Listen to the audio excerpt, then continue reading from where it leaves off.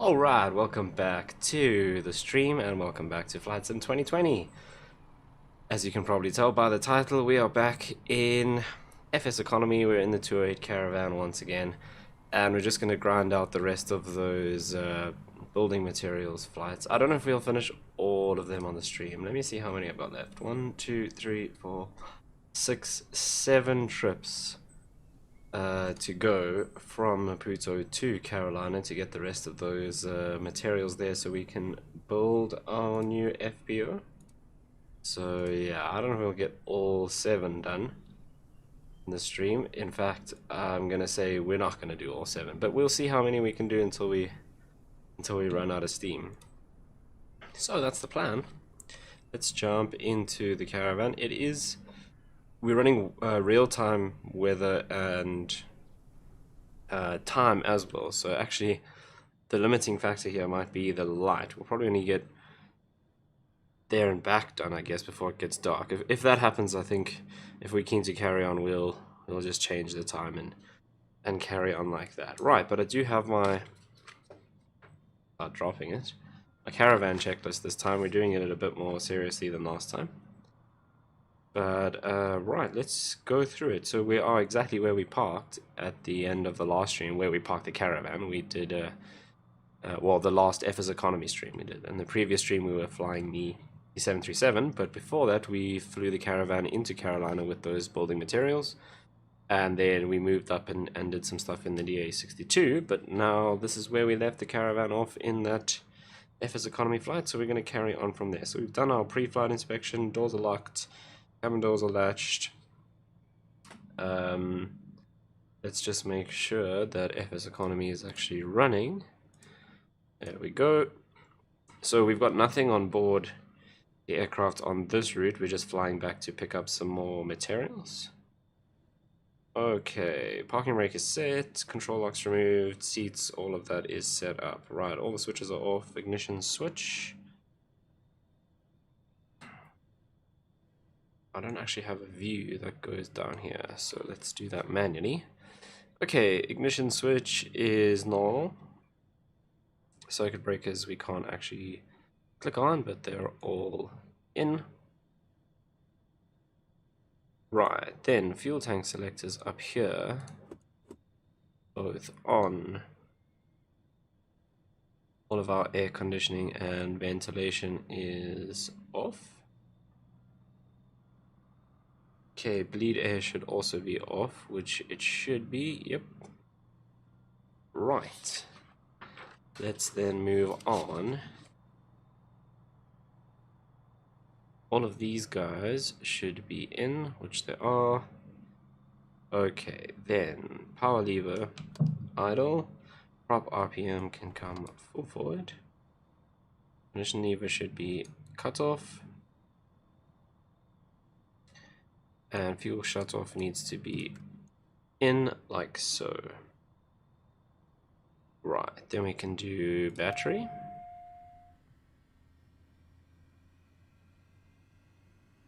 Make sure the flaps are up, which they are. We don't need the no smoking and seatbelt signs because we are running cargo. Right, the test switch, is it monitored? I think you can, oh no, it's, sorry, not that one, this one. You can click it, but it doesn't actually do anything. Right. Okay, battery's on, we'll turn on the beacon light, which is this guy. Avionics, 1 and 2. And let's power up this guy.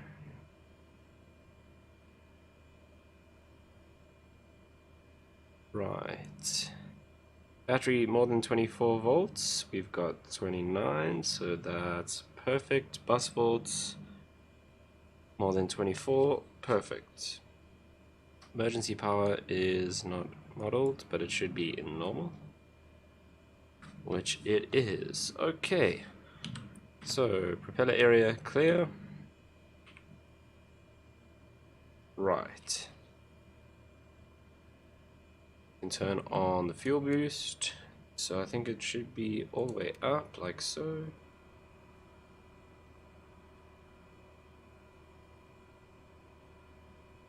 Okay, then start a switch to start.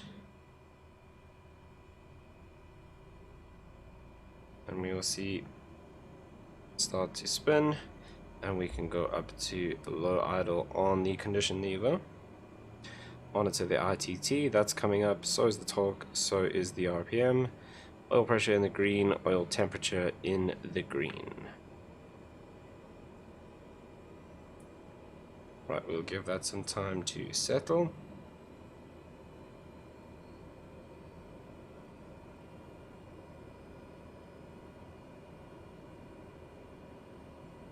Okay, so if this ITT came up really fast, we'd pull the condition lever back to cut off, but it's rising at a reasonable speed.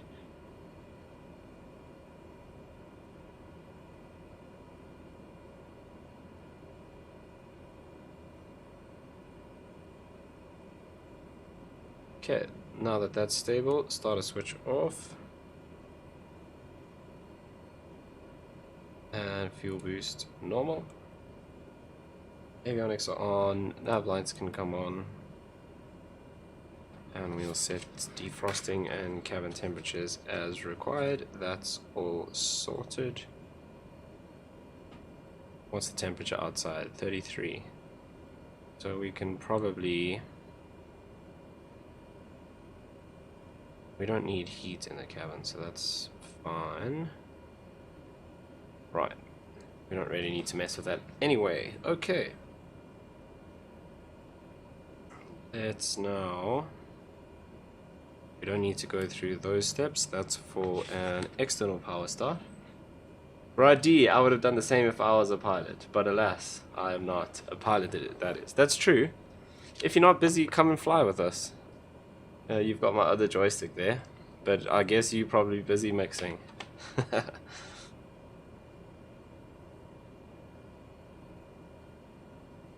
Right, where are we on the checklist? So I'm just going to skip through this section because it then goes through external power starts.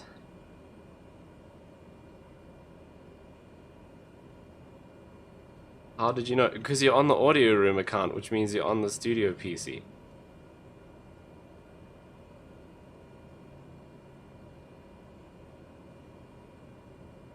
I'm glad. I was a bit stressed in the beginning, but the fact that it's sounding good now is a good sign. But I'll tell tomorrow when I get to listen to it properly. Because I've been listening to it on headphones over the weekend. So I'll check it out properly in the studio tomorrow afternoon. Right, what was I doing? Okay, so we've done all of that. Starter switch, that's checked. Fuel boost, normal. Nav lights are on. That's all set. So we are ready to taxi out now. Have you set YouTube to low latency? It's on the, not the super low latency. It's on the kind of normal one. There's three options that you get. Let me check. So yeah, it's on low latency, not ultra low. This is the 208 Caravan. So if I jump outside, there it is. It's the Doctors Without Borders, or Médecins Sans Frontières Cessna Caravan, which we are not using for anything doctorish. We're flying building materials out to build a new terminal here at the bustling metropolis of Carolina, to the east of Joburg. Yeah, it's just the, I didn't do the ultra low latency, it's just the standard one. But yeah, it does come through pretty quickly. Right, I think we are ready for taxi. So what we're going to do today is, I'm actually going to try and use the built-in ATC and see if it's even worth attempting, because I tried it a long time ago and it was a bit weird. Yeah, it's in South Africa.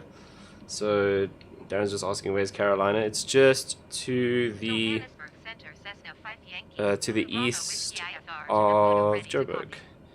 So let's see if I can show you on here while that's happening. So there we are there. Joburg is here. So Joburg, Witbank is over there, Carolina. Like I said, the bustling metropolis. And we're flying to Maputo in Mozambique.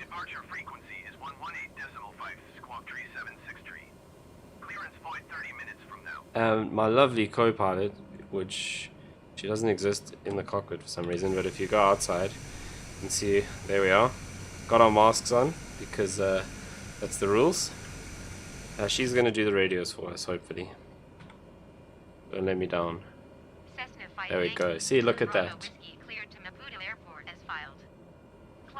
Okay, I don't want to fly at flight level 180. That's very unnecessary.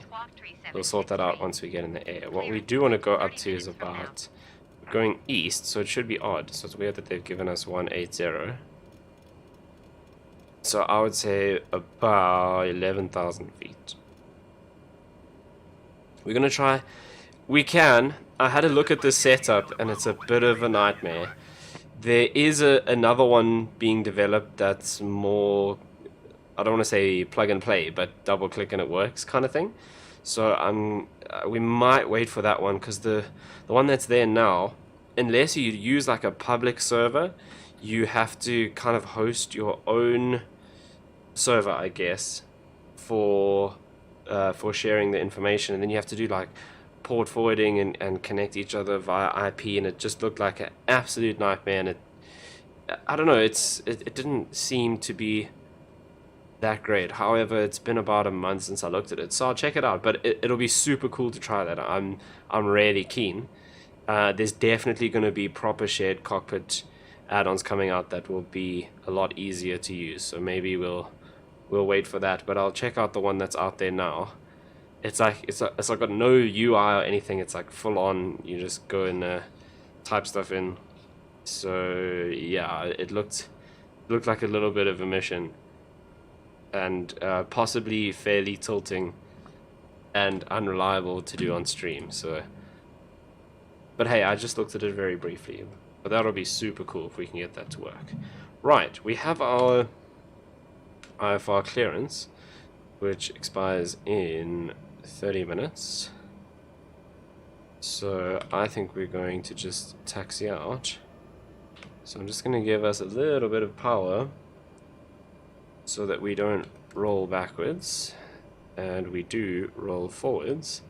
We're going to go out this way. So the runway, I think, we're going to take the one that's perpendicular to the apron in front of us, and we're just going to go straight out to the east. So I think that's runway 9, yeah.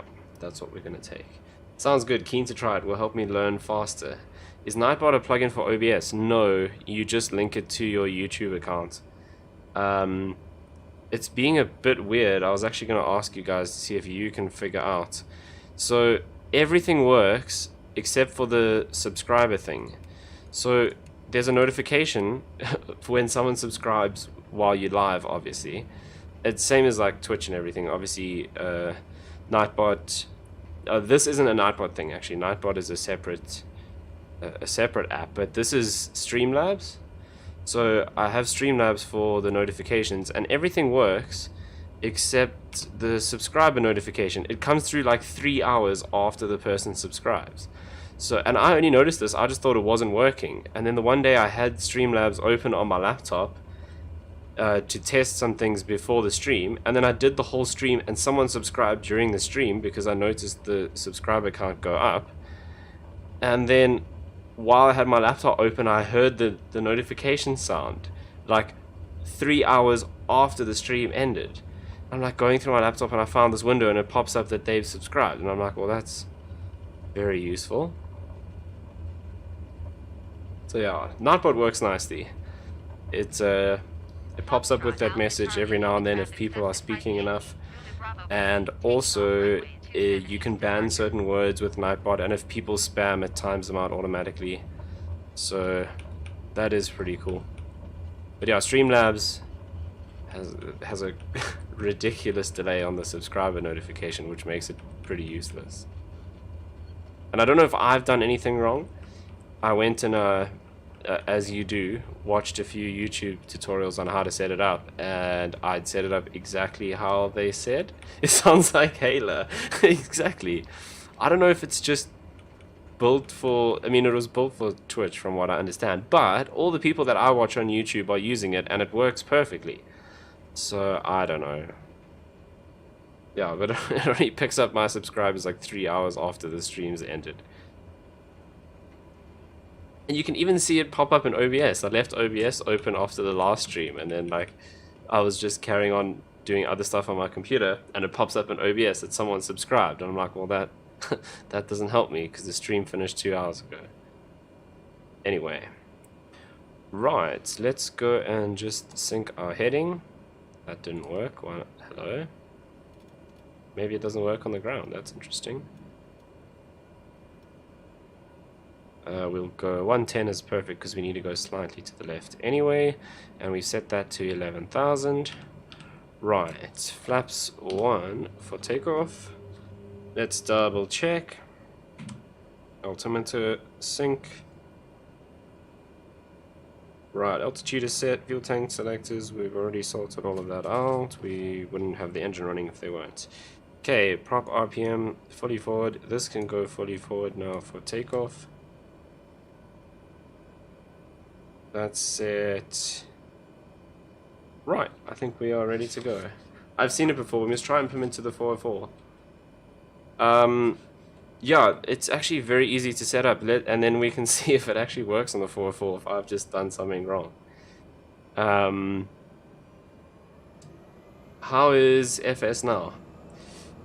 The FPS is in the GA aircraft is alright. It's a little bit better. It's not 100%. It's still worse than it was before, but I can't fly the airliners. They are too bad. They're just FPS too low, too buggy. How's it, Felix? Welcome to the stream. Yes, I am on multiplayer. Actually, that's a lie. I think I turned it off because I was getting stutters. Once I'm up in the air, though, I'll turn it back on if you want to join. You are more than welcome. We are just taking off from Carolina in South Africa, which is Foxtrot Alpha Charlie Lima. So we've literally just lifted off. Let me pop that on, actually, because I wanted to test this out. So I was getting stutters earlier. And apparently, oh, sorry, no, I didn't turn off multiplayer. I think I just turned off the AI traffic. Yeah, the multiplayer is on. Cool. You can also just pop me I don't know if you call it a friend request, an invite. It's just Salt Creator, just like the channel is. And yeah, so the airport is Carolina Foxtrot Alpha Charlie Lima, and the server should be, it normally changes back to automatic. So I normally stay on West Europe, so I'll force that because every time it updates it resets to automatic. So West Europe server, Foxtrot Alpha Charlie Lima is the airport. I'm flying the Caravan. You're more than welcome to fly whatever you like. And we're going over to Maputo in Mozambique, which is Foxtrot Quebec Alpha Mike. Foxtrot Alpha Quebec Mike, sorry. FQMA is Maputo.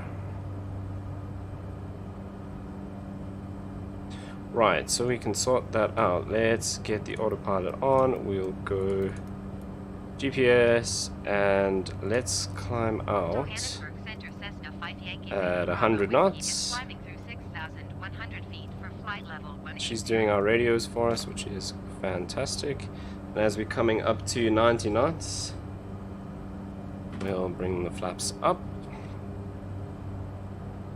Come on, autopilot. You got this.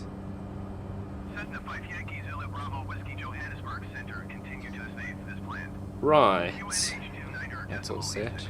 See, I don't like how the autopilot still wobbles around like this. It does struggle a bit still, but yeah, it is slightly better on the FPS than it was after that VR update. That really destroyed my frames. But the airliners are just still shocking FPS. Okay, finally finished installing Assassin's Creed Black Flag again now. Move to Rogue and then Unity and then the rest. I spent more than... Jeez. Right. Okay, you're in the game. Right. Let's turn on our tags. Like so.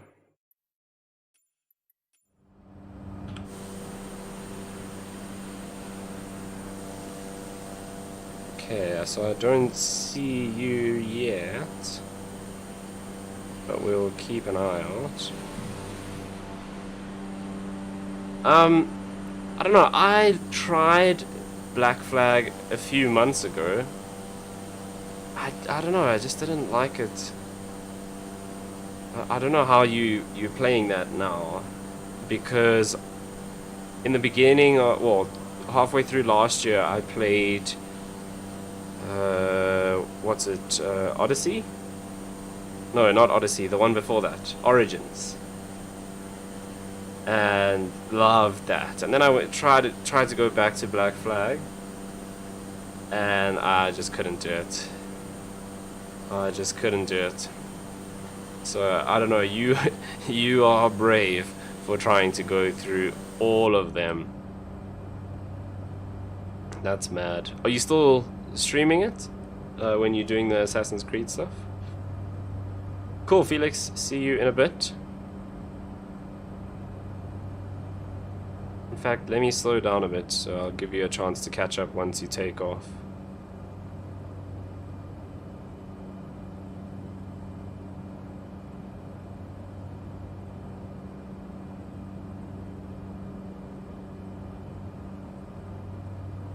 Oh, you said in-game Ozion. I thought you were saying you were in the game already. My bad.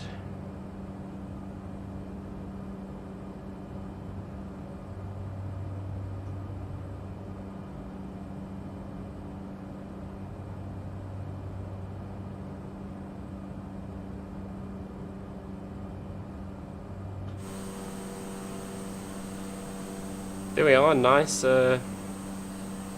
sunset departure out of Carolina.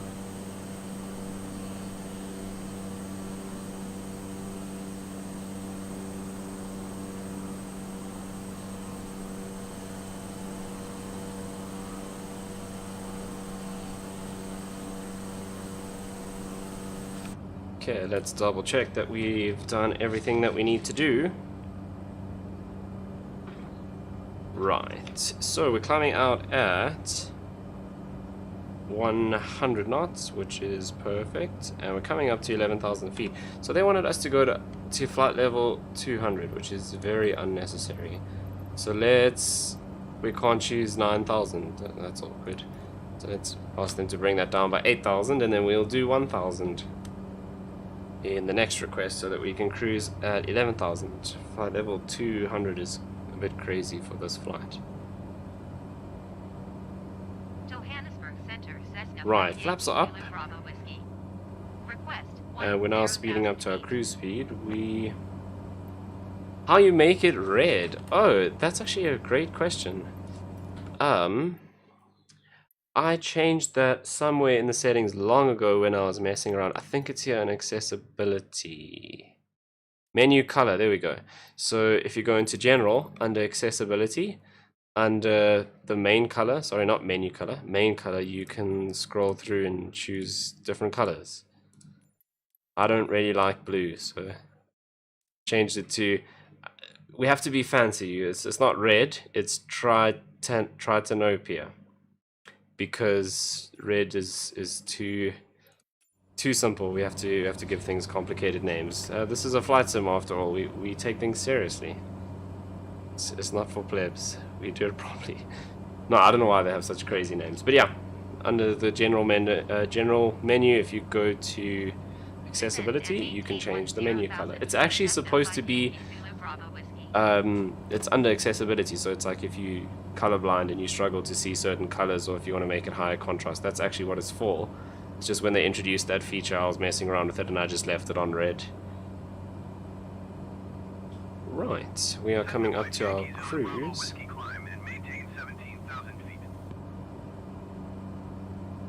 Okay, now they want us to go up to 17,000.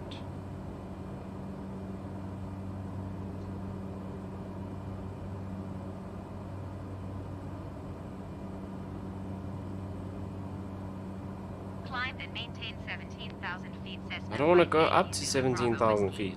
Man, come on. Okay, let's do it. Ask them for another decrease. Oh, they haven't listened.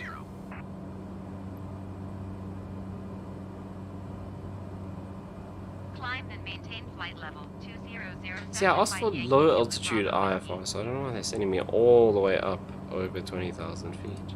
Let's try this again and see. Well, let's just do 10,000 because maybe it wants us to go up to like 30,000, and flight level 200 is just our next climb.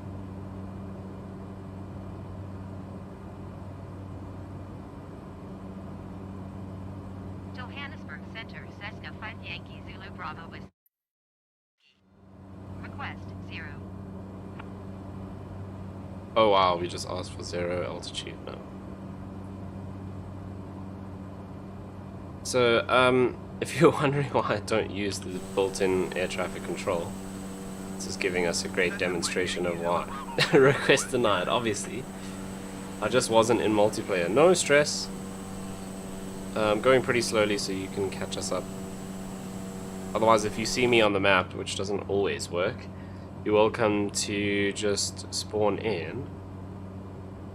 Or if you send me a request, then you will be able to spawn on me very easily. Right, let's see if I can sort this out. It still wants us to go up to...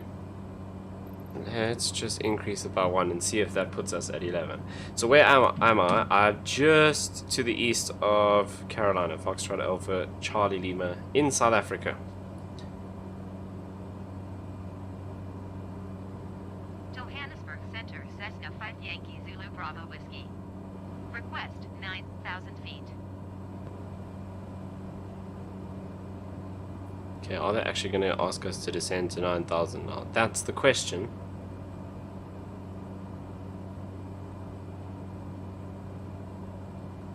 Cool, go for it. You can fly a jet. You're going to be much faster than me. But it'll be easier for you to catch up then.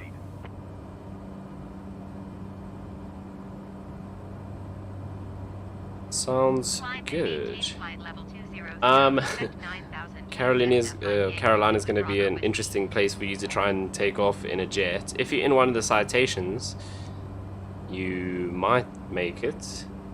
The CJ4 should be alright. The longitude, maybe not. If you try and go in an Airbus or especially 747 or the 787, you are going to struggle. Carolina is just a little dirt strip in the middle of, well, pretty much nowhere.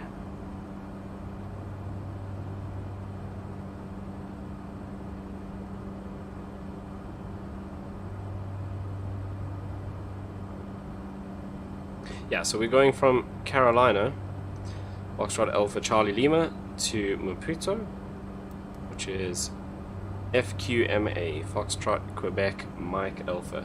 Maputo can handle airliners no problem. So if you do want to fly a bigger jet, there's 2 options close to us. Kruger and Mpumalanga can take jet aircraft. You can fly from there, and so can Matsapa in Swaziland. So if you want to fly a jet and you don't want to take off from the little grass strip, you can fly from one of those down to Maputo and join us along the way. That'll work.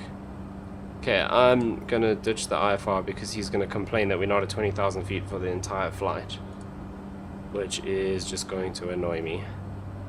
So we'll ditch the IFR. And now you know why I never use the built-in ATC. Okay, let's get some lights on. We don't really need IFR anyway. It's this morning there were loads of clouds around in this area, but now it's opened up a little bit. So what we should do in that case is actually come down to maintain our VFR. Let's go all the way down to 7.5 so that we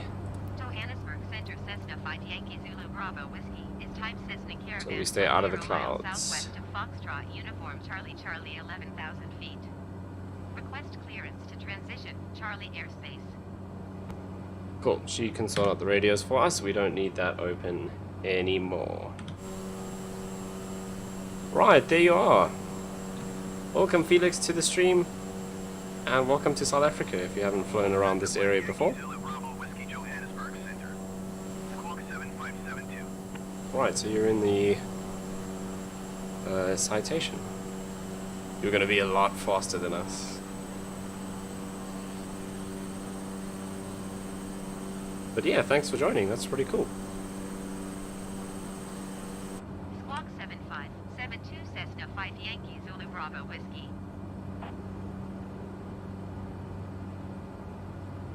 Cessna 5 Yankee Zulu Bravo Whiskey radar contact 900 miles south of Foxtrot Uniform Charlie. Okay, so we're going to come back down to 7,500 feet to stay under these clouds because we're now flying completely VFR. We've ditched our IFR clearance just because of the nature of the ATC built into Flight Sim.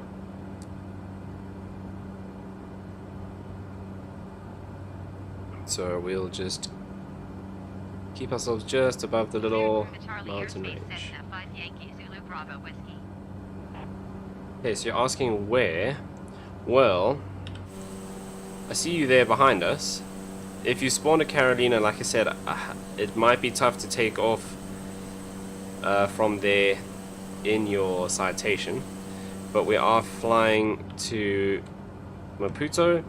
If you want to fly the citation, I'd say it's probably going to be easier to take off from Matsapa, which is Foxtrot Delta Mike Sierra, or Kruger and Mpumalanga, Foxtrot Alpha Kilo November. Those will handle citations no problem. And we're going down to Maputo, Foxtrot Quebec Mike Alpha. Because yeah, I think you might have some issues taking off from that little grass strip in a citation. But it looks like you are, because you're at 7,500 feet. Or 7,000 feet. But yeah, I mean, you are just behind us.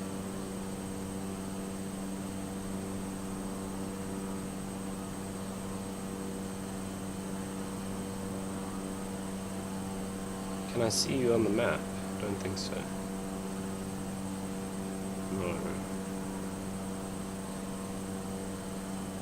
Yeah, so we are flying, because we're in the caravan, we're only going to be cruising at about 155 knots. So you're going to be much faster than us. We're down at 7,500 feet.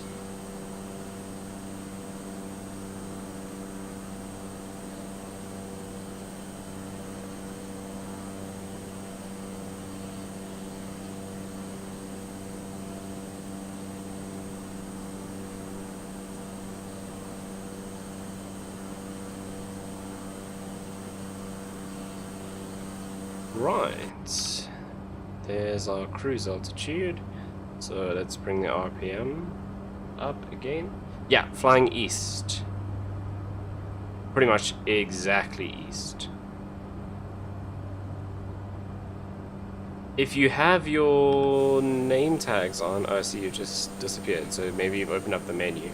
If you have your name tags on, you should see me in Flight Sim. I'm salt graded just like on YouTube. Unless the whole multiplayer thing is freaking out again, which happens. I mean, even when I've been flying around with my friends, who I have on my friends list, sometimes people just disappear and you can't see them. So, yeah,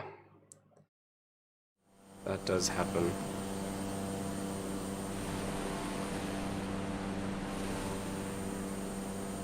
Yeah, I don't see you anymore behind us, but you were there, going along. So,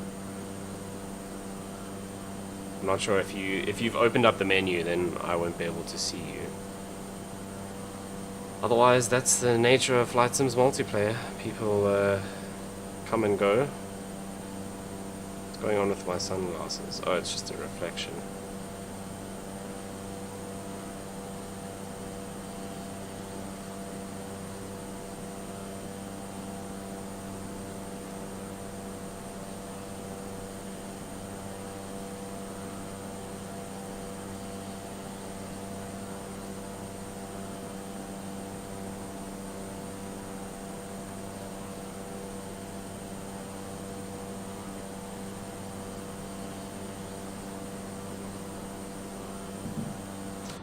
Okay.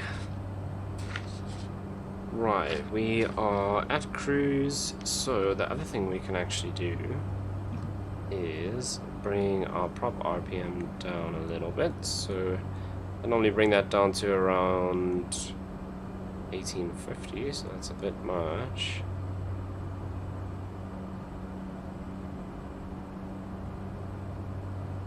About there. Oh, it's going up again. So about there.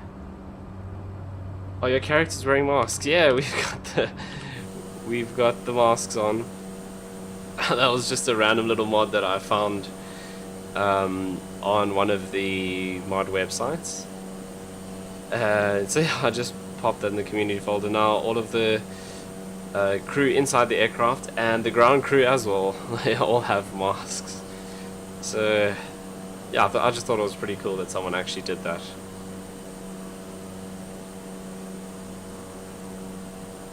Right, Felix, well I do see you again behind us, all the way up at 11,000 feet. Yeah, it is pretty cool. Just making things a little bit more realistic.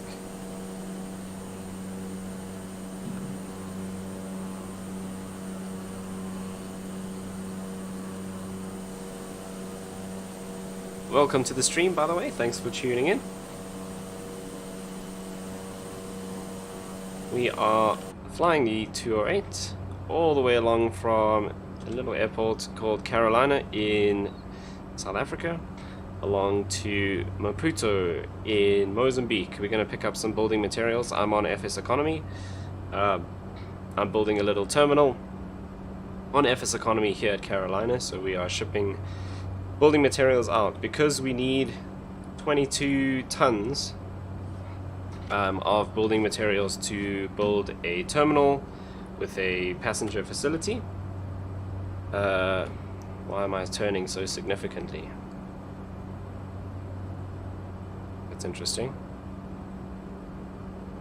Yeah, we need 22 tons of building materials, but the caravan can only fly 1.4 tons at a time, so we've got quite a few trips to go. Jason, welcome back. You see, I know when you're about to join. No, you're just lucky that I was saying welcome as you happen to tune in. That's the way we go. Cool, yeah, Felix, I see you behind us, powering along in your citation jet.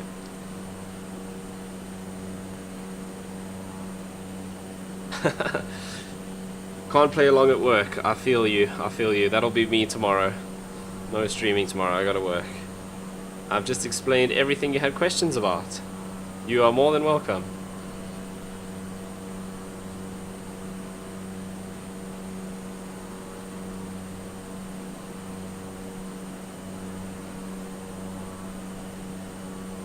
But yeah, when I do see new people in the chat, I generally just give an update of what we're doing, because when I join streams, it's nice to know, if you're not there at the start, it's nice to know what the plan is.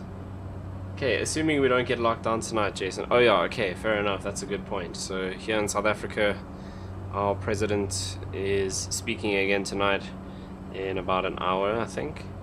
What's the time? Yeah, exactly an hour. About the COVID issue, so we might be going back into a lockdown situation. Speaking about that, Jason, it's interesting. So the TV show that I work for, they just asked for all our details today to create permits for travel. So that doesn't bode well. I'm wondering if they know something we don't. I don't know how they could. But yeah, we're at level 3 at the moment, so we don't need permits to move around. But today they asked all of us freelancers for permits to create those essential travel things. So I'm wondering, yeah, I don't know how they would know any of that before everyone else. Wow, who would have thought? It's really bumpy here over the mountains. But yeah, I thought that was a bit, unless they're just doing it as a precaution just in case, and then, you know, if nothing happens we don't actually use them. But we did get permits before during lockdown, because, yeah, I don't know, apparently TV is an essential service. I never really understood that, but no, geez, really bumpy here over the mountains, holy moly.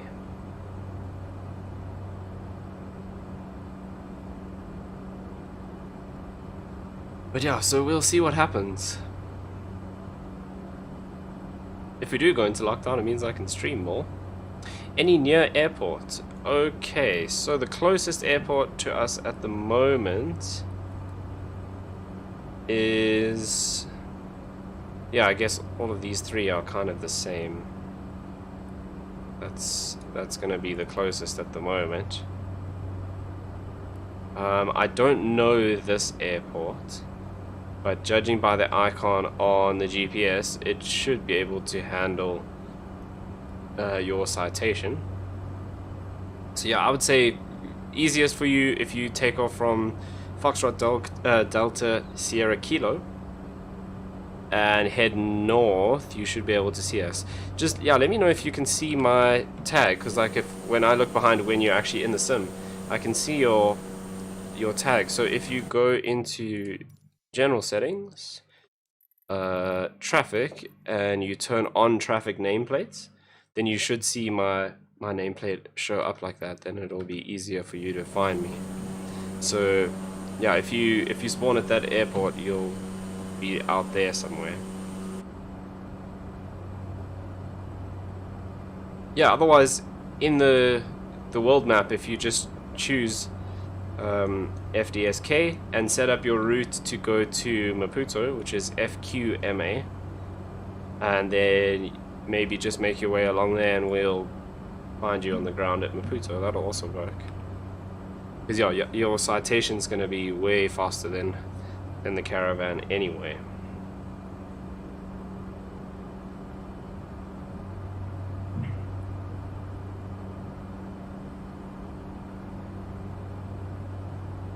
But yeah, Jason, I don't know what's going to happen. I just thought it was either a real coincidence that we got asked for information to create permits today, or they're doing it as a precaution just in case, or they know something that we don't.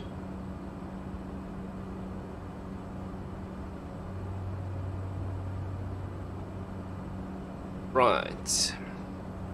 Let's double check our fuel, because why is our battery discharging so hectically? Is this like not working?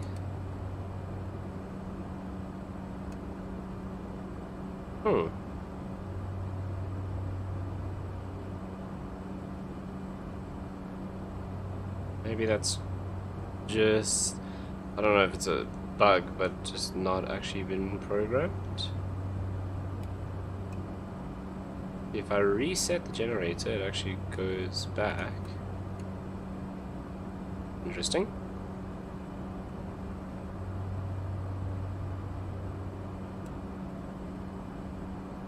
Don't know if that's supposed to be like that. Anyway.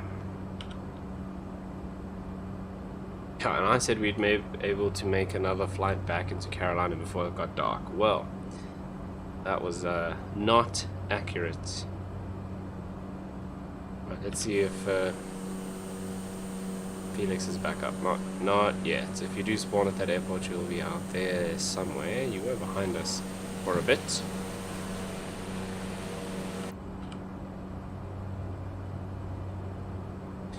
Right, but as always, if you are enjoying the stream, be sure to hit the subscribe button if you want to see more stuff. I do this as often as I can. I don't have really a set schedule, but if you do want to get a notification when I go live, you can always hit the notification bell and it will let you know. Any support for the channel is much appreciated. So if you do hit that subscribe button, it helps me out a lot. And hey, then I can do this more often, and then I can get a set schedule. Right. We are going along nicely. We're about 15 minutes from Tonka, and from there it's about 7-ish minutes into Maputo. Where is your destination? So my destination is Maputo, FQMA, Foxtrot, Quebec, Mike, Alpha. Although I get notified no less than 40 minutes late. That's weird, because I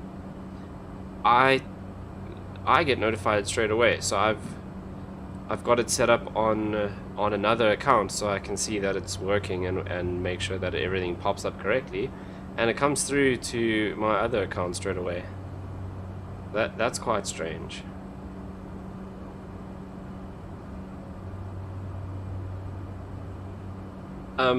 Having said that, I wonder if it's a YouTube thing. Maybe it depends on the size of your channel or something. I don't know, because I was actually saying to Darren earlier when he was on Streamlabs. So I have Streamlabs set up to give notifications when people subscribe and like and stuff during the stream, but it only comes through 3 hours after I've streamed. And that's a Streamlabs thing. I tested that completely, and if I force it, it comes up straight away. But on its own, it only picks up the people subscribing and that like 3 hours late. However, Nightbot works fine. So I don't know. I went through all the settings and I thought maybe I'd done something wrong. So I checked out tutorials, I read through the documentation, and everything I'd set up was exactly what they said it should be. So I don't know. Streamlabs is not playing the game. Which is weird, because I know a lot of the other, or actually pretty much all of the streamers that I watch on YouTube are using Streamlabs, and it seems to work fine for them.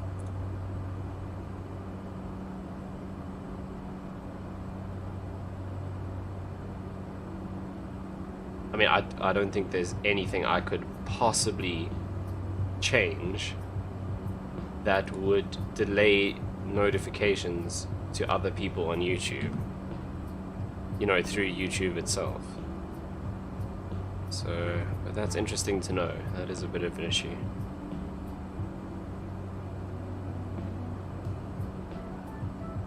You're at the destination. Okay, cool. Well, you are welcome to fly out and meet us. Otherwise, we're only going to be there in about 20-ish minutes at Maputo. I don't see your label yet, but I'm still a bit of a ways out.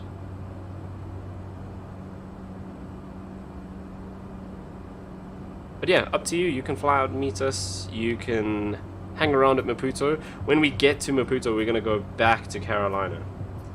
So, if you want to fly into Carolina with us, I recommend that you pick up... Oh, there we go, you just popped up in a 747. You're not going to take a 747 into Carolina. If you want to fly into that little airport with us, I recommend something like the Caravan, or the King Air will still work. You'll also be much faster than us.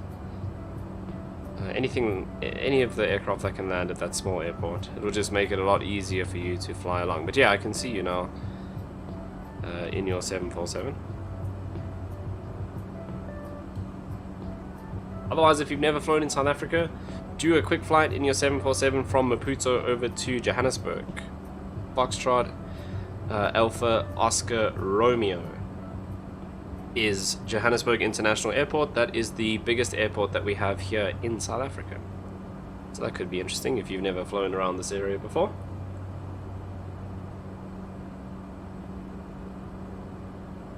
Yeah, we have 2 Mandels on the stream, Jason. What are the chances?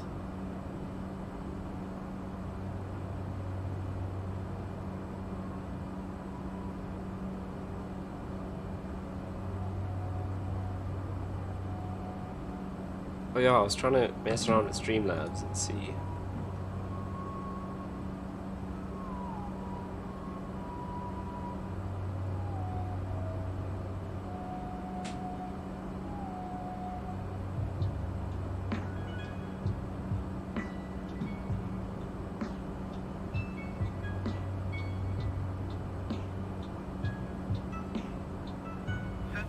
Probably ridiculously low. Or maybe I just attract Mandels to the stream. I don't think that's a real thing. Squawk 7000.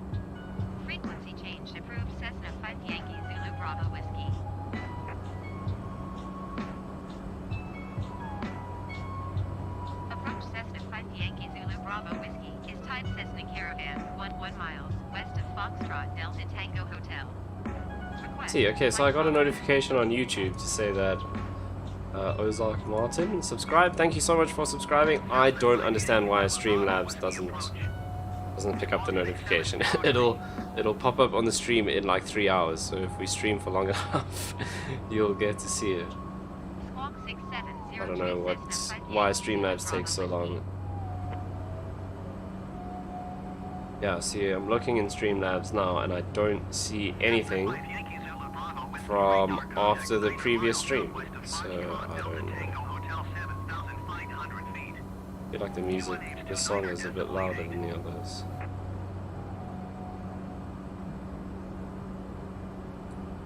Right.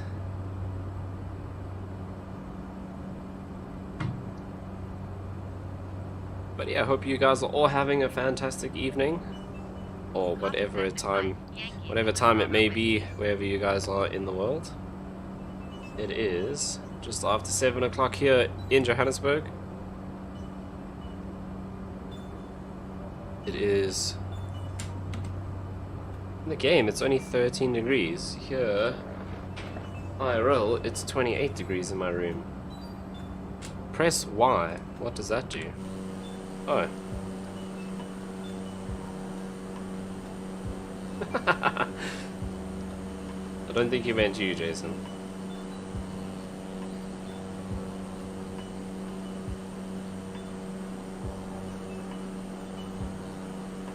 Does that help you? I'll move my view around.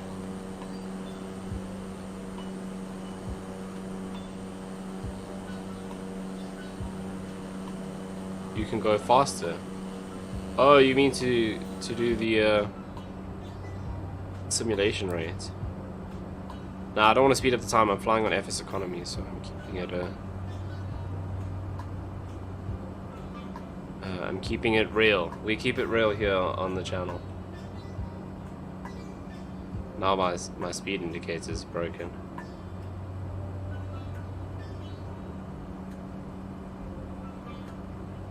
Oh, there we go. It sorted itself out. Yeah, no, I can't slew. In fact, let me just check.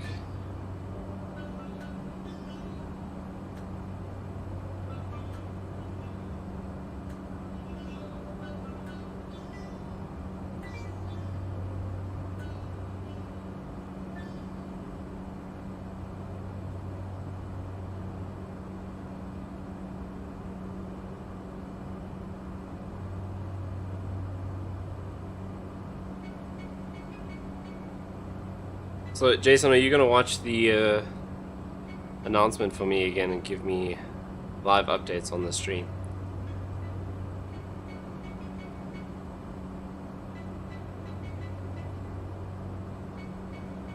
Okay, let me go back to Streamlabs and see.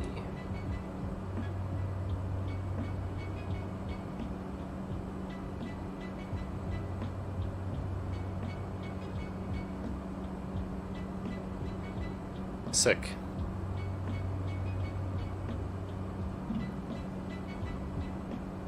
I always seem to be streaming whenever he has an announcement.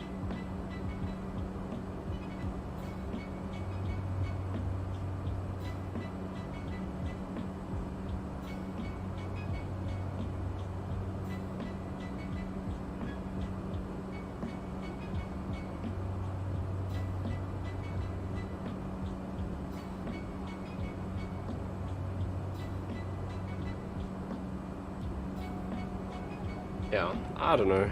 Streamlabs is not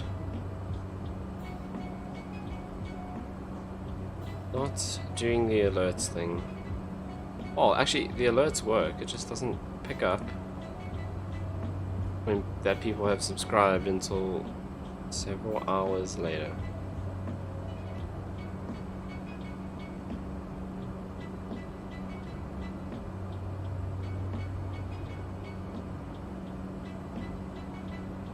Right, so we're going to do a nice nighttime arrival into Maputo again.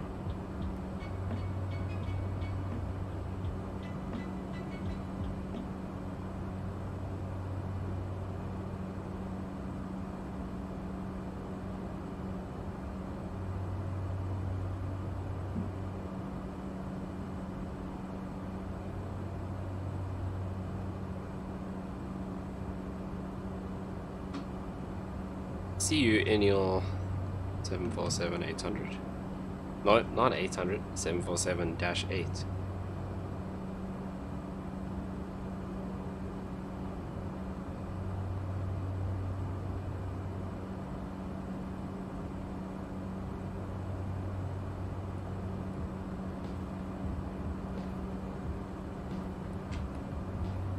Right, so 4 minutes to go to Tonka.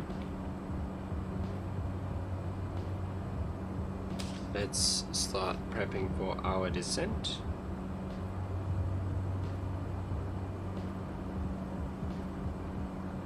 Okay, ice protection is not required. It is still hot as hell here. It's only 12 degrees.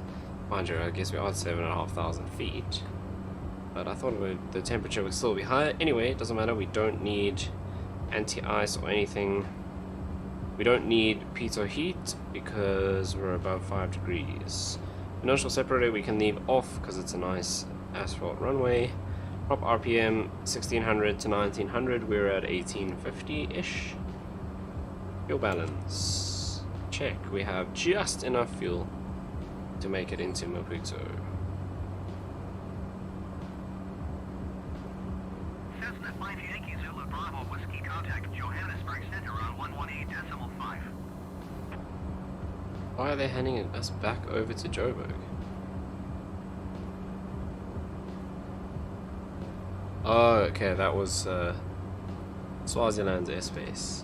Going on lunch, I'll be back. Enjoy your lunch, and see you a little bit later. Cessna 5 Yankee Zulu Bravo Whiskey.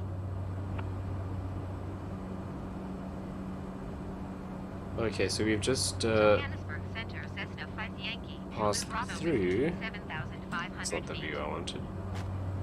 Okay, so that was Swaziland's airspace, which is not Swaziland anymore. It's now Eswatini, which is, I mean, that's quite late to hand us off actually, because that's their airspace line there, I think.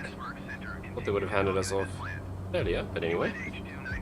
We are back with Johannesburg Center just for a little bit, and they'll hand us over to, I think, Beira Center is here for Mozambique. There's someone else. Hey, there you are behind us now, dropping like a stone.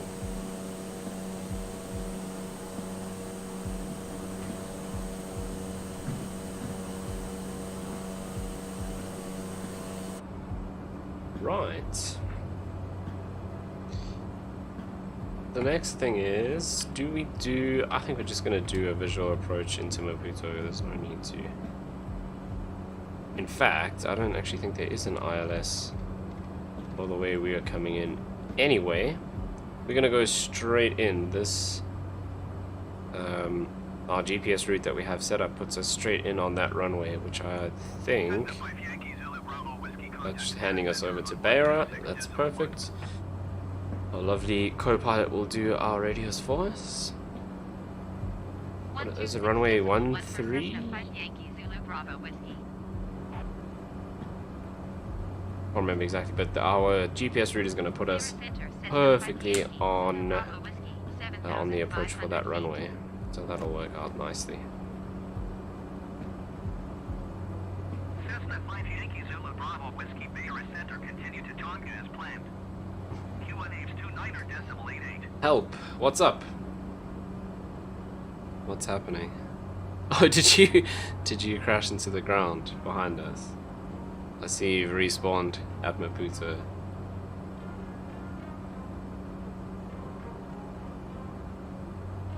Beira Center, Cessna 5 Yankee Zulu Bravo Whiskey. Yeah, get in one of the smaller aircraft. It'll be a lot easier for you to keep up with us.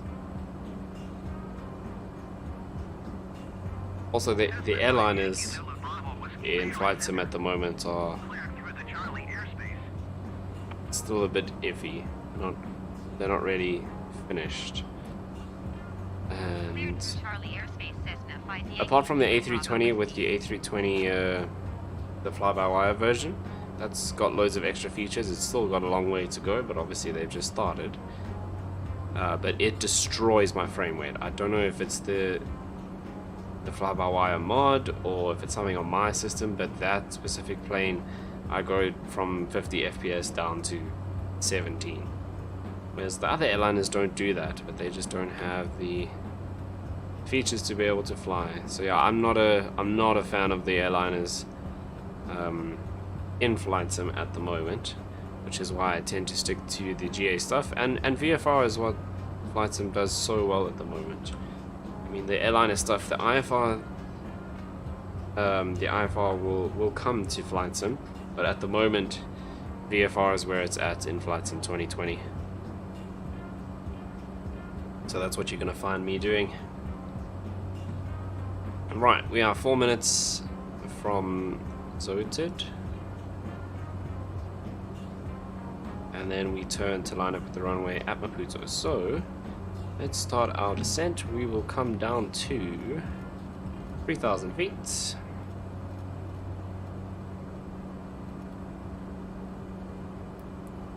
Let's come off power. And let's bring our vertical speed down. We'll do 1,200 feet a minute. Okay, and we can go full forward on the prop as well. We can also bring up a little bit more lights here. These floodlights are a little bit interesting to get to behind. I just like one click, makes it a little bit brighter in the cockpit. Okay, we can see the runway lights out that way. And that's where we're going to be landing in about 10 minutes or so.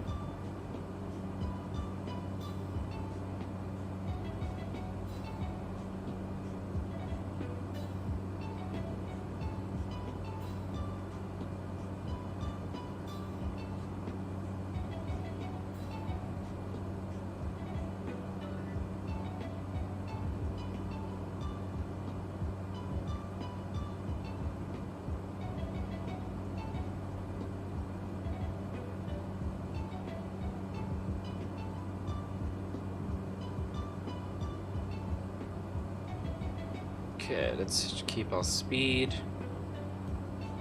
Actually descending pretty quickly. Let's slow it down to 800. Which terminal? I think there's only one terminal at Maputo. I'm gonna go over. Actually, a great question. Yeah, so the terminal is kind of on the eastern side of the runway.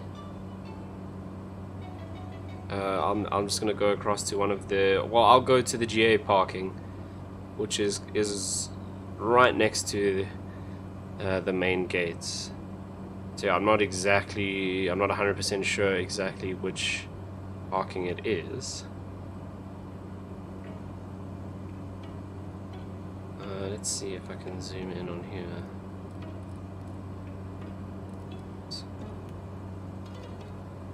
Cessna 5 Yankee Zulu Bravo Whiskey contact Maputo approach on 121 decimal tree.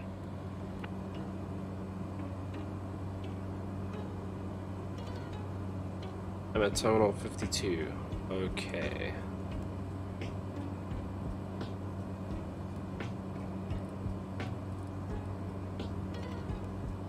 Going to 121 decimal tree, Cessna 5 Yankee Zulu Bravo Whiskey. Right, so there's the airport there. Ugh, that's not what I wanted to do. That's what I wanted to do. Right, so the general aviation parking is kind of out on this side. So the main terminal is here. There's gates there, and there's a couple of gates. I think there's 2 or 3 over here. So yeah, we'll be parking around there somewhere. Okay, terminal 51. Well, we'll see if we can find that. Cessna 5 Yankee Zulu Bravo Whiskey Maputo approach. Right, there's the runway out that side. QNH 29 decimal 85.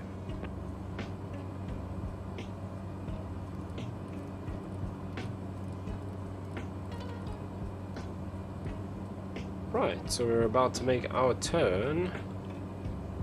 Left turn here to line up with the runway.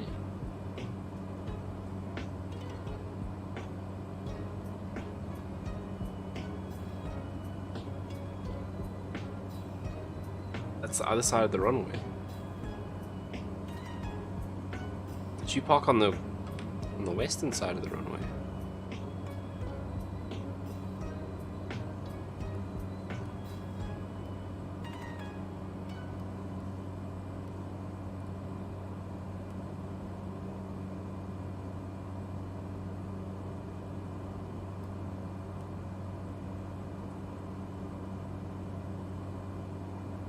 Okay, well, I'll look for your aircraft. I can see your tag there, so I'll see where you are when we get there. Oh, I think you might have gone across to the cargo side. Okay, so you must be out that side, probably. That's cool. I'll have a look and see when we come in, because I can see your nameplate. And we'll come and park next to you. Okay, so you are on that side by that terminal. Cool. No stress, we can do that.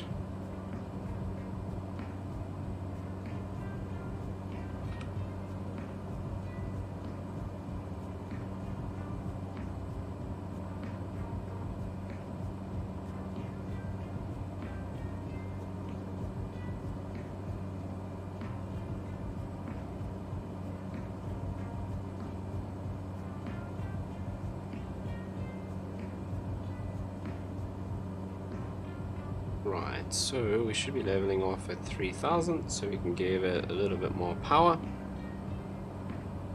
Okay, then double check before landing. We've got just enough fuel to make it into Maputo. Fuel tank selectors are both on. Fuel condition is high idle. Prop RPM is all the way up at max. Radar's on standby anyway. Autopilot is on, but we'll disengage at about 800 feet AGL. And flaps we will set in again. Okay, going across to the main terminal. Well, that's cool. I'll look out for your aircraft once we are taxiing in, and then I'll come and park up next to you.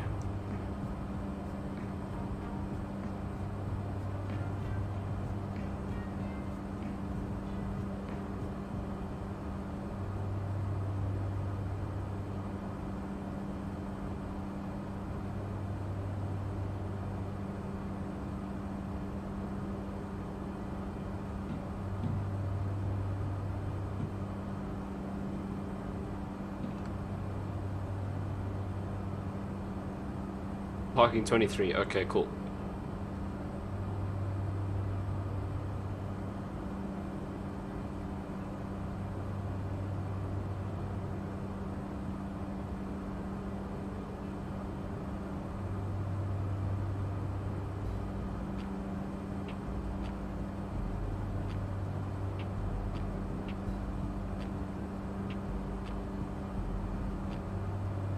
Okay, so we are still below the glide slope, so that's good for now. Cool, so I see you've just spawned in. Okay, so you're on that side now, so I'll come in. I'll park on that side next to you, so you said 23. Okay, cool. Perfect.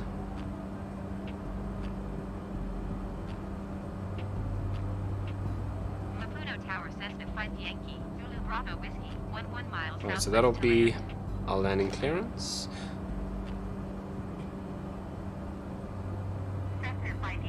Okay, we can now start our descent on the glide slope.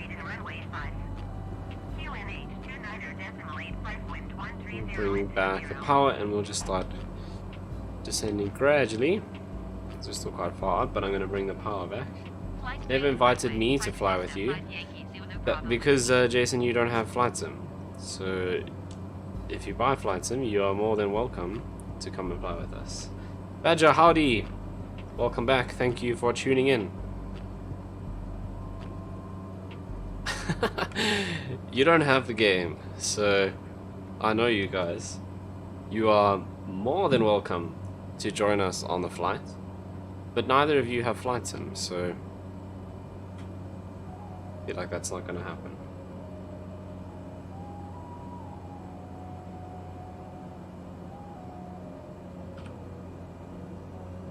Okay, actually a little bit high.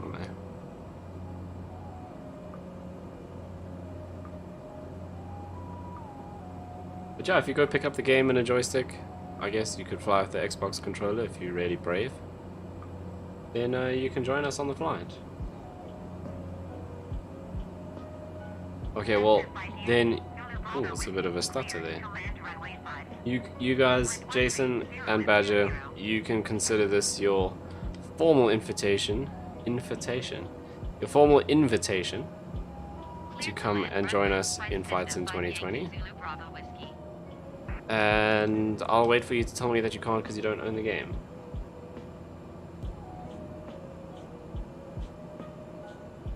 A little bit of low cloud just over the city there. It's pretty cool.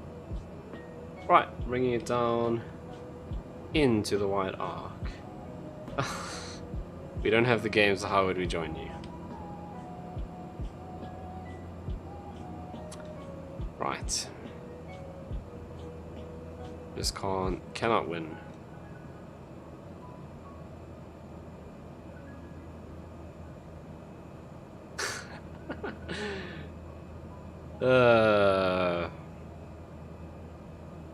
This came from the shops, and there are riots for cigarettes going on.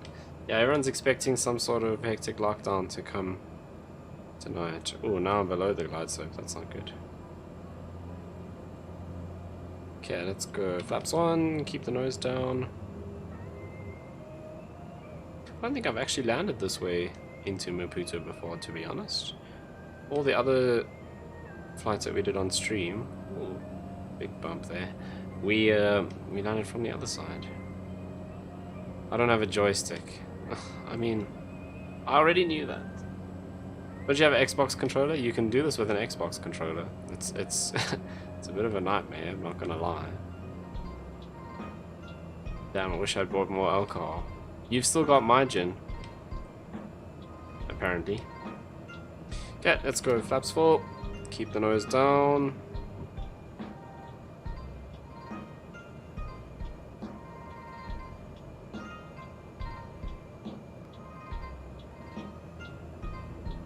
I loaned my Xbox controller and never came home. Who did you loan it to? Poppins.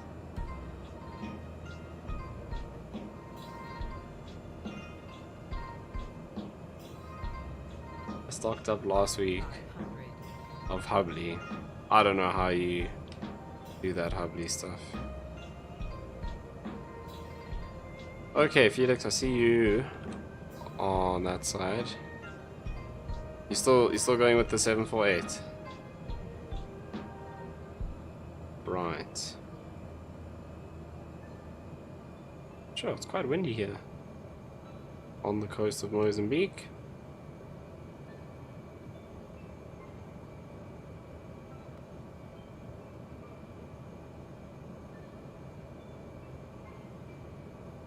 Right, we are still below the glide slope. But it's fine, we're going to touch down right here. Hey, what happened with the 737 yesterday? We carried on, we landed safely at Durban, taxied up, parked nicely, gate 8, had a good stream. Yeah, I had to go a little bit earlier, so normally I would do Joburg to Durban and back again. But I had some freelance work that I needed to finish last night. Because normally I do my freelance stuff on Mondays. But I had to deliver it this morning. Yo, bit of a crosswind there. I had to deliver it this morning, so I needed to finish off the stream slightly earlier. Oh, I didn't hear about an actual 737 that crashed yesterday. You are gonna have to tell me more about that. Where was it? Windy on the coast? That doesn't sound... You sure it's not a problem? Yeah, okay, so I don't know what happened with the Snow and Kruger bug. It was just my side. No one else has reported issues like that with weather. Are you being for real, Dave? Because that's pretty concerning, I'm not gonna lie. Because that sounds very reminiscent of the MCAS issues. Sure. Do you know what type of 737 was it? Was it actually a MAX? Because if it was, and there was another MCAS issue on a MAX, that's gonna cause a huge stink in the aviation industry, I'm not gonna lie. Anyway, Jason, I reset my rolling cache, deleted all of that, redid it, and it fixed my snow issue. However, okay, it wasn't a MAX, it was a 20-year-old plane. Right, okay. That's strange. However, from what I understand, if I remember correctly, I think Indonesia has the worst aviation safety history of all the countries.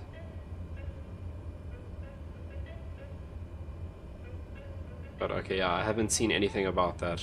I'll go and have a look at the reports and stuff and see what it was like. Oh no, I was just making fun of you. No. But I'm used to it, so I just... Oh, Felix, you just disappeared.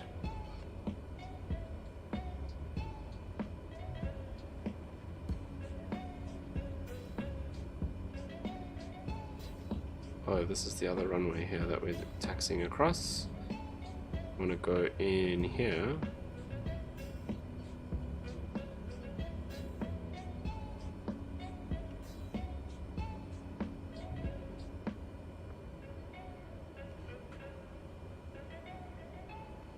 Crash like 5 minutes after takeoff. Oh geez, there's a random van that just drove into us. Sure, that's hectic. Yeah, but as soon as I hear, I'll check out the safety, the report.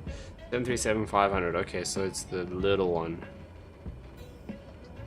The 500 is the small guy, which is basically the old 200 but with upgraded engines. It's the same size. Sure, okay, that's hectic. Which airline was it?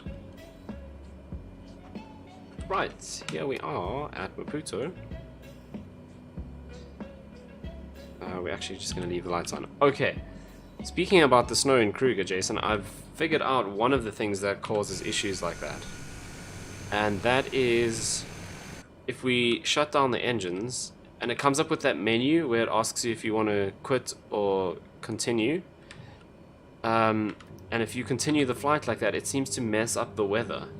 So I must just remember, when we are doing multiple legs like this, rather than actually shutting down, I must just leave the engine running so it doesn't actually try and end the flight, because that seems to be part of what breaks the weather. Okay, so we're going to change the time. We slept over in Maputo again, and we're going to depart the next morning. Oh, so it was that airline, that one there. Okay, that's all. Yeah, that's hectic. I'm not going to even try to pronounce whatever that is. Right, yeah, it's weird. I didn't hear anything about that. But normally, like the aviation stuff that I follow, how do you pronounce it? So he just types it again. I mean, honestly. The aviation stuff that I follow, they'll normally wait a couple of days, possibly even weeks, for an official report, because everything you're seeing now is going to be speculation, and most of it's going to be wrong. So the guys that I like to get my info from, they'll wait for the official report, which there'll be some sort of statement that'll come out fairly soon. And then a couple weeks, possibly even months, we'll get the official report, and then we can go through that and know exactly what happened.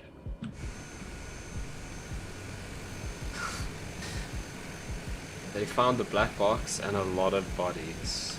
Hectic, okay. Well, they've got the black box, and because it was right after takeoff,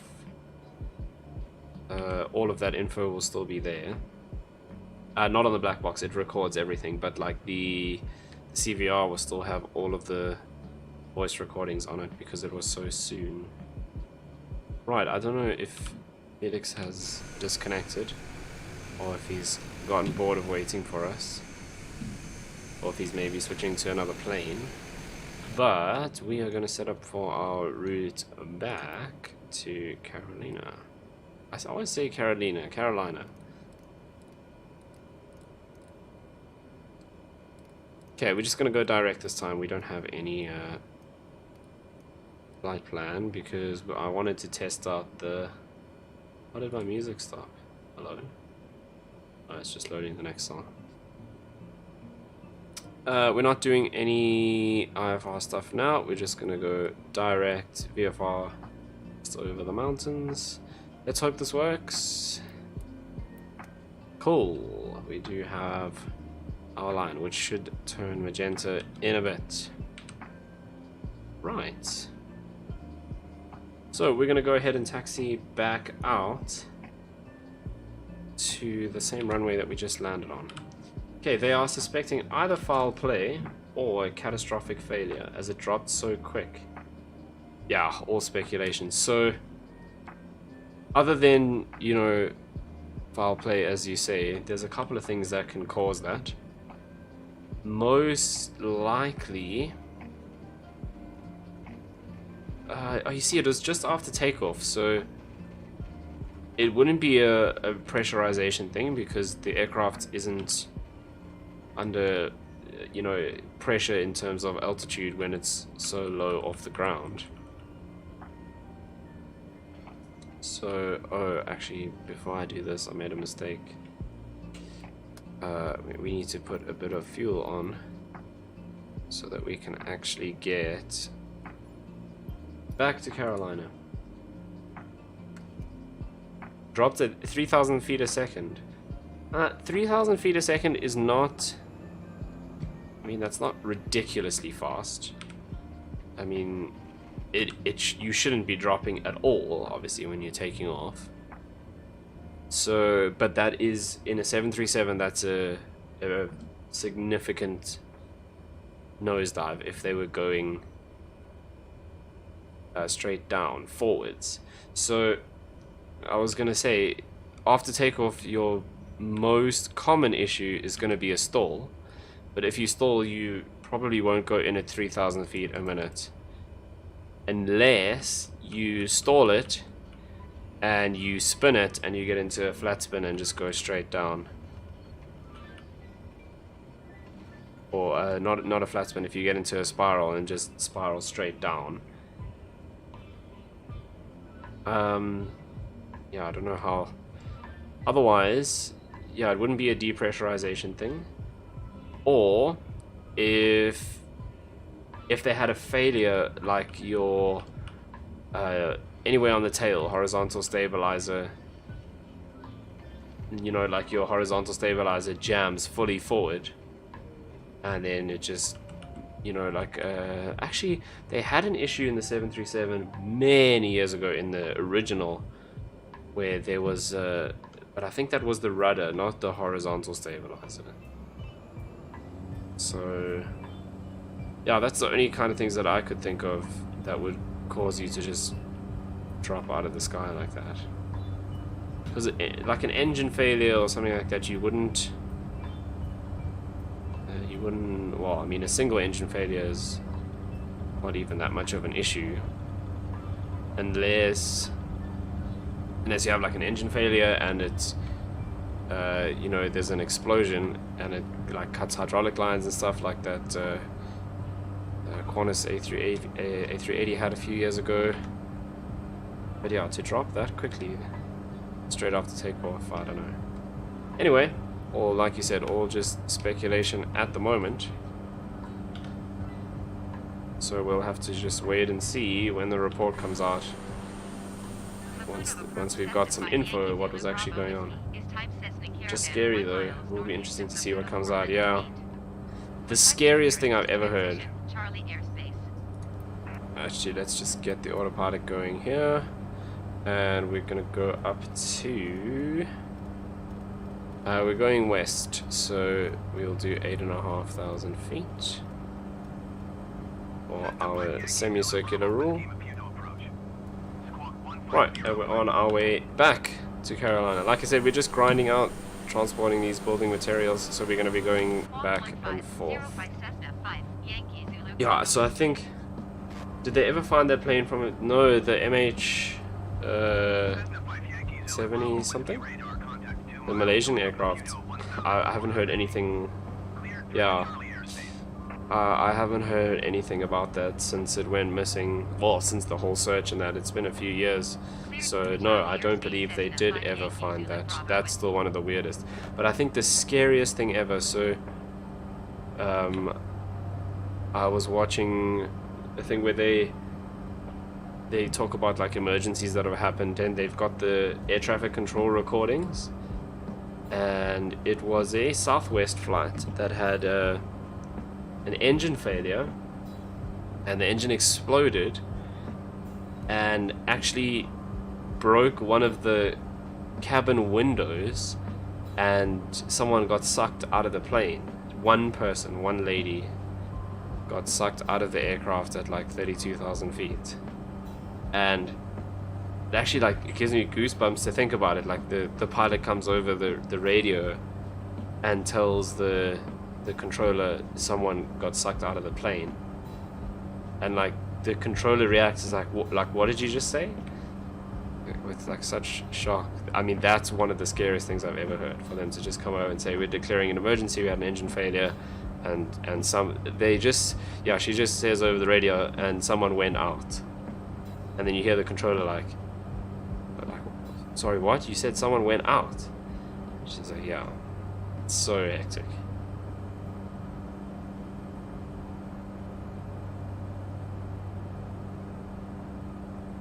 I don't know. I mean, at 32,000 feet, I guess it's like minus 30 degrees. And with the pressure... I suppose it's probably even colder than minus 30. I guess it depends where you are, but I don't know if it would be like instant.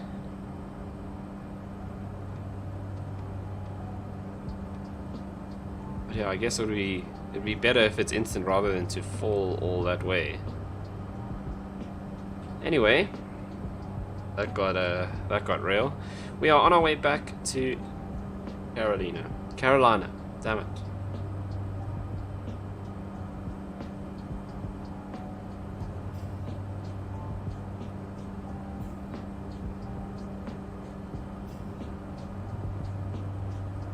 So it's 10 to 8. What I'm going to do is, while we're climbing out, I'm going to take a quick break, go to the bathroom, get another water, and should actually have something to eat.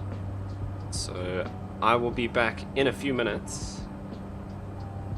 Sit tight, we're going to carry on with our cruise along to Carolina. But I will see you guys in a few minutes. Right, bye-bye for probably about 10-15 minutes. I doubt it'll be that long. 10 minutes or so. I'll be back in time for you guys to give me updates on the COVID situation. Cool, see you guys in a bit.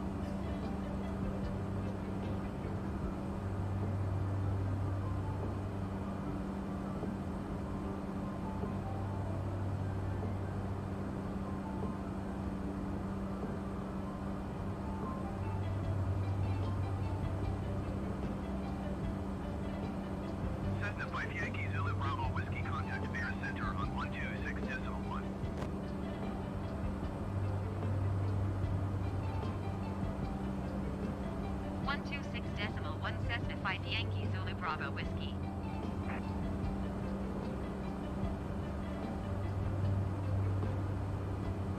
There is Center Cessna 5 Yankee Zulu Bravo Whiskey, 8,500 feet.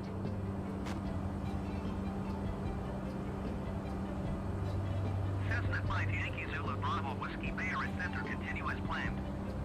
QNH29.85.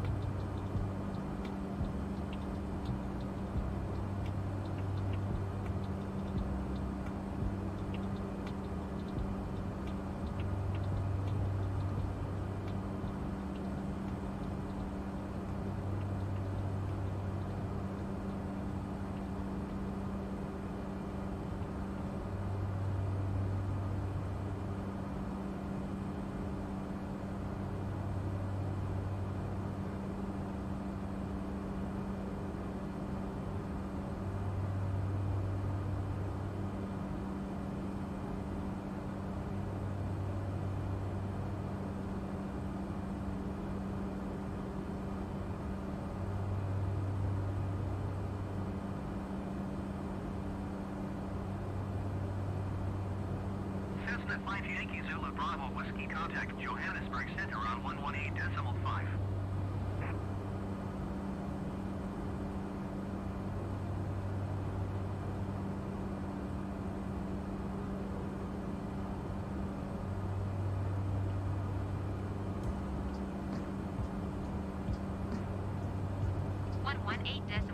Cessna 5 Yankee Zulu Bravo Whiskey.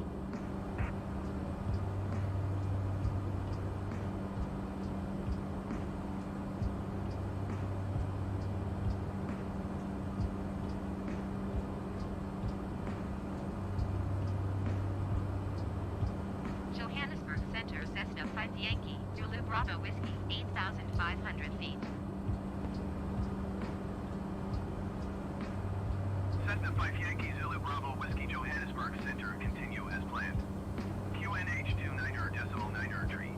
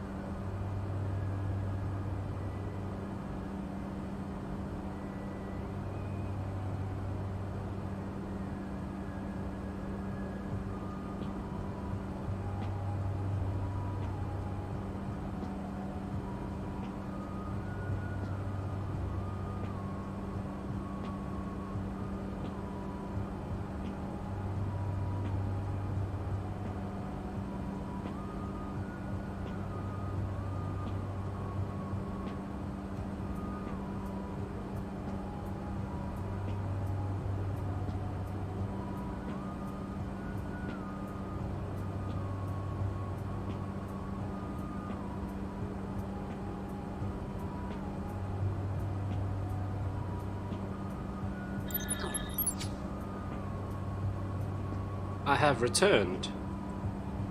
And I've had something to eat. I've had a lot to eat. I'm now large and in charge. Let's see, where are we? Okay, so about halfway. Cool.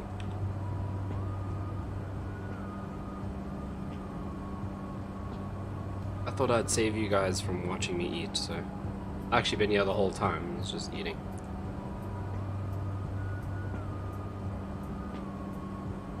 And I got another water, so I can, what did you say, Dave? Kill more dolphins or something like that.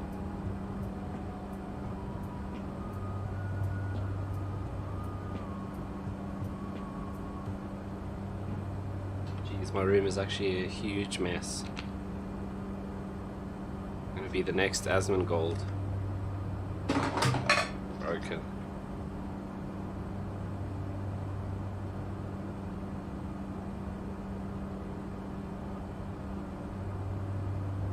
Right, we are, it's a little bit more cloudy than when we came through this way before.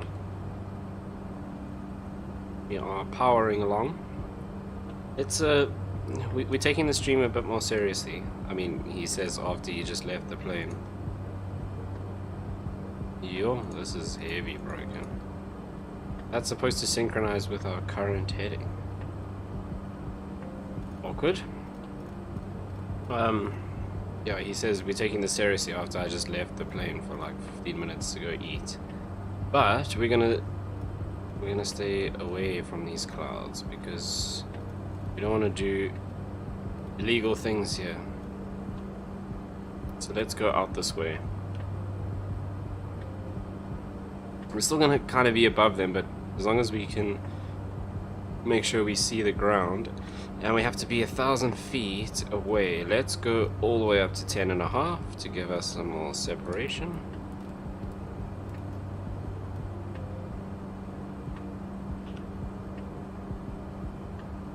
Andrew Poison is still in the same place. CC-19.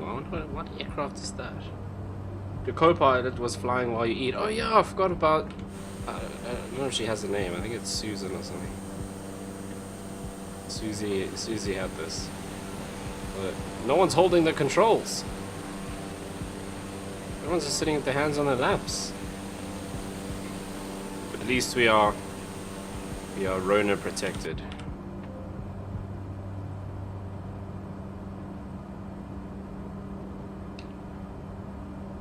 Aircraft is the CC-19. Is that one of the Cap 10? Oh, why would it not be 10 then? CC-19? Let me see if I can find it.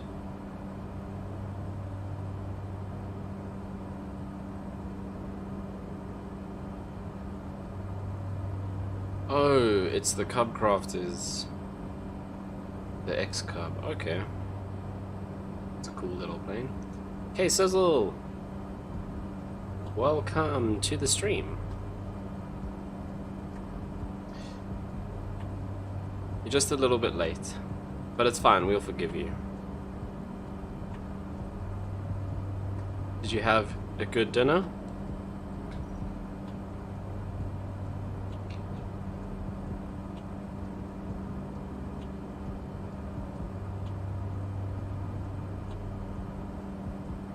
Talking about co-pilots and eating, did you know that on commercial flights they have to have more than one option for food? So, you know, the old chicken or beef thing. And I think this is still a thing. It definitely used to be, but the pilot and the co-pilot can't eat the same meal. So if the captain chooses the beef, for example, then the first officer has to have the chicken. And that's so if something's wrong with one of the meals, they don't both get sick. There's your interesting fact for today, Monday the 11th. I'm gonna sneeze.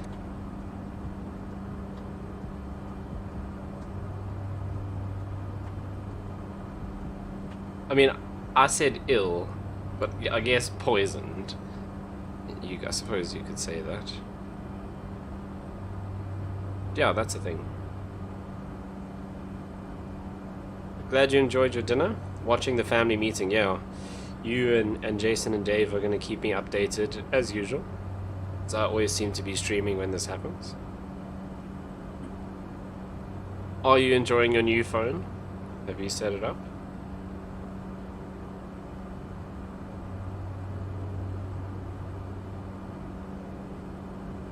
Food poisoning is what I meant, yeah.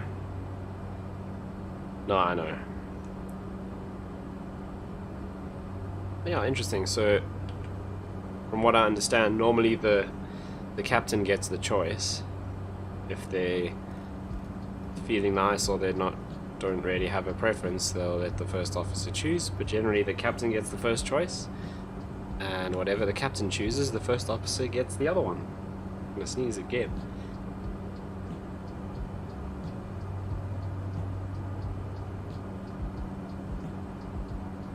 Where's my dwellings? Oh, someone moved them off my desk. Oh, I think I put them in my bag. I've not set it up yet. Got back and was busy with the zoo. And then doing dinner, so I'll set it up shortly. Awesome!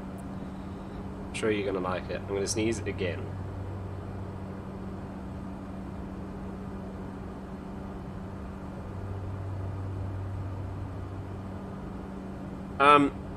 Well, it depends on the flight.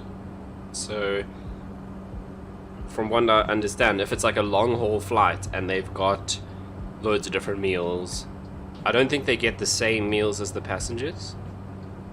But then they will have more options. But on the, like the short domestic routes and that, where you don't have like a full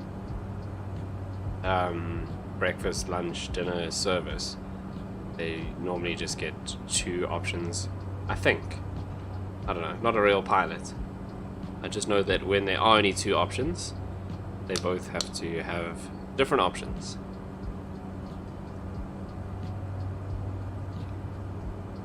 Yeah, I think you're going to enjoy it. It's a cool little phone.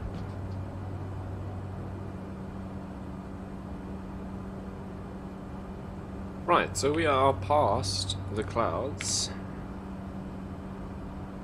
Sim still does look good. It's got loads of issues, but it looks great.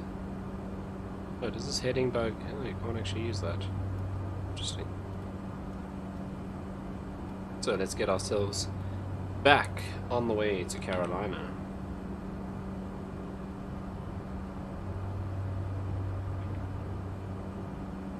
Apparently it takes really awesome pictures. Yeah, all the new iPhones have good cameras.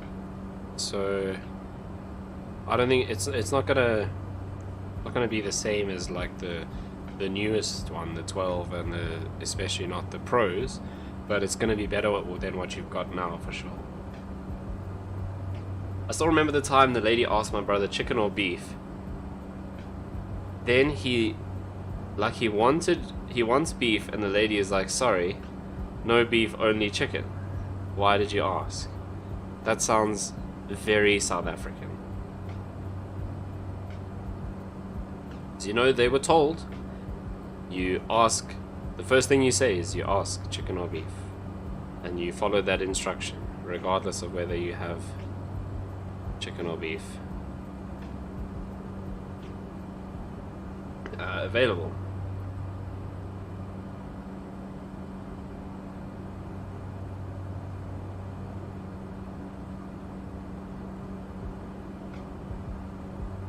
Right, how long? It's still 18 minutes, 18 and a half minutes.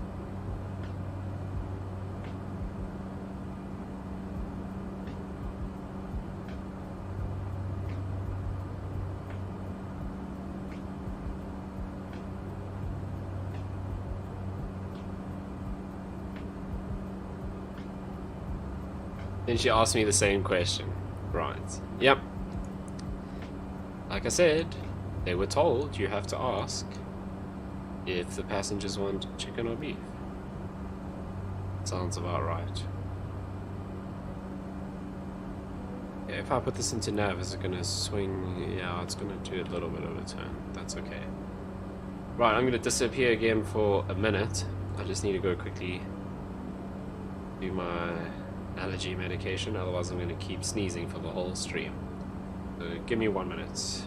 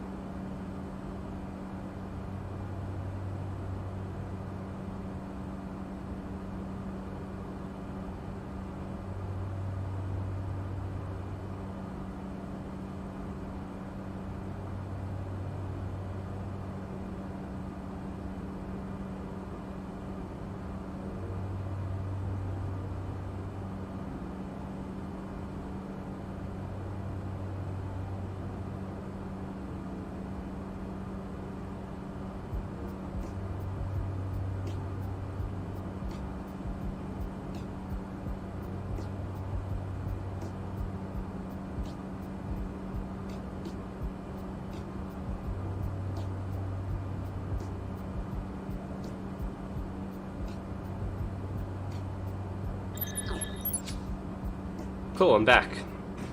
Now I won't be dying the whole time. Right. Godly said thank you for the birthday wishes, and he said he will see you online.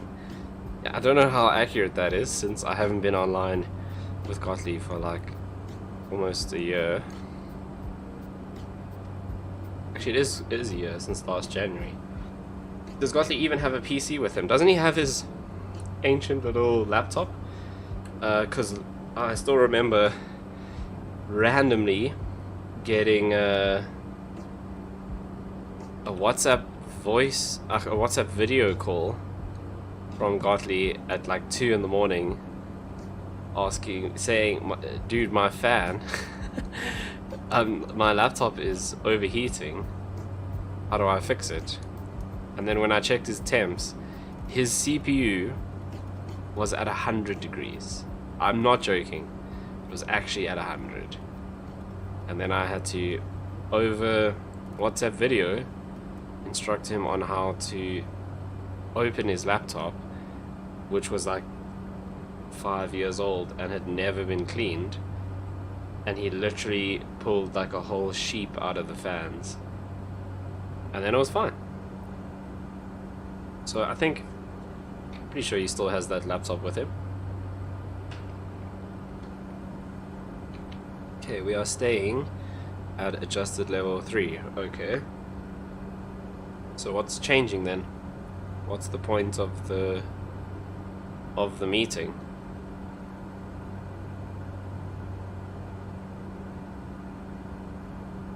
When he left that voice note. Like, I think I already know the answer, but which voice note is that? In fact, I'm pretty sure I know which one you're talking about. But yeah, that's Godly. So I actually used TeamViewer to log into his computer. and then installed MSI Afterburner to check his temps. That's the voice note.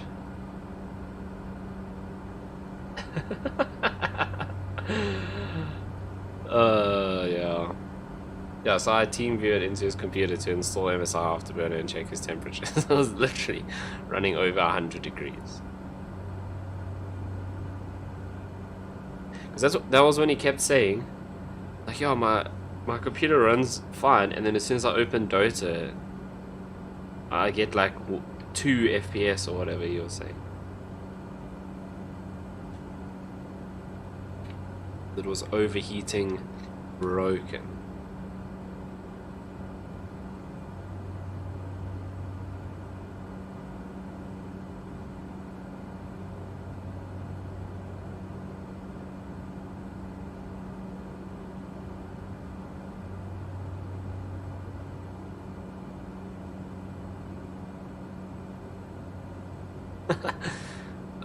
He's never ever gonna escape that voice note.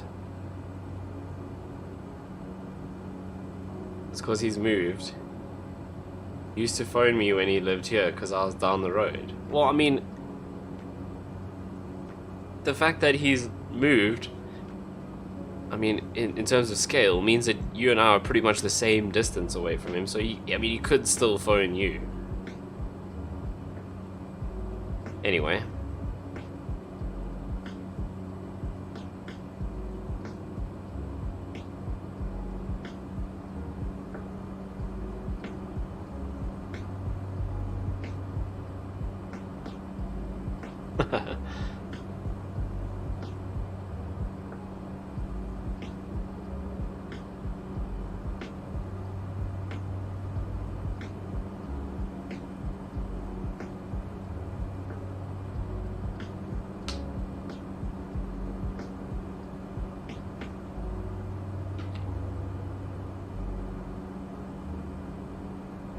He's scared to phone me because I changed his username, Facebook status, and wallpapers. That's amazing. But so I did that once to one of my friends, but you got to do it in a subtle way. It's like if you go like change someone's status or their profile picture or something, it's obvious. So one of my friends, he logged on into his Facebook on my PC, and he left it logged in. So I just changed his, that thing where you can put like interested in, I changed it from women to men. And then like, how often do you go and look at that on your own profile? So he left it there for like half a year. You never noticed. Okay, that's exactly what you just said that you did. We did the same thing to one of the guy who used to drum for my band. Okay, it took him 5 years. Yeah, it took my mate like half a year before he... I think someone actually told him. I was like, dude.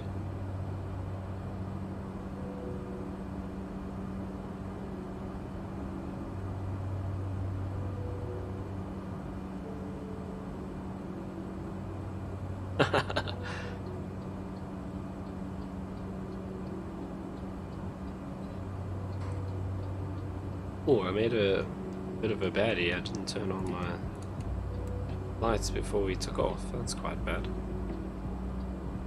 It was hilarious because he always moaned that he got... That's amazing. I can just imagine.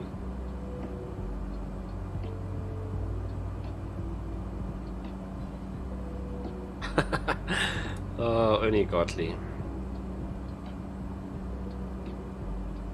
Right, how long? 9 minutes to go. Let's double check that we have everything prepped for our descent. So just before we initiate the descent, prop RPM all the way up. Fuel tank selectors both on, condition lever high idle, prop RPM full forward. We'll do that just before we start. Radar is on standby already anyway.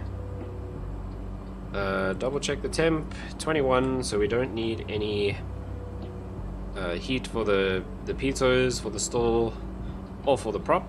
Inertial separator, we will set that to on because we're landing on a dirt strip. Altimeters Double check, set nav source is set to GPS. So we are just about ready to start our descent. Now, because I've flown this route so many times, I normally start my descent just as we cross over these forests here and we get into the more open area. I think what I'm actually going to do is we're going to pass, not directly over the field, but go past the field and land from the opposite direction. I think it's runway 9 at Carolina, so perfectly east. Because it's easier to taxi in to the apron, because the apron is kind of closer to this side of the runway. So what I mean is that if this is the runway here, the apron's kind of on this side, not all the way, but closer to this side. I'll never forget how he thought with his room at Badger's wedding. Yeah, that was amazing. I don't know if we ever even told you that story, Dave. So at your wedding, we got there before like all of the other Dota people, and so we were out in the car park, and I can't remember, we were just getting our stuff ready and whatever, and then Gottlieb pulls in his massive bucky, and then so like rolls up to us and he's like, okay, I'll see you guys in a bit, I just need to go and find my room, because he obviously stayed there, and he's like, just wait here, I'll be like 10 minutes and then I'll come back and meet you guys here. So then I go back to the car and I tell Kelly, okay, we just got to chill for like 10-15 minutes, we just have to wait for Gottlieb to go find his room. And literally his room was right there by the parking, so he just like, he stops his car on like the other side of the parking, and then he just like gets out his car and he just shouts across, and he's like shouts across the parking to us standing there, and he's like, guys, it's literally this one right here. And that place was like so chilled and tranquil, and he's just like screaming across the parking, letting us know that his little room that he's staying in is literally right there. We can see it from where we're standing.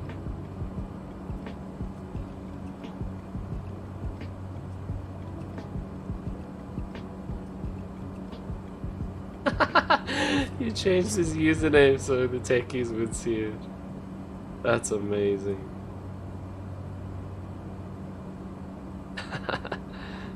Oh, Gottlieb. I don't know.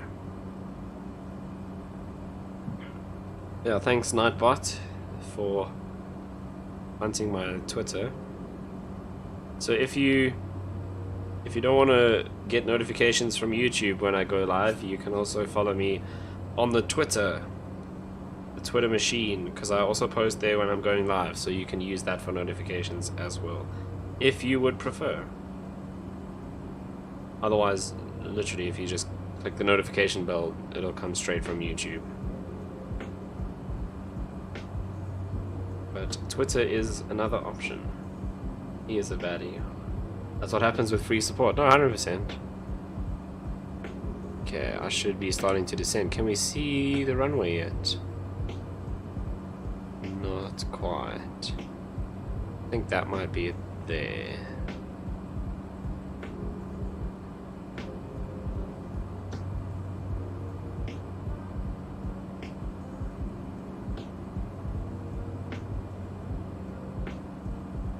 And also, just because it's Gottlieb, he'll never notice.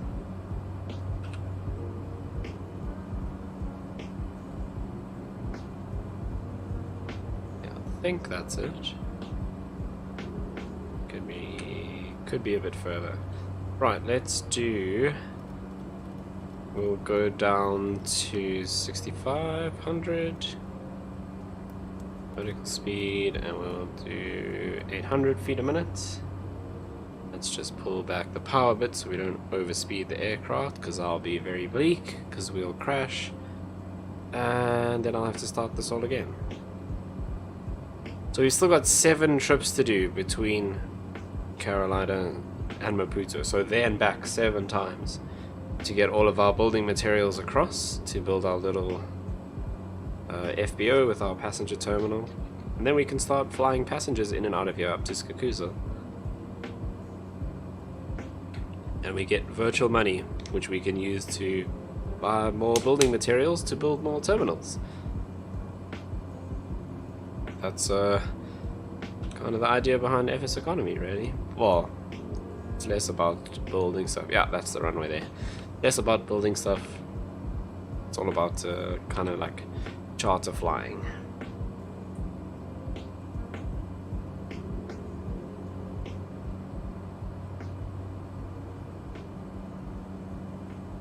Is there no space?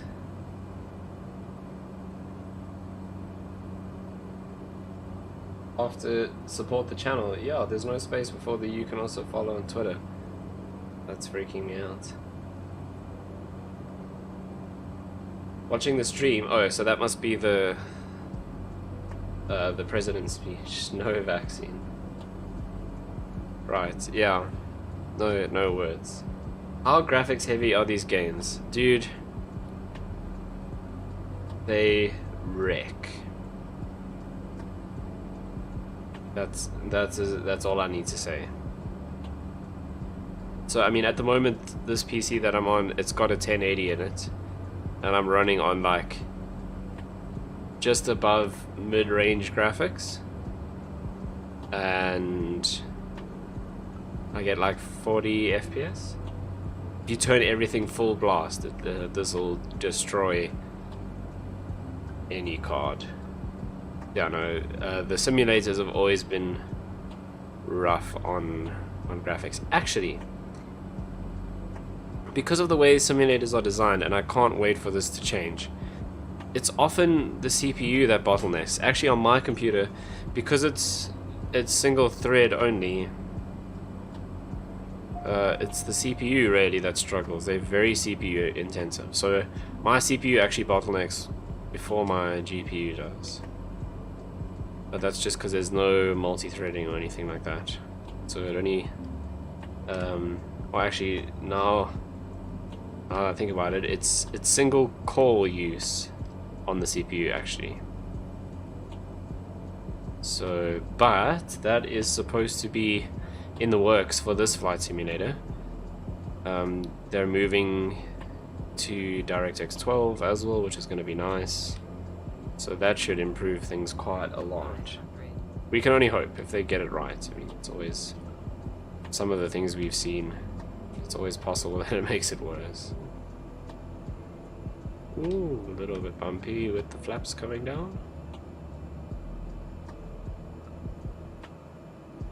I never noticed any of these buildings here before. Maybe I'm just a baddie.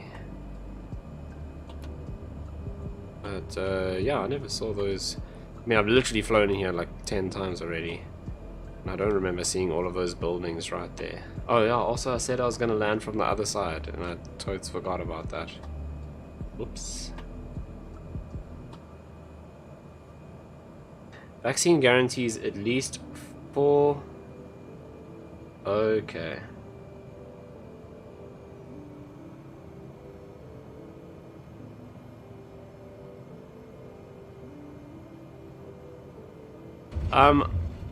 See, now I'm talking and I'm not concentrating. I actually have read a couple of things about frontline healthcare workers who took the vaccine and got really, really sick. Like, basically COVID symptoms, but from the vaccine. I don't know how true that is.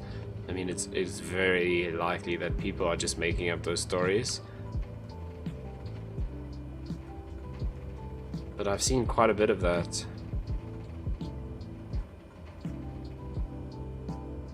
You guys are gonna upset Nightbot just now and he's gonna ban you. It's gonna ban you.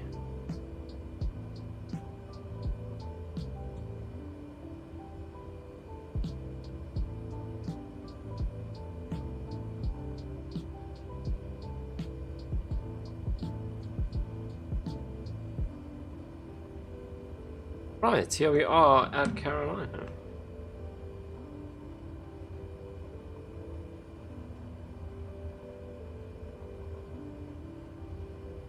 Yeah, I mean, that's always possible. Obviously, you could have just actually had Corona. Well, I don't know if it's the same one. The one that I read was there was a lady Well, actually, I read a few. There was one with a guy as well. But one I read was a lady, and she had all the symptoms just after taking the vaccine. I don't know which country this one. It wasn't in South Africa. And she tested negative more than once, but had all the same symptoms. It can happen, but also a lot of these vaccines need like a 14-day quarantine. Then the guys go back to work 5 days later and get sick, as they are more at risk. Yeah, see, I don't know. It's tough to say.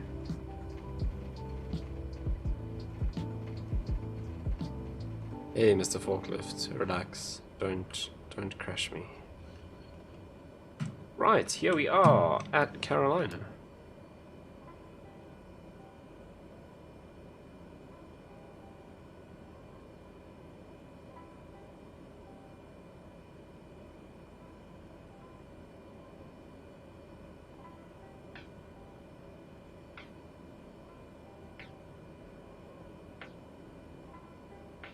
Okay, so let's set up. We are going back to Maputo. Who would have thought?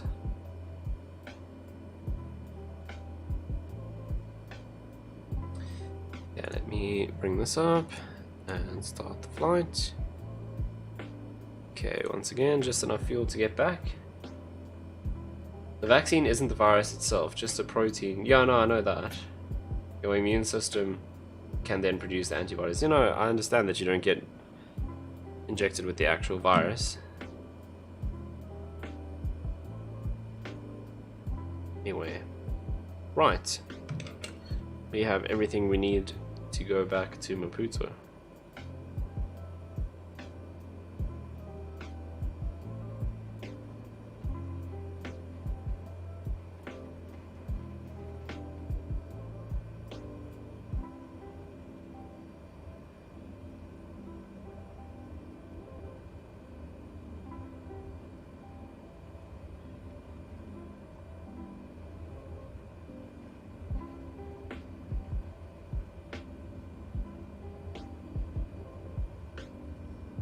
Yeah, no, I don't know if you were actually injected with the virus, who would sign up for that?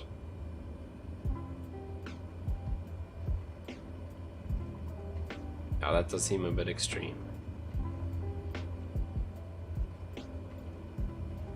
But remember, we're fine because we've got our masks on.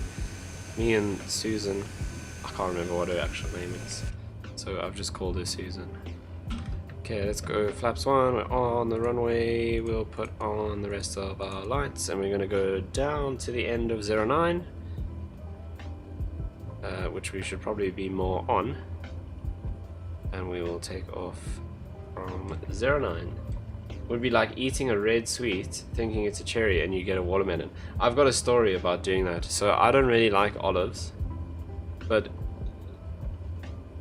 the taste isn't the biggest issue. Obviously olives have the pip inside them, and I was camping once, so obviously not much light, you're just eating with a little headlamp, and I was eating my salad, and Brendan, I won't crash, I got this.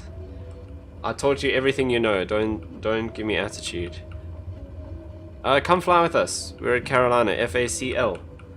Don't leave, Brendan. I believe in you. Anyway, back to my story. So I was eating my salad in the dark while we were camping, and I thought I picked up a tomato, like one of those little tomatoes in the salad, and then I bit into it really hard, and it was actually an olive, and I thought I'd broken my teeth. And that's my story.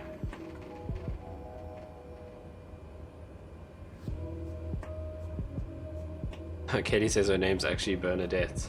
Well, we can call her Bernadette then. Okay, let me actually take off properly, and then I can read comments. Otherwise, Brendan's gonna laugh at me if I don't do this perfectly.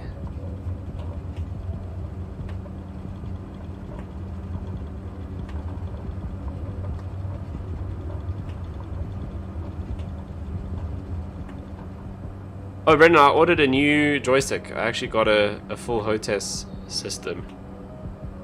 I don't have it yet, but I've ordered it.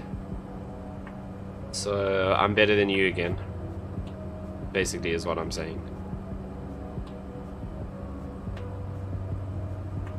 Also, this is pretty broken as well. Because if I sync the heading, it should snap to where we're going, but it's always offset, so I don't know what the hell's happened there.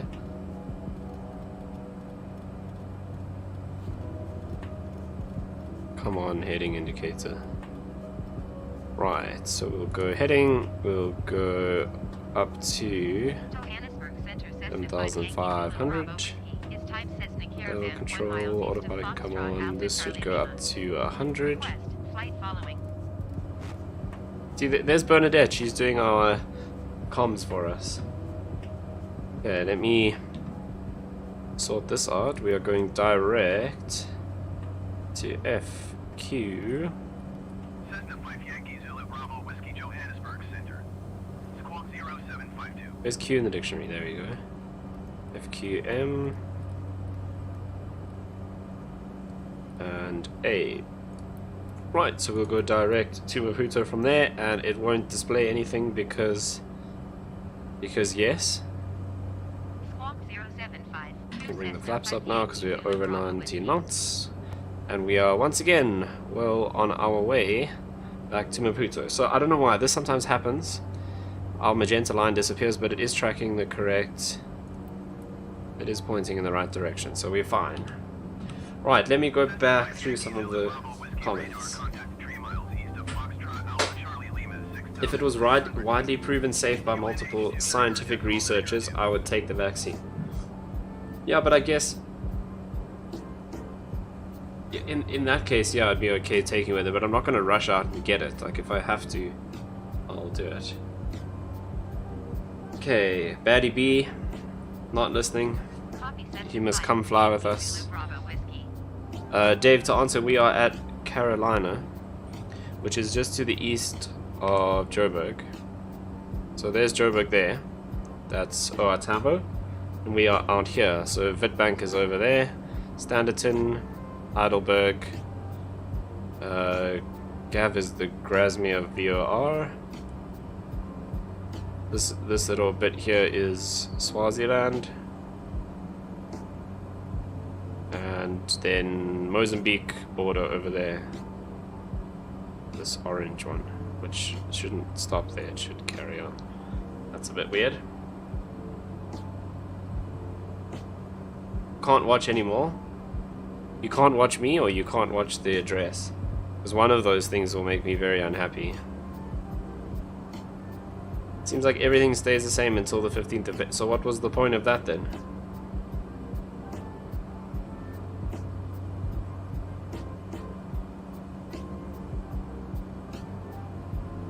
Andrew Poison is still on the ground somewhere up there. He hasn't moved in his X-Cup for like 2 hours. He was there when we started the stream. Right, does it look like the weather's getting worse out that way? It might actually be. I think we're gonna go off more to that side, get away from the clouds. Looks like a field in Bloemfontein. No, it's a field in actually Carolina, I guess. Here's a little town. It's not going to show it, but that's the airport. Curfew finishes an hour early. 5 AM. Closing 6 border posts with other African countries. If you can stay home, rather do. Right. You won't be able to get the vaccine soon, as you are probably not old or a medical professional or have a comorbidity or live in prison. Yeah, they're vaccinating prisoners because that's important.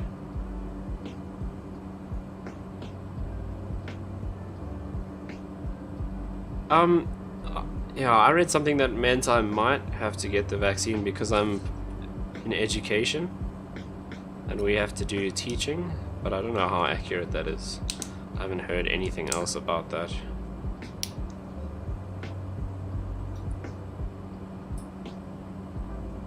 Yeah, but they're criminals.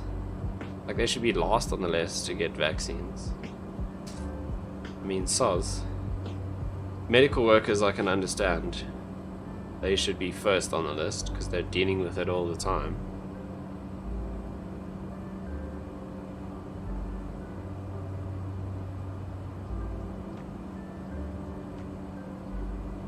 I live in a zoo.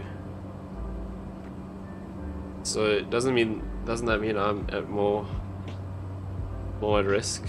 A zoo is like a commune but with, I don't know, more annoying creatures. No, actually, I don't think it's more annoying than people. People are the worst. I just bumped my microphone. Sorry, that was probably loud.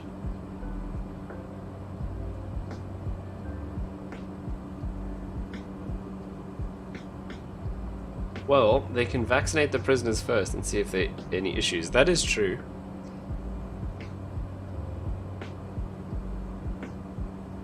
The only thing is, like, what zoo are you in? All Darren's little furry creatures that bark all night and keep me awake. That's the zoo. Like Warren Zoo when we're playing Dota and you can't hear anything because the zoo's kicking off. Same thing.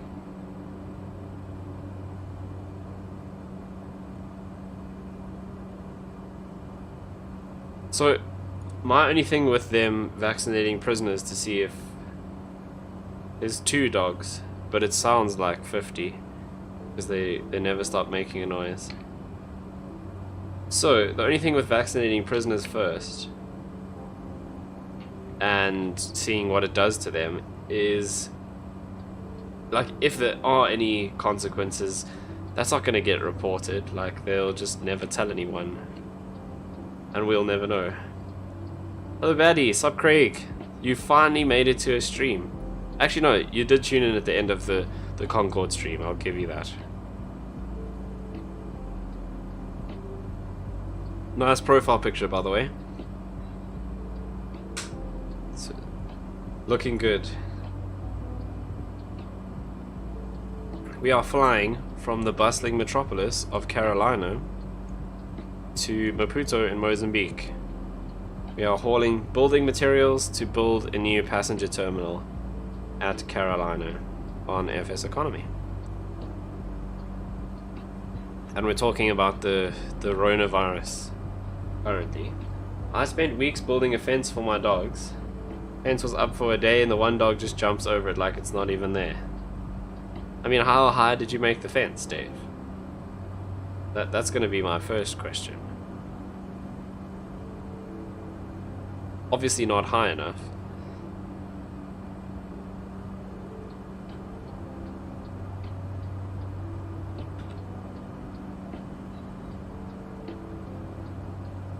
Thanks, I took the photo myself with no hands. Right.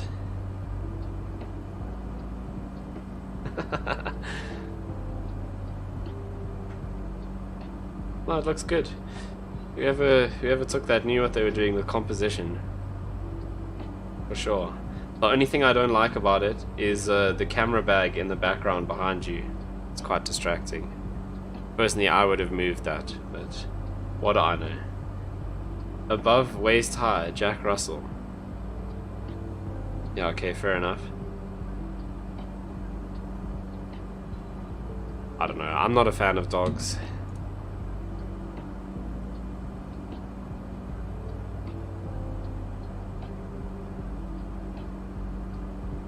Okay, check altimeter, we can dial that up 1 click. 155 knots. We have about 40 minutes to go to Maputo, as they like to say, with the Azure generated ETC.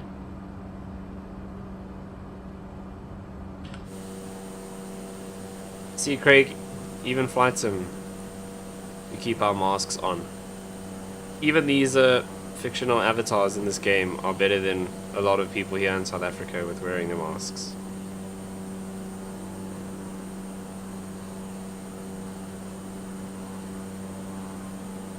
Do you want a cat? I love cats, but I can't have a cat at this house. I'll get a cat one day when I have a house that can handle a cat.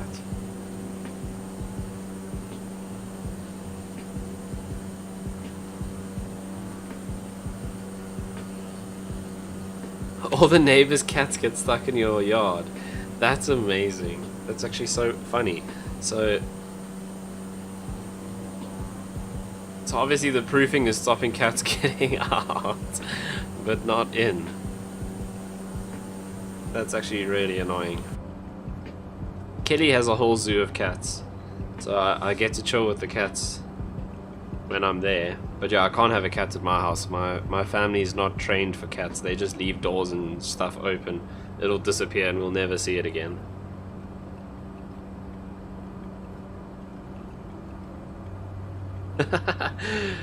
Okay, so interprovincial travel and visiting still allowed. Okay, that's good. Some Wally on my WhatsApp had a link to the stream in their story, so here I am. Luckily I was craving plain videos. Lucky that, eh?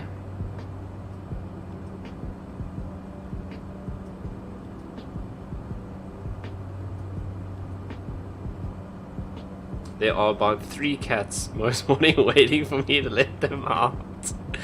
That's amazing. I can just imagine that. Salt also means when he has me to deal with it. Yeah, because you have to look after it. I just like to play with them. Then when it does squeaking and when it gets stuck in the curtains and when they leave messages and they blast all over the walls, then it's your cat. My girlfriend makes me sleep with 3 horses. Okay, I have seen the horses. I don't think you can count Winky as a horse. You should just put him in the cupboard again. He looked like he really enjoyed that. But yeah, the other ones, I mean, they're not actual horses. Like, we had a dog that was an actual horse. She could stand up on her back legs and put her paws over my head and touch my back. So that was a horse.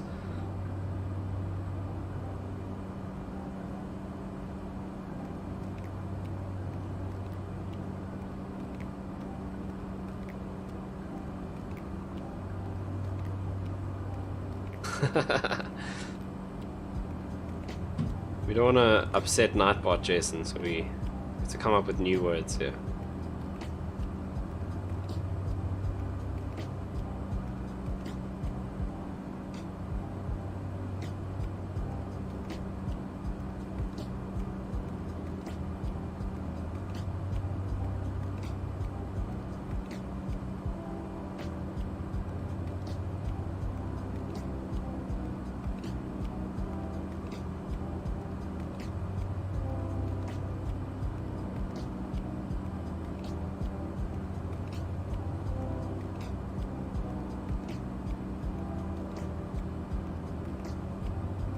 I get a free COVID test every day, about every 2 hours from the messages. Yeah, because if you can still smell them, then you shouldn't have COVID.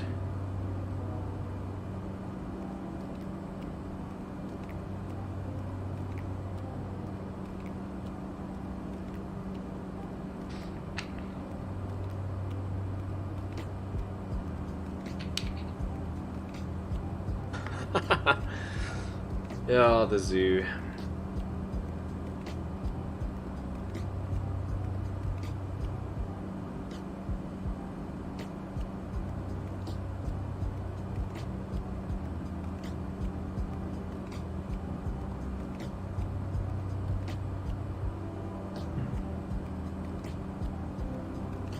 Right. Should be about half an hour. 33 minutes. What's our RTT like? We can push power up a little bit, give us a little bit more speed.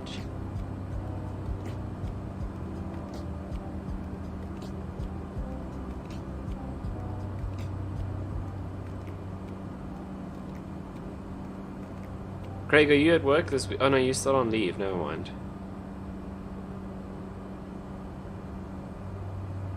Yeah, I don't understand what the point was either, because it sounds like pretty much nothing's changed besides curfew being 1 hour earlier. You could have just messaged that out. It just scared everyone into rioting and buying toilet paper and cigarettes. Hi, I like planes. Yeah, we get it.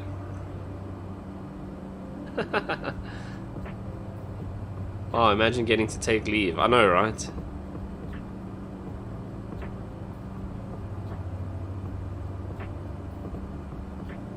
Oh, and those borders getting closed. But yeah, I mean, you could have just put that. You could have just put that out in a message. Okay, here's a question for all of you in the chat. Who is moving away from WhatsApp? And who is staying on WhatsApp?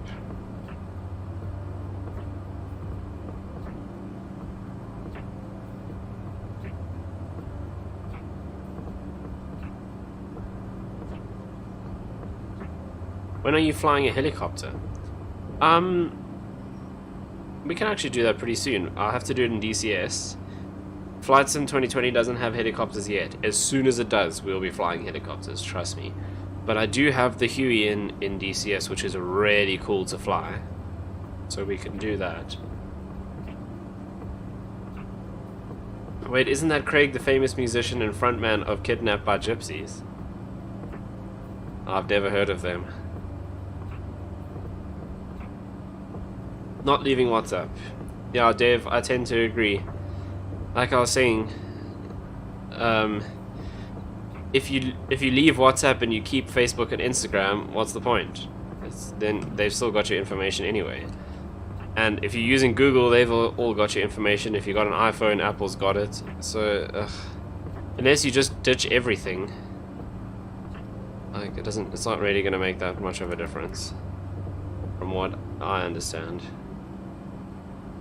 That's exactly what I was saying.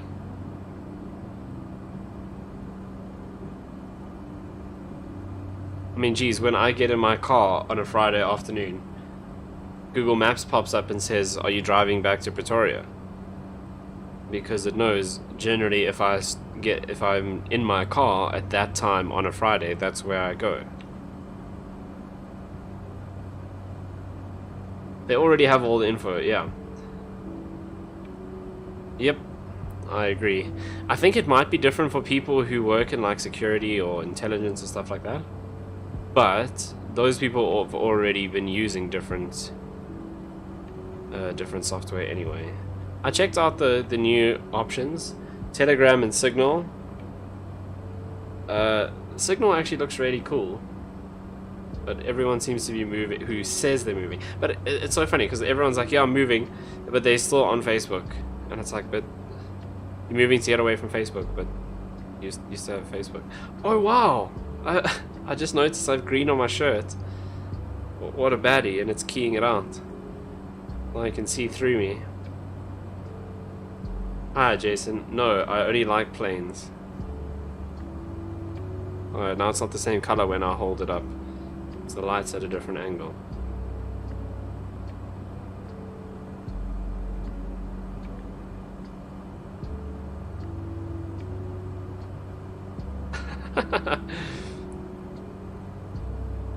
Even in security, it's not that major, as long as you're not doing work stuff on WhatsApp, which you shouldn't be doing anyway. Yeah, I agree. And I'm sure all those, like, if you need to have secure, you know, comms and stuff, they'll have separate phones and separate accounts to do that anyway. You wouldn't mix that with your personal stuff.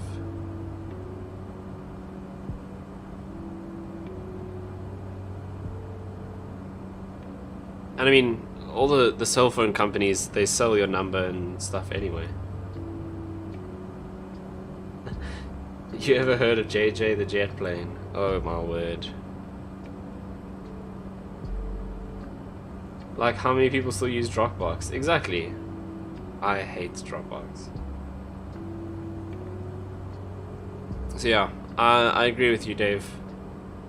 I think everyone's making a big thing out of it, but they've already got all that info, and I guarantee you they've already been using it. They're just now making it more official for whatever reason.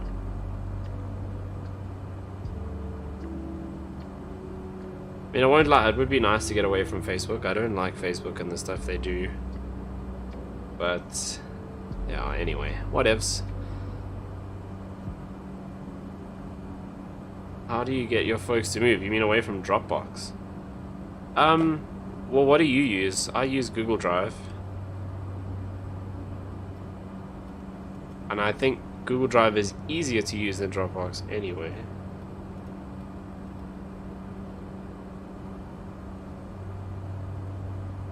Right, let's climb up to 9.5 so we can be over these clouds.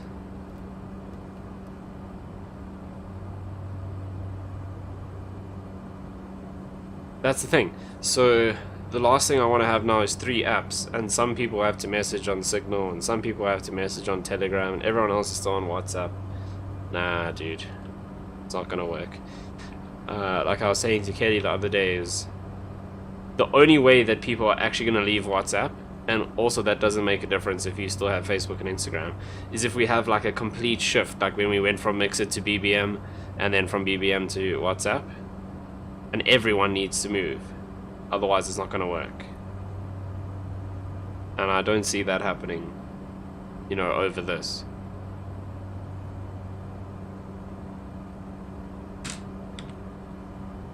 Okay, there's definitely more clouds here than when we came through the other 2 times. So we're just going to have to do VFR on top. There's a little gap between there. Maybe we'll go through there. Because this is a little bit legal. You can't just fly over that. Yeah, or how MySpace went away. Exactly.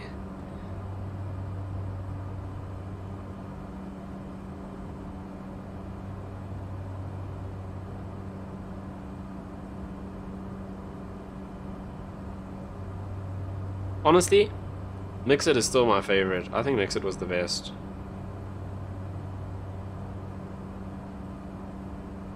Yeah, no, Twitter is rubbish. And that's the thing, I just don't see everyone ditching Facebook and WhatsApp and Instagram all at the same time. It's not gonna happen.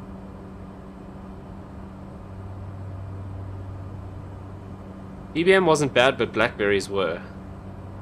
They started off decent and then they just got worse. It got to the point where Blackberries would break so much. Like mine would stop working, and you take it into Vodacom and they just give you a new one right there, because they're like, oh yeah, no, they have so many issues. That literally, you could go into Vodacom, hand in your broken one, and they would just give you a new one. Oh, he has a hat. We are at peace. I got shouted at by Dave the other night because I was shining. So I put a hat on. The reflection was hurting Dave's eyes, apparently. Mix it, sorry DC. Okay, yeah, fair enough, but it was cool technology. I like the way, like, you can just, mind you, actually now I wouldn't care, because I don't ever go online just to talk to random people. Like, Mixit was cool because you could see who was online and who's actually gonna talk to you. I like that concept, but now that I think about it, I'm not in high school anymore. I never ever just go and sit on WhatsApp and go, who can I just chat to tonight? Why are you flying small planes? Compensating for something. Yeah. I'm gonna go with yes.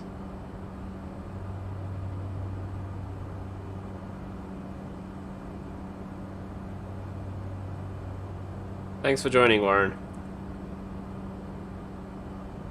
Yeah, exactly. We're old. I mean, honestly, Warren, when was the last time you went onto WhatsApp and scrolled through and it's like, oh, I wonder who I can just chat to now, because I feel like messaging someone on WhatsApp.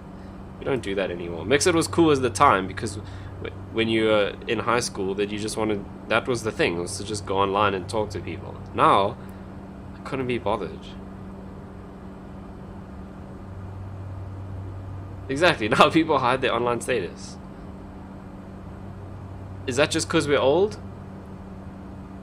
Or is it because that's the new thing now? Now even kids don't want people to know they're online.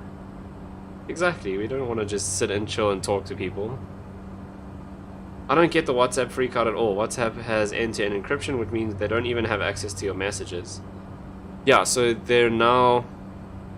they can track your location via WhatsApp, and they can also access your contacts, which is the big things. Only when I send you... Oh, jeez, Dave. As long as you're sending them to Warren, it's fine. I know he likes it.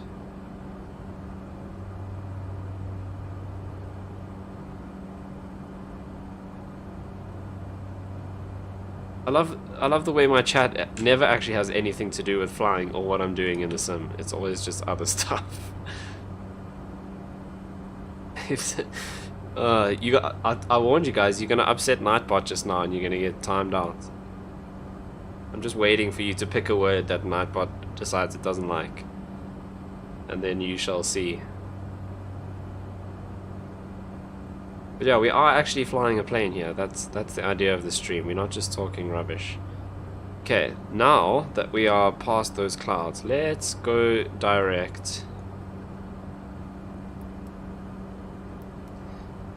And I'm fairly certain we won't actually get the magenta line because Flight Sim is still a bit buggy. Nightbot is like like a moderator bot. So you'll see every now and then when you guys are talking, Nightbot will tell you to follow me on Twitter. That's one of the things it does. But also if you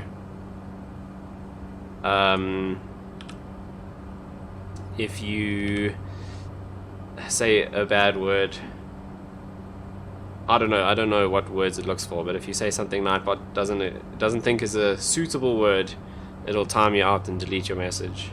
If you spam loads of emotes or if you spam all caps, it'll kick you out. The other day, it just went rogue, and everything that Jason said just timed him out. It was pretty funny, actually.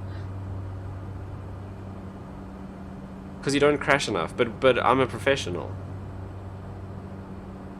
Okay, well, Nightbot's useless.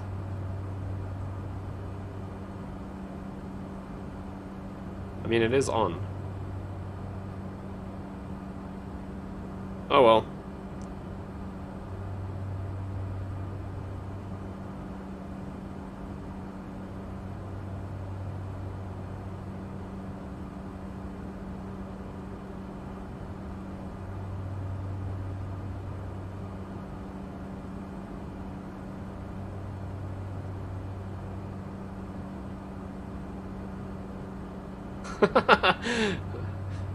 Okay, no.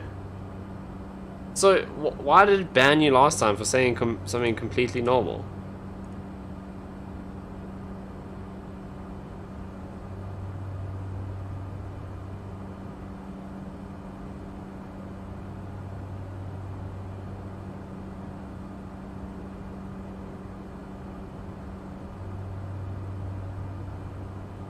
Bonsoir, hello Jacques. Look at the pilots that were flying. Oh, see, even Warren knows about this. How does everyone know about this except me? Planes are greater than life. Craig, you seem very into planes tonight. It's actually quite cool.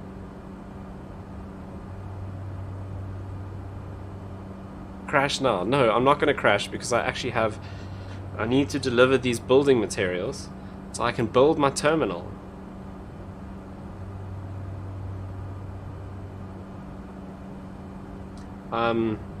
We were talking about that earlier, Warren. Just keep doing you, man. See, you guys, that's the way to do it. The rest of you clowns telling me how to do my stream and how to do my flying. This is not a democracy.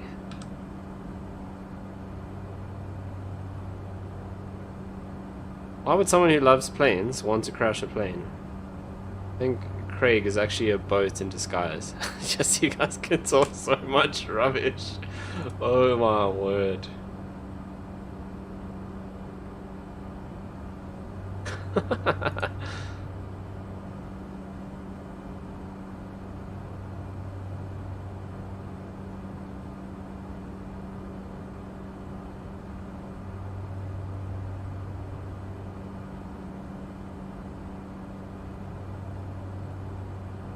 You have 10 viewers, don't even have 10 friends on Facebook. Must be our banter.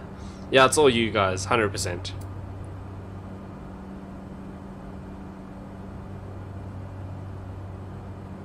Jacques, I think that's French. I don't speak French, unfortunately.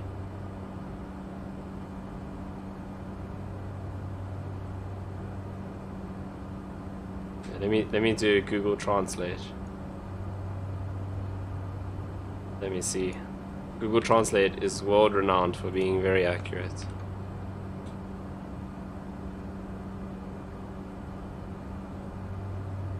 If you played for the football team Marine FC and you are on the bench, would that make you a submarine? Oh my word. He's asking what the plane is. This is the Cessna 208B, the caravan version. So we can take a look. Yeah, Warren, you've had to listen to Gottlieb do more French.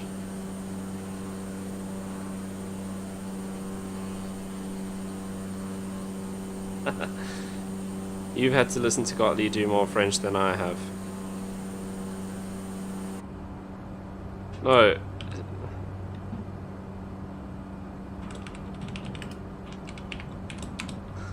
Jason. You're saying Warren's French, Gottlieb's French is bad. Yes, I know it is.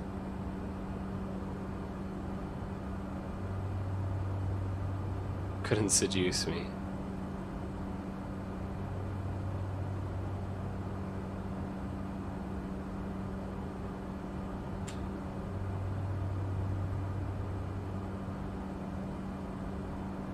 Oh, Jason, you got nailed by Nightbot.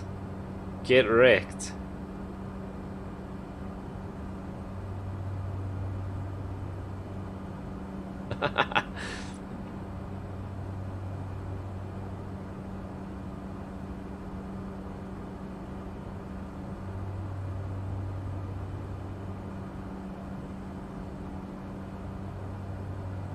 So it won't let you write caps, but you can swear. That's not supposed to happen.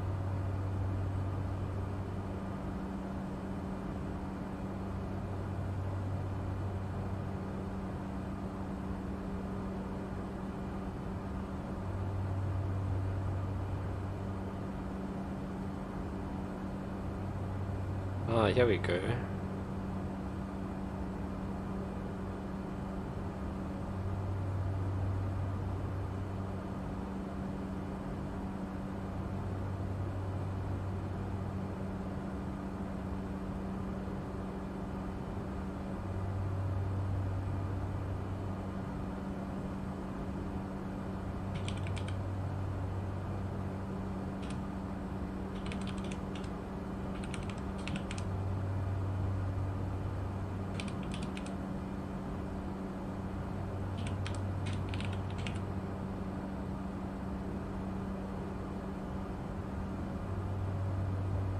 Oh, yeah, Craig, what did you say?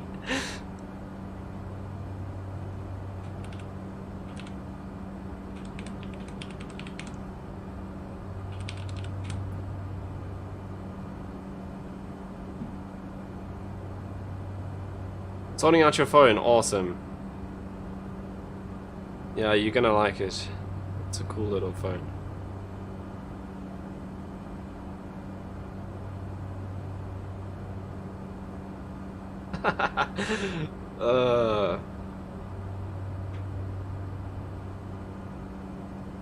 Someone should type the lyrics to... No, they shouldn't.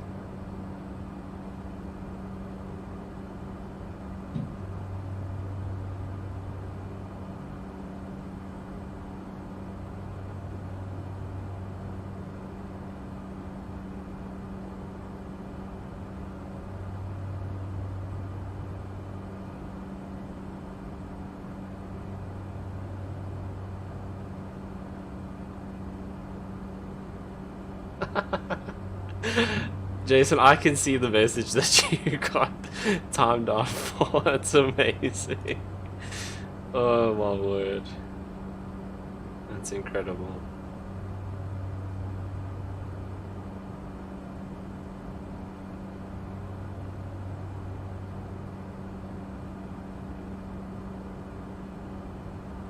Right, let's turn this on as well.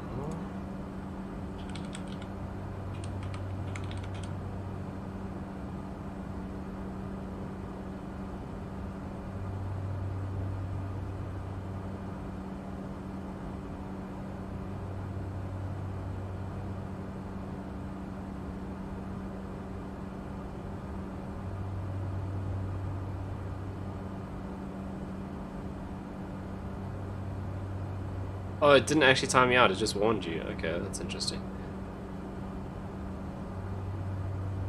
It's very embarrassing. Soz.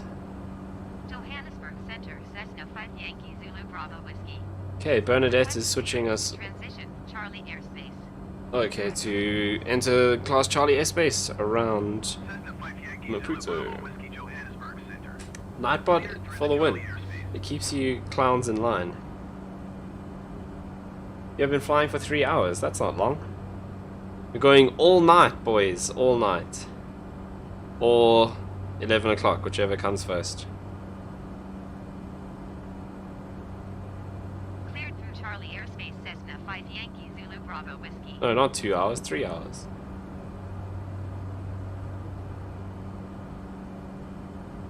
One day when I have loads of people watching, then I'll do like a 12-hour flight.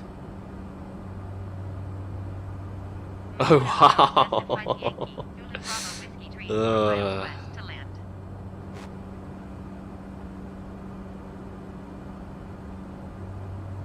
This cat is flying.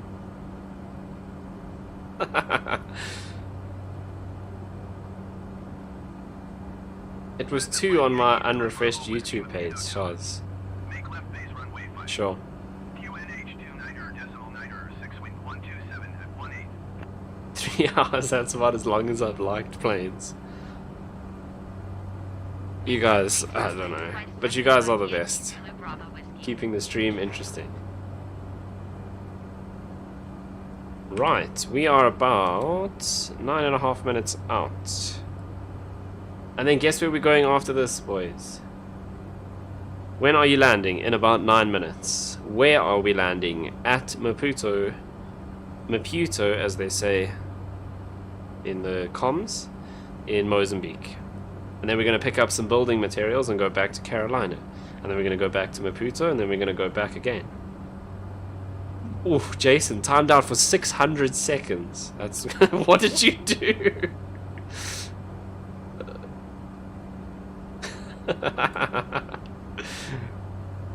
You just wrote in caps after refreshing the page, and he got banned for 600 seconds.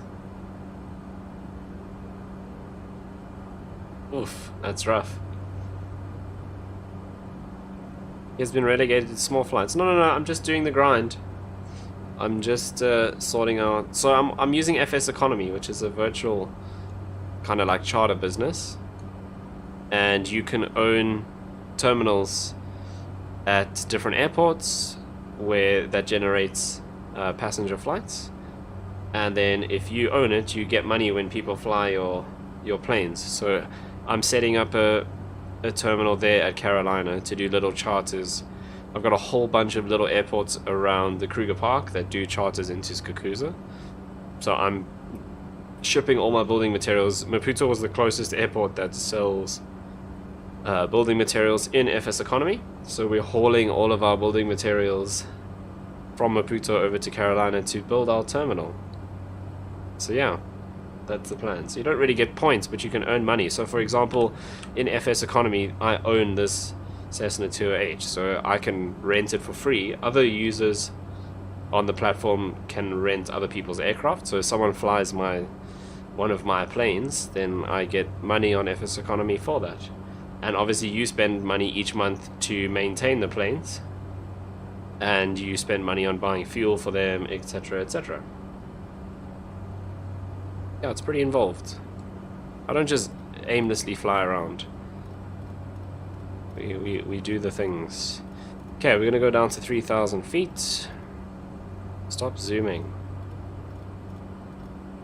Like so. We'll just do vertical speed, and we'll do down 1,000 feet. Bring the power back a little bit. Has it been 600 seconds yet? I don't think you can type yet. So, I like planes. Could I rent one of your planes to crash? Yeah, you can. And then I'll have to pay to repair it. You lucky Kelly loves you, she must be a saint. Yeah, I don't know. Why, don't you think this is normal?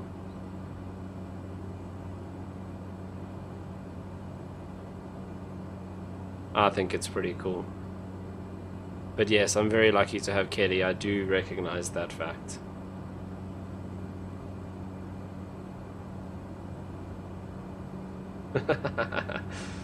This is the greatest. It's not a game, it's a simulator. Could we both rent a plane and crash into each other? Yes, but not the same plane. You would have to each rent a different plane if you want to crash into each other. Oh my god, Warren.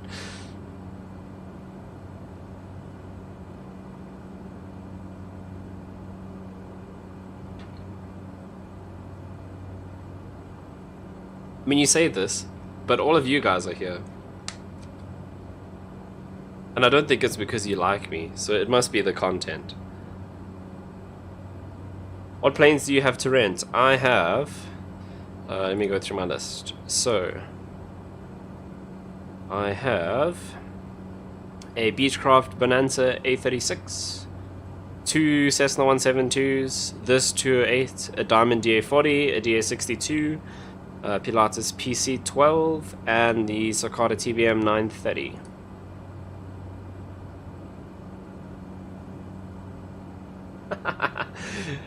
So, I don't know, I think you guys have kicked Nightbot and YouTube into overdrive. It's just banning everything now. It's never going to let you post that, Jason, especially if you write in all caps. Oren also got axed by Nightbot. This is great. I feel like I have my stream back under control. I don't know why it wasn't doing it before.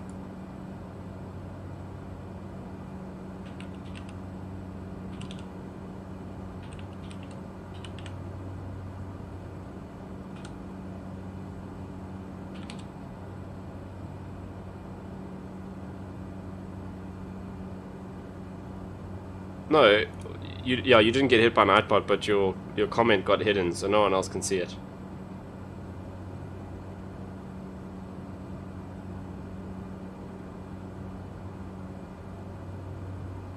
How much did you pay for all these? Okay, so the planes that I'm flying, like this one now, inside Flight Sim 2020, came with the sim.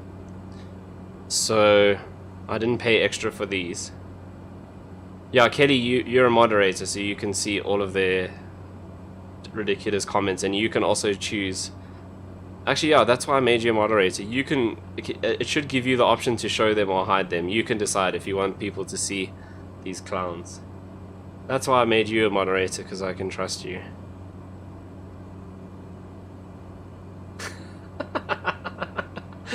Jason's getting creative. You can also, you can just right click on, if you mouse over someone, the little settings menu, and you can just delete their comments as well. You can also ban them, and you can also time them out.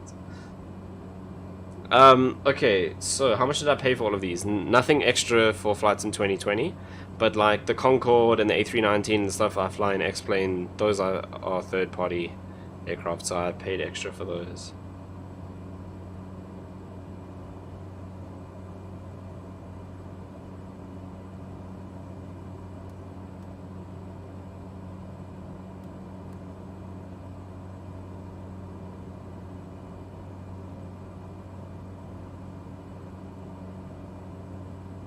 Now you guys are already annoying Nightbot.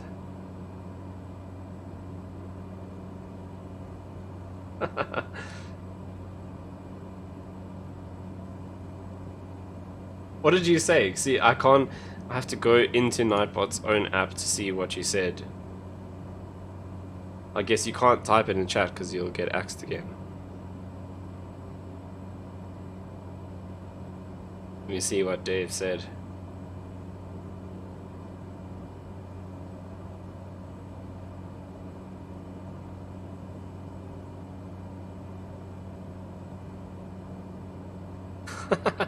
Oh, you just spammed too many letters. Does Nightbot even like planes? I don't think Nightbot cares about planes. It's just made for streaming.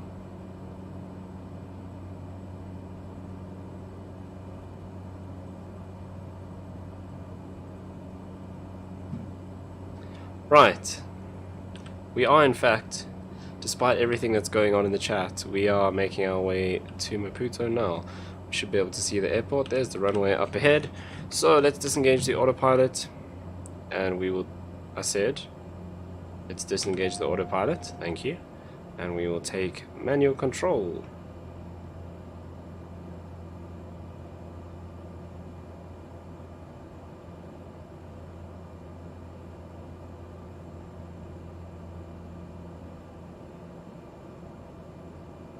Cessna 5 Yankee Zulu Bravo Whiskey cleared to land runway 5. It always stutters at this exact point. I wonder if there's something to do with the scenery here. It's just as we get onto the approach, it stutters for a few seconds and then it's fine. Must be something to do with the scenery. Yes, you guys have kicked Nightbot into overdrive. Runway 5 Cessna 5 Yankee Zulu Bravo Whiskey. It's not something to be proud of.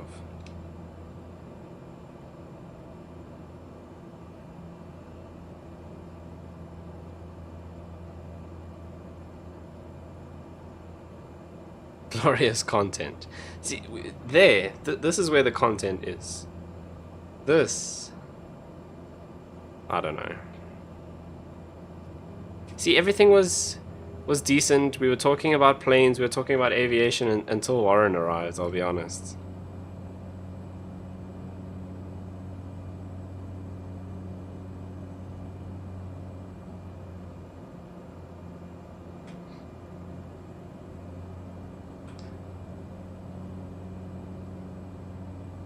Oh, we're coming in on that runway, okay. That's perfect.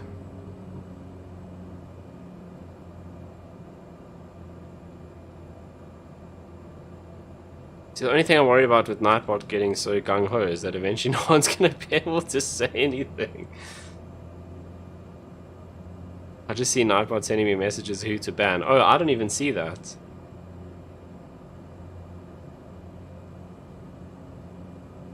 Did you ban everyone? Everyone stop talking now.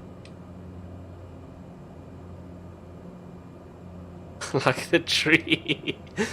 The mango tree. See, even Kelly knows that story. Nightbot will never silence us.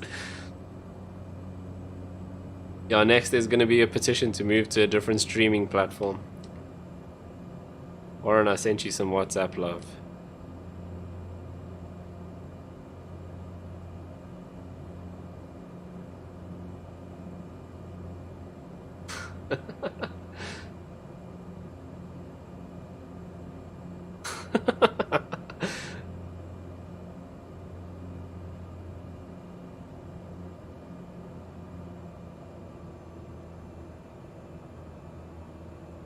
Right, we are actually landing. Oof.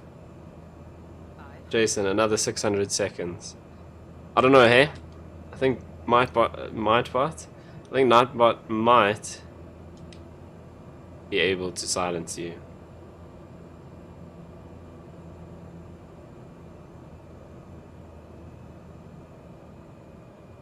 Okay, here we are, runway 10 at Maputo.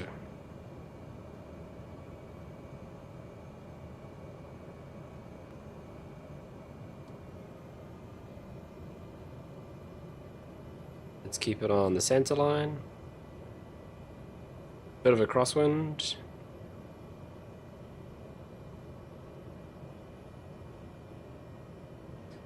and nice and gentle, a little bit of a bounce. There is a beast of a crosswind, as there always seems to be in Maputo. I don't know if that's accurate or if the weather's just broken, because anything's possible in Flight Sim, as always. Okay, let me just taxi off the runway, and then I will read the atrocities going on my right hand screen. Can't stop me making new accounts. Oh god, no. As long as you subscribe with all of them, then I don't mind.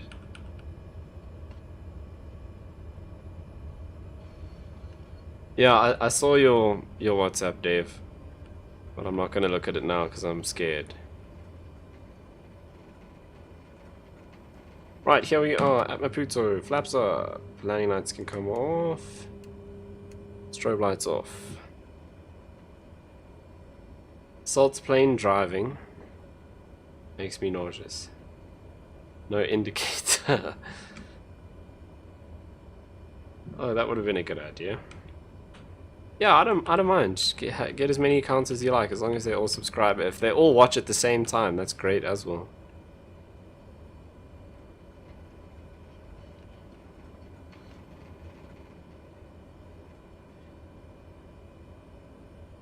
What exactly am I supposed to indicate for?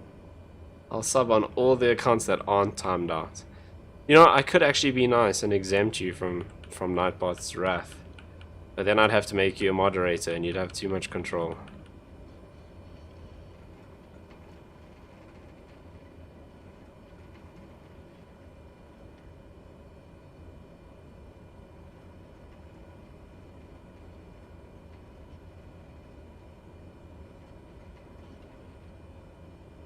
Because yeah, moderators can say whatever they want.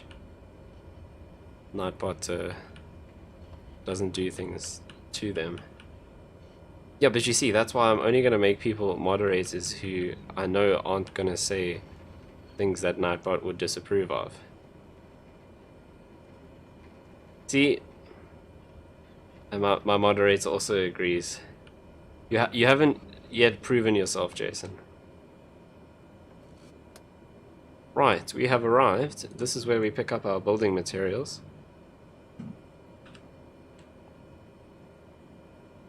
I can't even place wards, so you know I won't bother modding anything.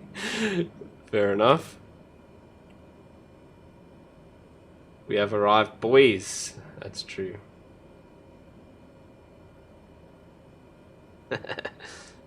Okay. Let's pick up our next set of building materials. I must just put some more fuel in.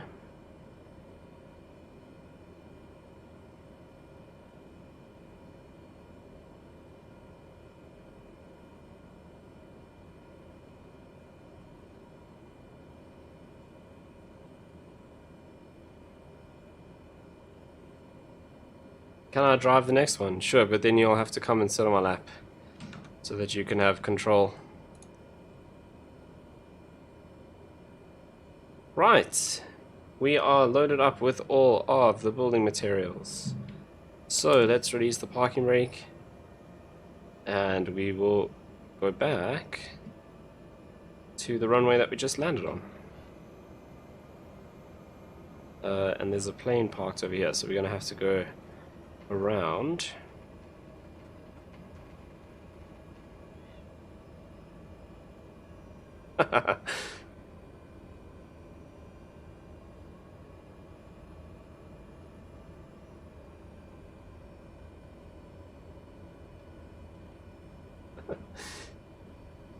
No, Jason, what I mean is I have my green screen and everything set up, so there's not a lot of space. Like you wouldn't be able to put another chair here. Only my chair can fit here with the lights and this and the mic stands that are holding up the green screen. That's all I'm saying. Why are you cyberbullying? I'm not bullying him. I literally invited him to come and join me on the stream.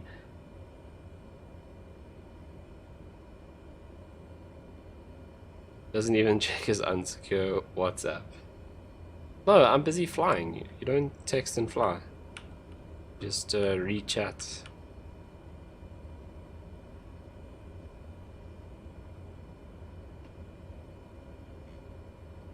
Okay, I probably should have turned there, but it's fine. Right, flaps on in preparation for takeoff.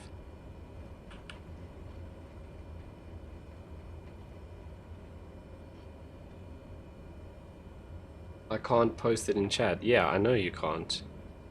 Which is why I'm scared to see what it actually is. Because I saw the heading and it didn't look like something that you could post in chat. Oh no, little van, why you do this?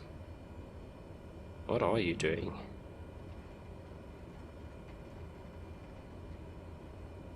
There's just vans everywhere.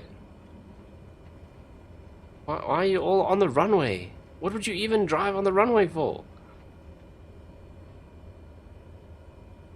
Did Warren leave or get kicked? I think he's gone to read your message. Otherwise maybe Nightbot made him sad.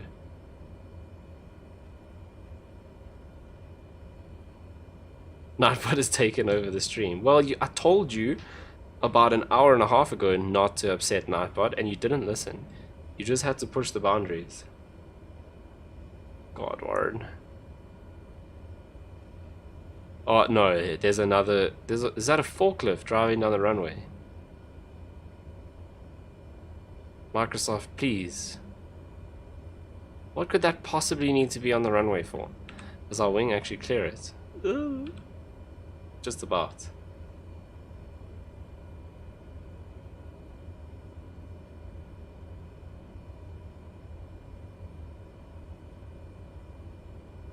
Right, that is a pretty significant wind.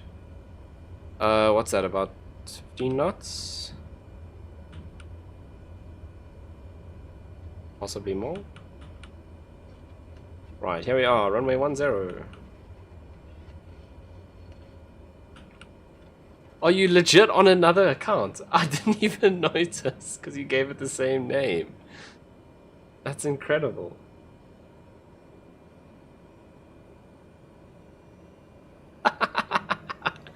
That is so much effort. Did you actually make another Google account, or did you make another channel on YouTube under the same account? Because if you made another Google account, then that seems like... Oh, and for real? Why are you here? What has happened? He's also got a mask on. I'm being followed by these vans. Okay, let's get away from the vans. Oops, that torque a little bit high. Okay, I made the same mistake I made last time. Lights on.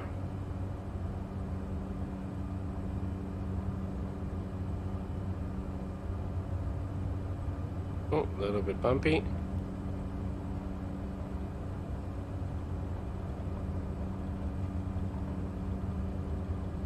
Okay, let's get it off the ground. And we are really heavy. We're at maximum weight with all of the building materials that we have on board. So we're gonna keep it pretty much level over the runway, speed up to about 90 knots, but as we leave the runway threshold, we're gonna have to climb a bit so we don't hit the trees. And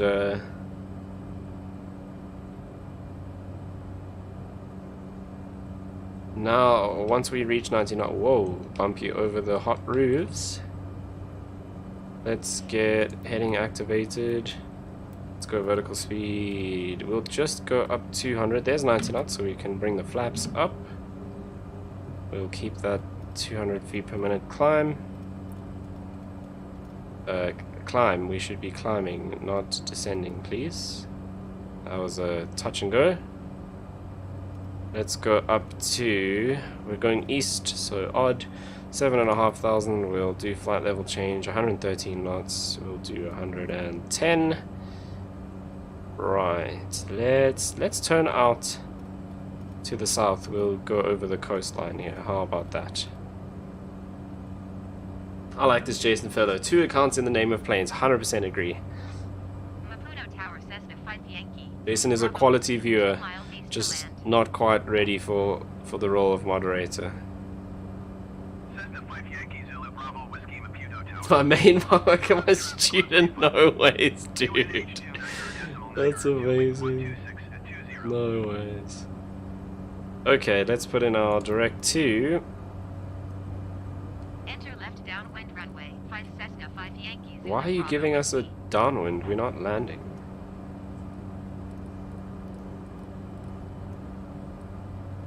Right, Charlie Lima. Ooh, not that one. Right, we are on our way back to Carolina. The tree that Cheese cut down. Hi, Daddy. Ah.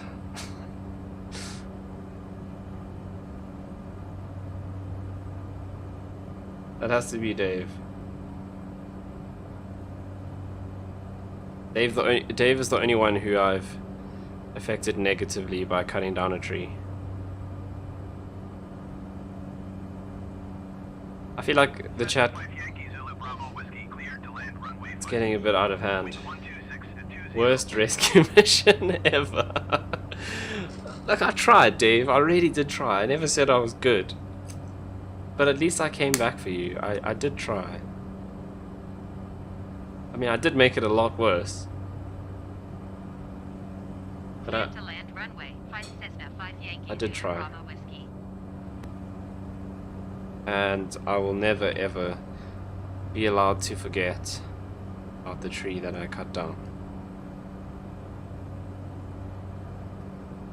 Right, so when I said we're grinding, we are grinding. We're going back to Carolina once again. How many more trips do we have after this? 1, 2, 3, 4, 5. So a lot. Basically murdered me. I mean, you're not wrong. That did happen. So show us a handbrake turn. No, he wasn't Monkey. He was playing Tree Ant. And well, was I Phoenix or was I Wind Ranger? Can't remember. It was either Phoenix or Wind Ranger, and there was a couple of patches ago, just bot lane on the Radiant side, just to the left of the lane, there was like one random tree, and the whole team was there, and he was standing next to that tree, and I decided to come in and help him, and I wrecked the tree. No, I definitely wasn't Timbersaw. I don't play Timbersaw. I was either Phoenix or Wind Ranger. I think I was a Phoenix. And I swooped in from the other side of the river and landed on your tree. And then you were no longer invisible. No, I used to play a lot of Wind Ranger. I can't remember. If I was playing support, it would have been a Phoenix. If I was playing mid, I was probably playing Wind Ranger. And then I power shot your tree. Yeah, it was the Phoenix.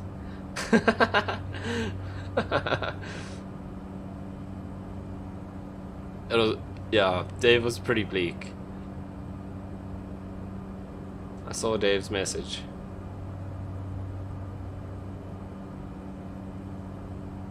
But Warren, you should tell your story about the mango tree. That's an even better tree story. I just remember Gotti just going, I'm not talking to Warren, and he didn't speak to you for like the rest of the game. It's either me or Dave. It's like, Dave, please tell Warren that I'm not speaking to him. I try to help, Dave. I had good intentions.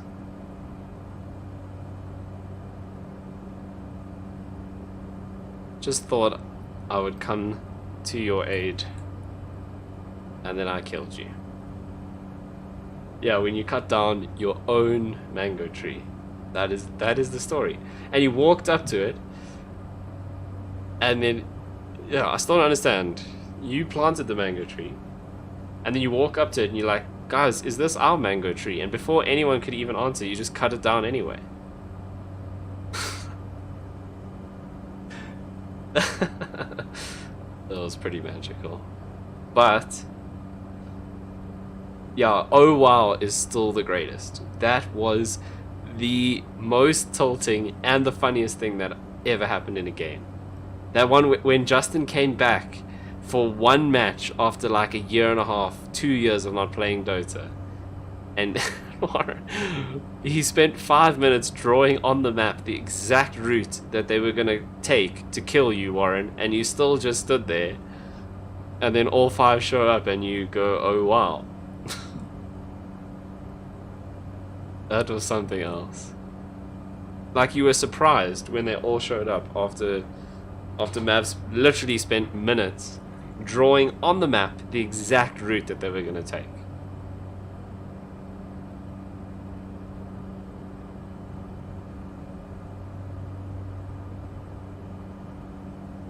Yeah, I just left you.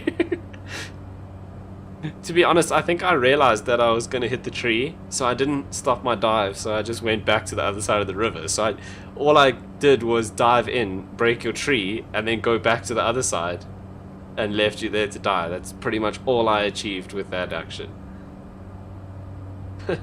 They just know the danger. No, because you were farming their jungle on their side of the map by yourself, and we had 2 wards on either hill, and you watched them walk up the stairs, and then you were still surprised when they walked up and killed you.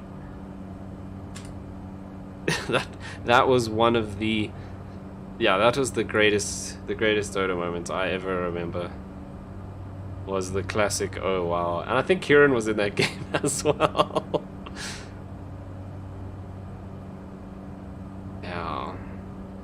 I don't know why this is so broken. When I sync this, it should line up with wherever we're currently facing, but it now seems to go to like more than 90 degrees offset, which is weird. Is the meme hammer still the best item in the game? No. Meme hammer was never the best item in the game. It's literally called the meme hammer. It was just a meme. It was never good.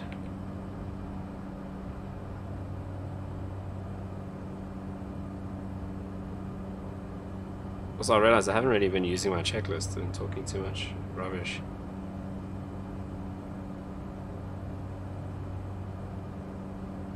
Dave, you and the meme hammer.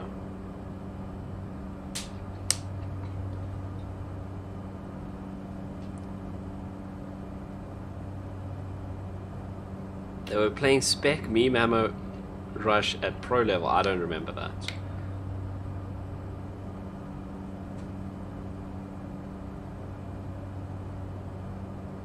I just remember the Treant meme hammer at like 30 minutes with no wards, no boots.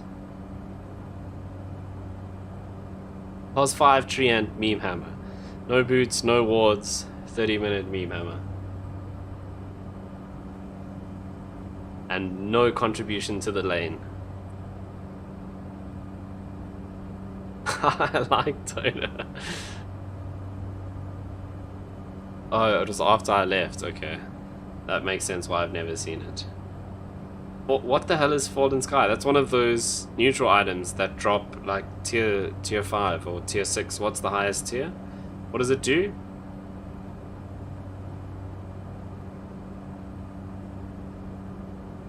Craig, you're still here. You still haven't sent me lyrics. I've asked you like 7 times. And you also haven't recorded vocals for the other Tref.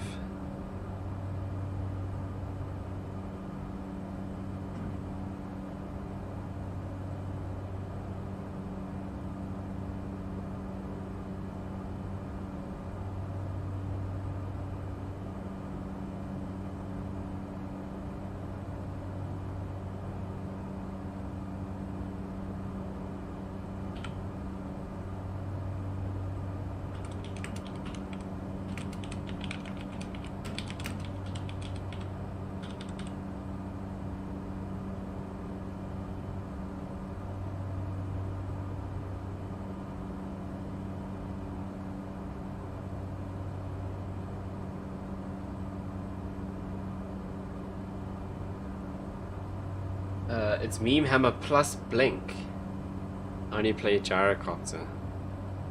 Oh, what were you practicing at one point? Was it Axe? Oh, I remember I was trying to teach you how to play off lane. Instant cast meme hammer blink. That's blink to a location and meme. No, that's disgusting. But meme hammer's so bad.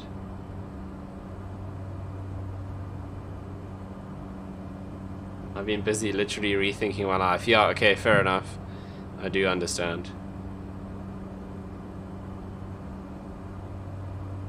Meme hammer Sven. No. That okay, that's yeah, but I still think meme hammer's bad. I guess the blink part's pretty cool. I never thought meme hammer was that great. Oh yeah, it was bristleback. Oh yeah. I do remember that. That didn't go well. I'm not a very good teacher in Dota, because this may come as a surprise, but I'm not very patient. I mean, I am in real life, like with everything else, I'm extremely patient. As you can see, I can fly back and forwards for 4 hours. But in Dota, I'm not patient. Yeah, you were pretty bad, but you never practiced, so it's all your fault. And also, you were learning from me. It's not like... it's not exactly a good start.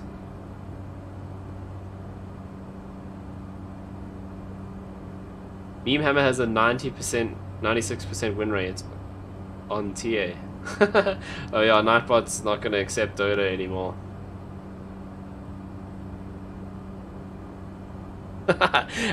Okay, you guys say the cheese mid, but I have a 60-something% win rate when we play mid. It's my highest win rate out of all the positions. So when it, like, most of the time mid was okay when I played, but yeah, when I failed, I did fail very, very hard, so it made it more noticeable. Okay, no, yeah, Craig, you could... Vaynant was literally not only the worst Dota player, that was the literally the worst attempt at gaming I've ever seen.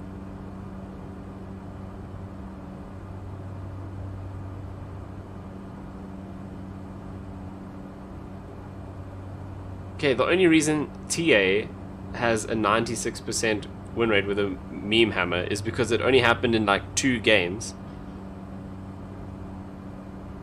Because they were just memeing so hard that they decided to get a meme hammer.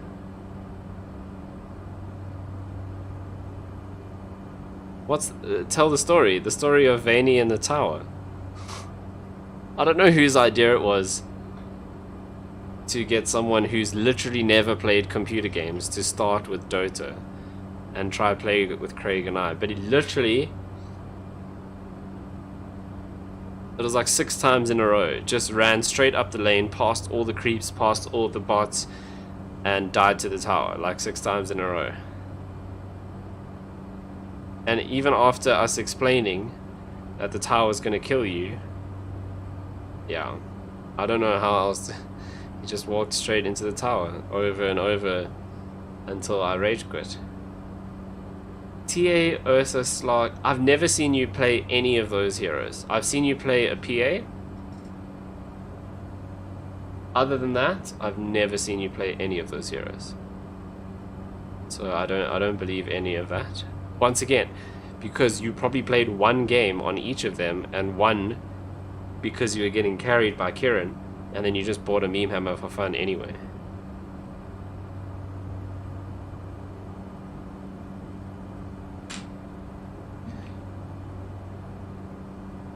Right, 36 out. Thinks his best hero. Oh, these are not my stats. Oh, when you said guess top 5, I thought you meant your top 5.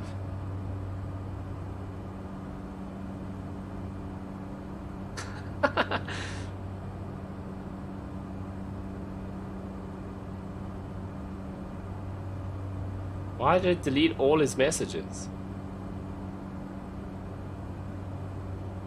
Hectic.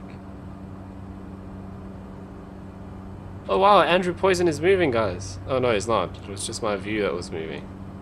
He's literally... This is a Godly. opening up Dota and leaving it on the main menu for like the whole day, and then wondering why he has more hours than everyone else. This guy's literally just been sitting, since I started the stream, he's just been sitting on the ground at the same altitude in his X-Cub. Yeah, I told you not to upset Nightbot. Now it's out of my control as well, because I didn't tell it to delete messages.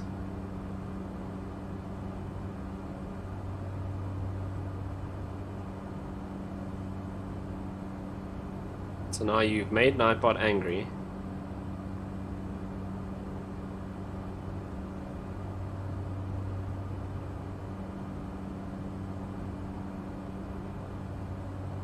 Your top 5. Okay, Naga, Meme Hammer, that kind of makes sense. Elder Titan, Jakiro, Tree, I guess. And Wyvern. Wyvern, Meme Hammer, Freeze. I mean, not Freeze, whatever her ult is called. Winter's Curse or something like that. And then you time it with a Meme Hammer. I don't know, Meme Hammer is bad.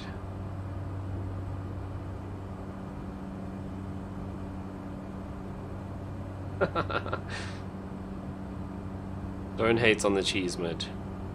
That was world class.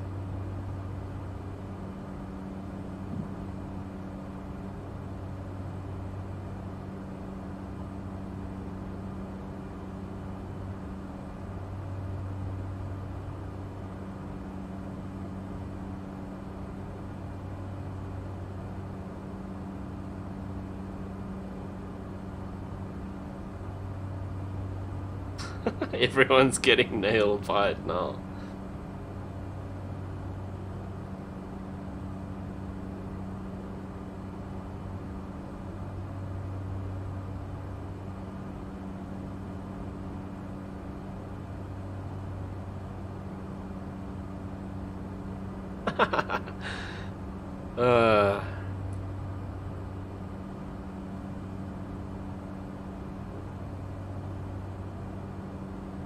Where is Kotley? Kotley doesn't come to watch my stream.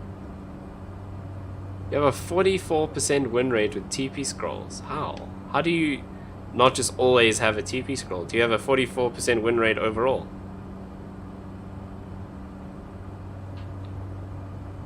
No, don't start. That's okay. Let's get into the real tilt now. This is 80% the reason why I left Dota, and it's Warren. Warren's classic move is to be so far up a lane, split pushing, that you are of no use to your team whatsoever. Split pushing on a hero that doesn't split push. So I'll give a prime example. The one that I remember distinctly was our split pushing Witch Doctor when we're getting into a massive team fight and losing racks, and our Witch Doctor is split pushing the furthest lane, trying to get our creeps past their tier 3, past their tier 2 with no TP, and we lose racks. That is the Warren special. And I don't understand. That's why I always said to you, just pick heroes that split push, because it's all you do. And then you pick like these team fight heroes like Witch Doctor or Sand King, and then you're so far up another lane with no TP and we're losing a team fight. Or Earthshaker. That was the other one that tilted me so hard. You're playing Earthshaker on the other side of the map, and we taking team fights, and you have no TP.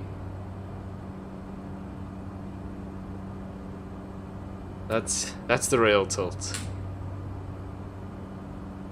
No, don't buy a Meme Hammer. Just, if you want to split push, play a split pushing hero.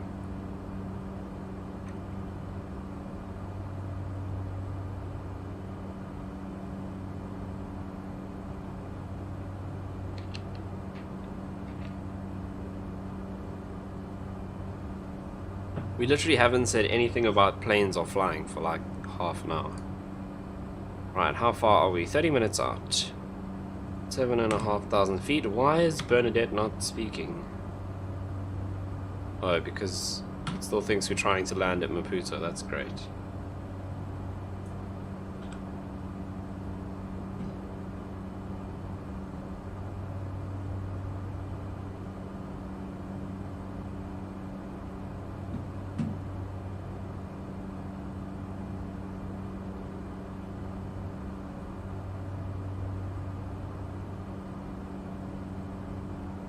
I love planes. You've bought 38 rapiers. No, that can't be right.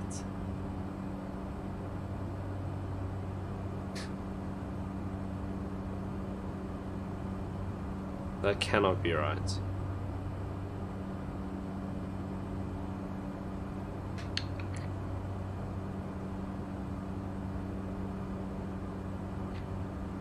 %win rate with Daedalus. But to be fair, Dave, I do remember you buying like 3 rapiers in one game as a support.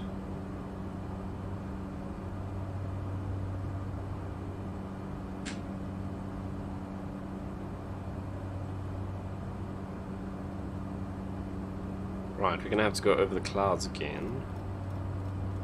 So let's go up to 9,000 feet. Hello, vertical speed, please. We'll just do 800. What's our torque and our INTT look like? We can push up a little bit more on the throttle. Keep us climbing at 800 feet. Well, our speed is going to drop a little bit, but that's alright. Actually bought in 38 games, so more than 38. It's funny when POS 5 Lena one hit slaps you. Yeah, if you win, it's fine. Then when we lose because our POS 1 has no farm and everyone's getting ganked because there's no wards.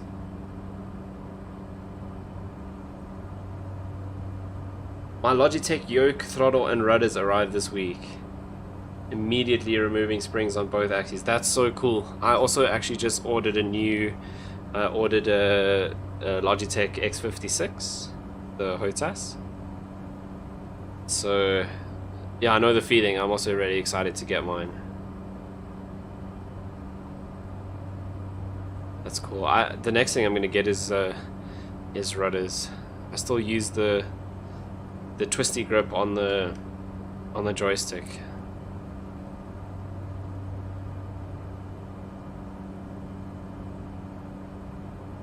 But yeah, I know the excitement. Keen to get my new flying setup as well.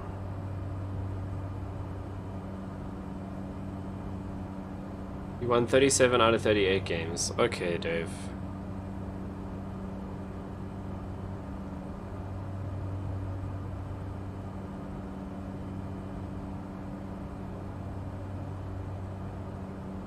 Are there supplies for the honeycomb stuff there? Not really. It's tough to get any of them. That was literally, there was one place that I could find that had stock of the Logitech stuff, and the X56 was the only one they had in stock. So yeah, it's tough down here. Where are you located?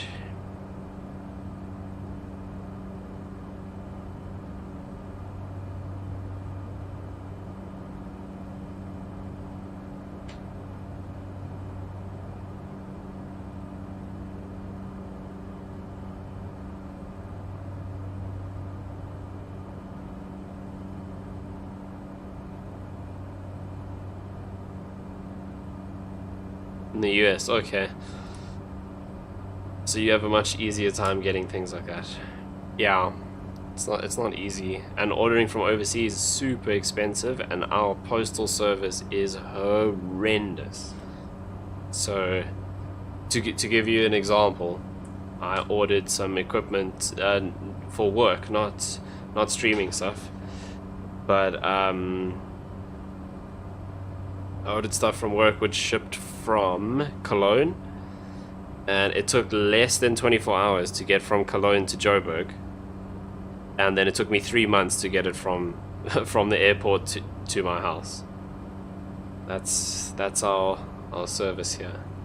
Everything everywhere seems hard to find right now, especially near MSRP. Yeah, okay, that is fairly true.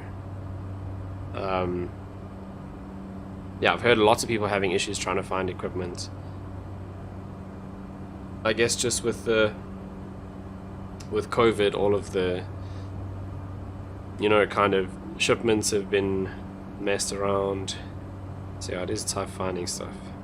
So yeah, I was actually quite lucky, I guess, then, especially here, to find exactly what I was looking for.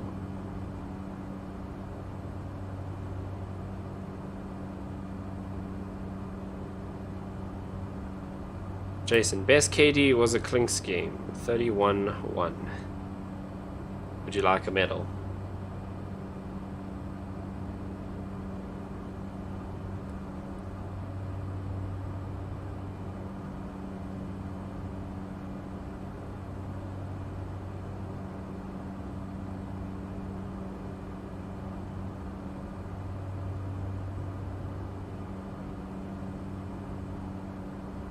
Highest net worth, 45k on Wyvern. Are you guys just sitting going through your open Dota or Dota buffs now?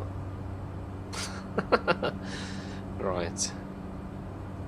And letting us know all your stats. Okay, 24 minutes out.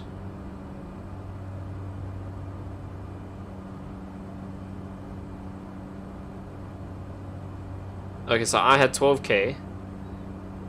And Warren 8k. What position was I playing? Because if I was 5, then it's funny.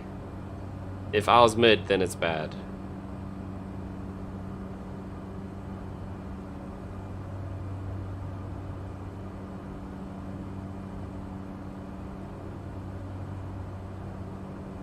I was off lane. What was Warren?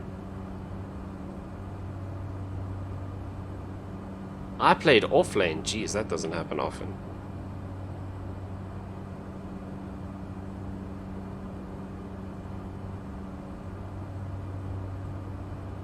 Offlane Razor? What the hell happened? Was Gottlieb in that? Was that one of those Gottlieb panic picks that forces everyone to move positions? Warren was mid Wind Ranger 8k. Jeez.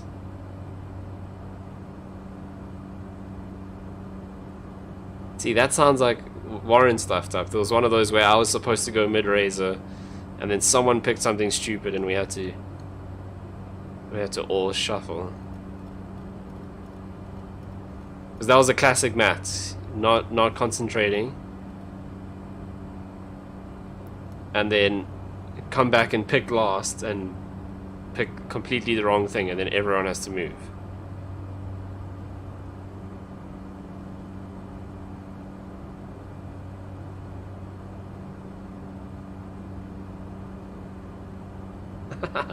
Or the Warren first pick TA.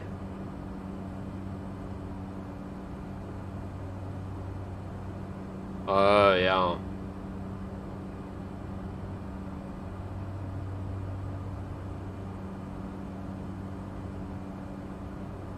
Who was the enemy mid?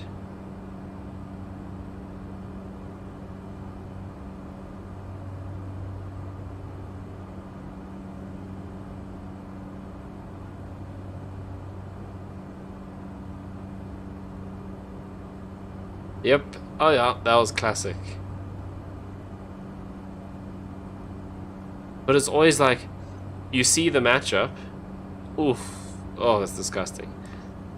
You see the matchup, and it's like, Matt, that's not gonna go well for you. Let me go mid. No, I'll be fine. And then you say, 5 minutes in, guys, I'm 3 levels behind. Can someone else come mid? And then it's like, well, what must I do? Now I'm coming from off lane to mid. And this oak's killed you 4 times.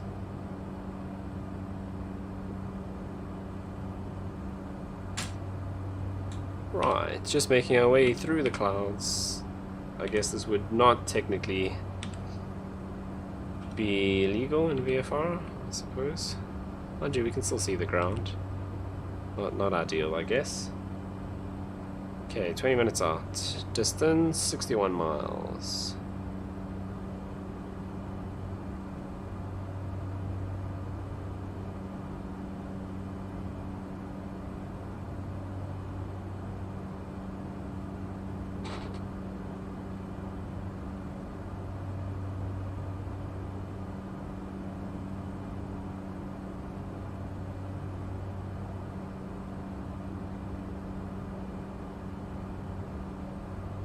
We were behind 61 minutes and then win. No ways.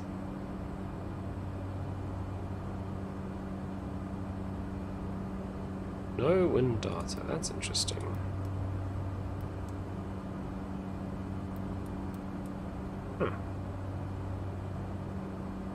Guess we're not getting bumped around at all, so there likely is no wind up here. Okay, you picked up Kunka's rapier.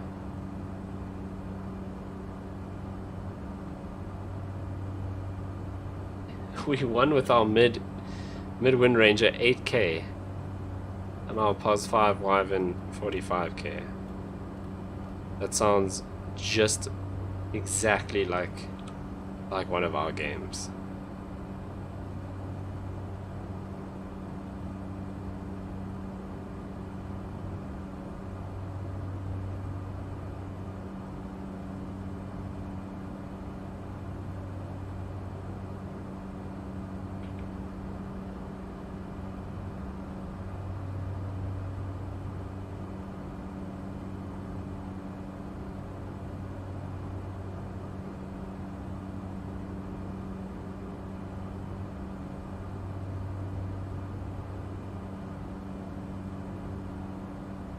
Right, I think we can get ourselves back on GPS track now. So we've mostly passed the clouds on that side.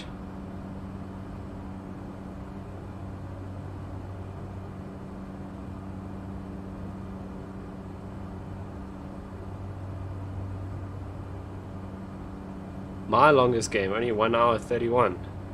What's yours? Over 2 hours, let me guess.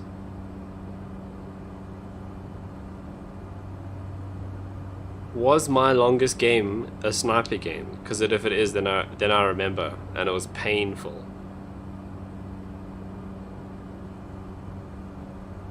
I remember playing a crazy long game where I was sniper with Justin and Blake, and we defended high ground.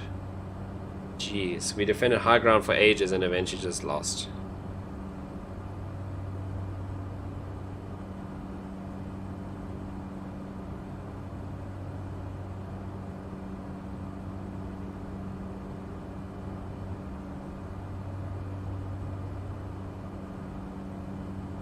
Actually don't need this anymore.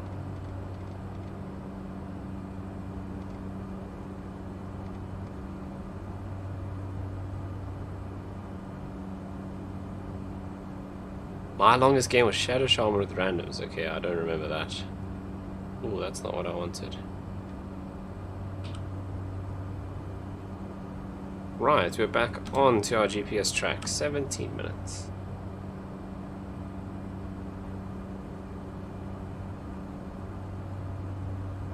Probably lost that game as well.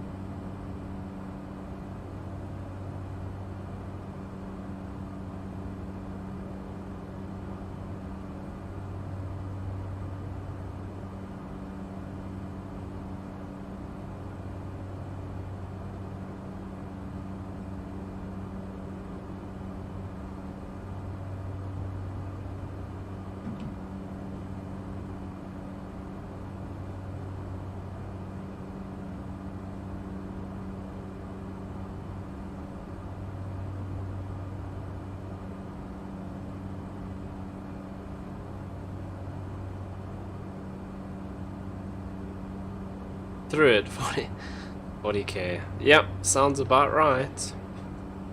That sounds exactly right. Okay, 16 minutes on, so we've still got a while before we descend.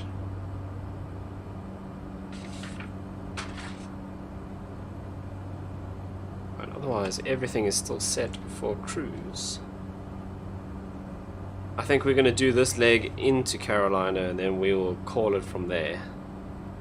So still with another 5 return trips to go before we can finish our terminal.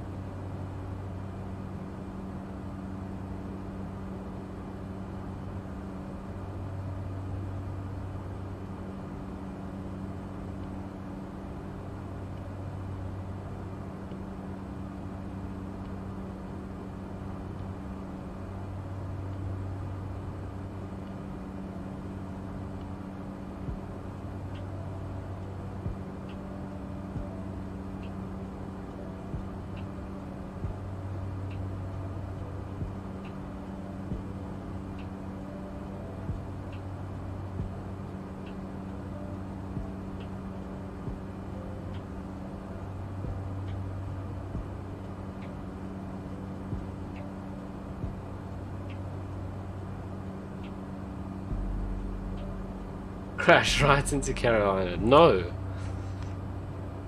Because then I have to start again.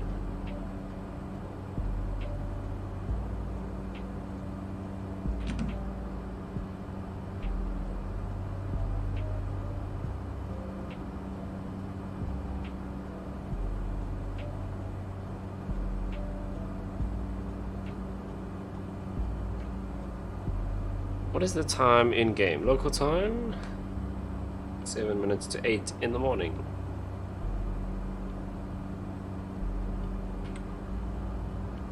Andrew Poison is still at the same place.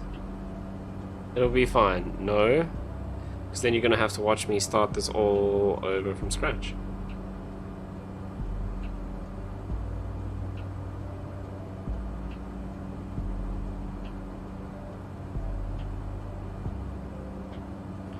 But yeah, I think we're gonna call it after this. After we've landed, we'll park up at Carolina, and then I think that's enough for this stream because I've also got to work tomorrow, so I have to be up early and mission back to Joburg.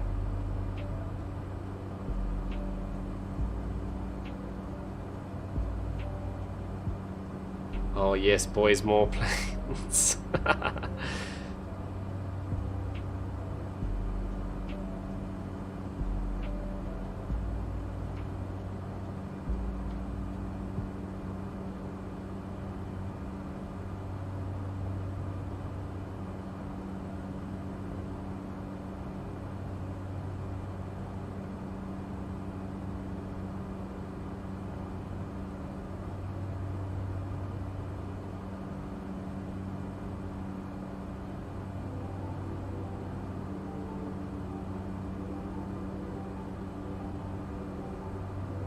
See, this is what I'm trying to figure out, because Streamlabs still doesn't pick up anything from this stream, which is weird. It's like I can relaunch graphics from previous streams.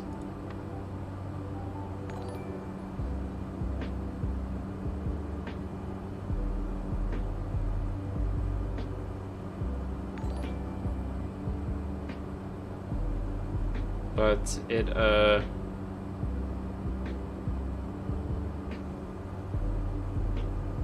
doesn't see anything from the current stream, which is the whole point of it.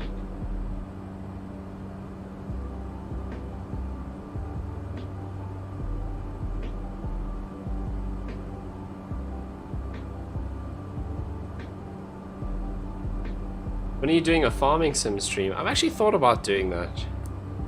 I don't know how many people would actually watch that though. Because I've actually got quite a cool little farm setup going in Farm Sim. It would actually be a pretty chilled stream. But it's the same as Call of the Wild. No one ever watches that. Because like, the streams that I do for Flight Sim and X-Plane, people actually watch them as well after the stream has happened. So they keep getting views even after it's done, but the Call of the Wild stuff never gets anything. It's just you guys that watch during the stream and no one else ever looks at it. So I don't know about farming sim. We can try that though. No, I'm not playing Minecraft.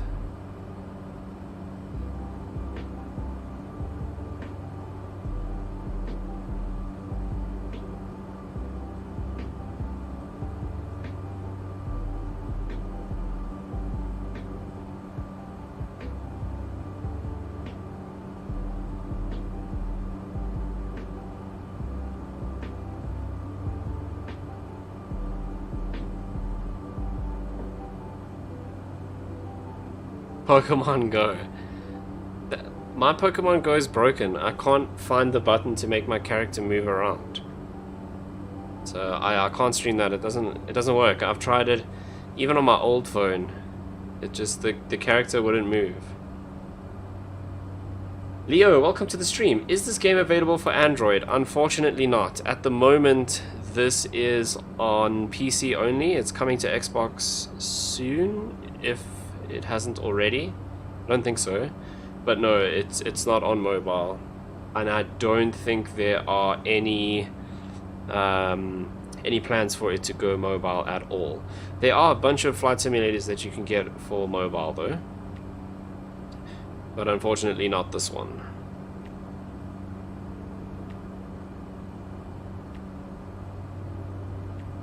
Have you searched for your home in this game? Absolutely, yes I have. I've flown over my home. I've flown over some other places that I know for real. So yeah, totally. One of the first things everyone did was go find our home.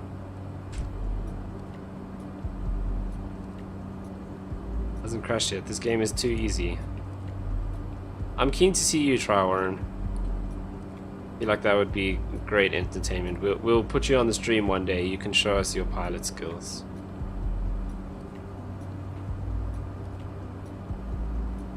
It's not a game. It's a sim. So we're meant to just do flying, which is exactly what we are doing.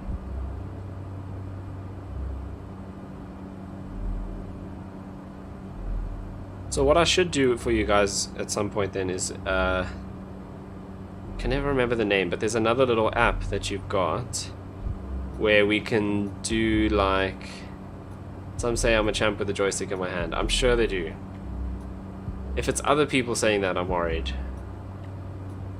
But what is that app called? Can't find it. But there's another little app that gives you things like medical rescues and stuff, so you have to fly into particular and land on like little dirt strips and stuff, and do you know, drop doctors in to help people who've been injured, like out in the middle of nowhere. So that's quite interesting because you don't land on actual runways. You have to just find places to land safely. If you fly over Area 51, will you get nuked? No. So a lot of people have flown over Area 51. From what I understand is there's just no satellite imagery there. I think it's just like a blank area, so you can't actually see what's there. There's no satellite pictures.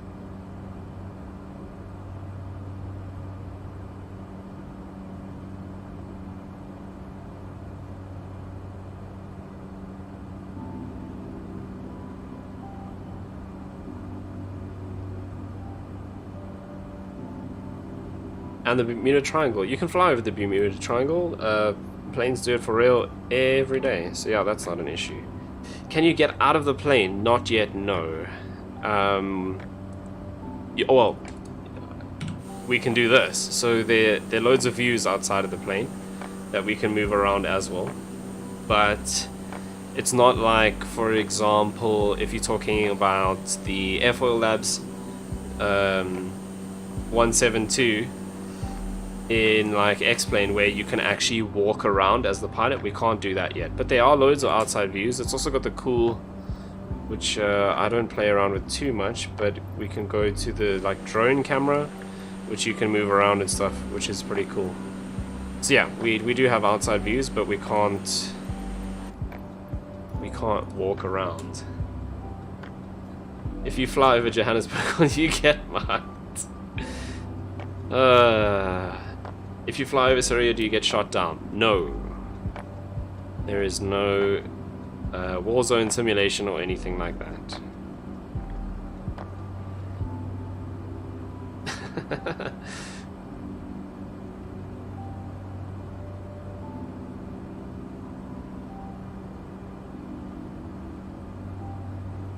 Will you get mugged? That's amazing. So flying over Joburg, no, but maybe if you land.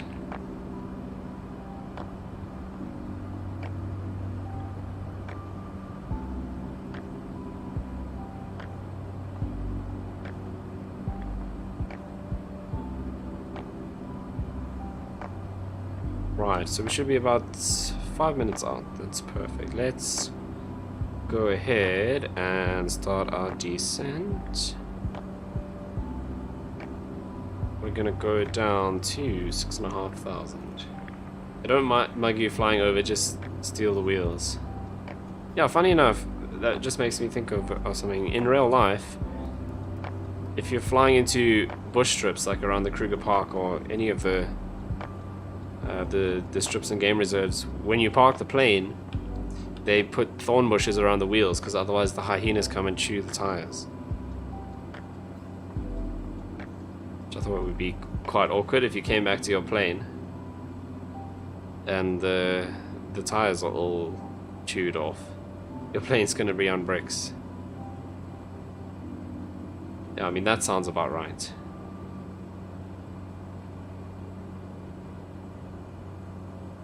Right, we will also gauge the inertial separator because we're landing on a dirt strip, and we will put the prop full forward. Let's go through our checklist. Okay, so we don't need anti-ice or any heats on because we are 20 degrees above freezing. Right, prop RPM full forward. Inertial separator set. We don't need no smoking and seatbelt signs because we are flying cargo. Altimeters set. Nav source, we are still on GPS. That's perfect. Kelly should be worried you're flying close to a cute ship. Oh, that's some other player. When are you doing a water landing? Whenever you want. Not in this plane though, but there's one aircraft so far that can land on water, which is the Icon A5. So we can do that.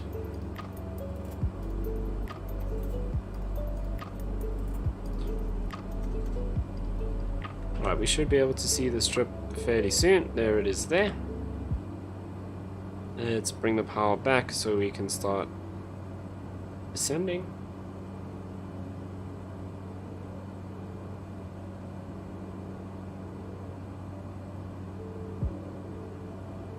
When are you doing a crash? I've never crashed in Flight Sim, so probably not soon.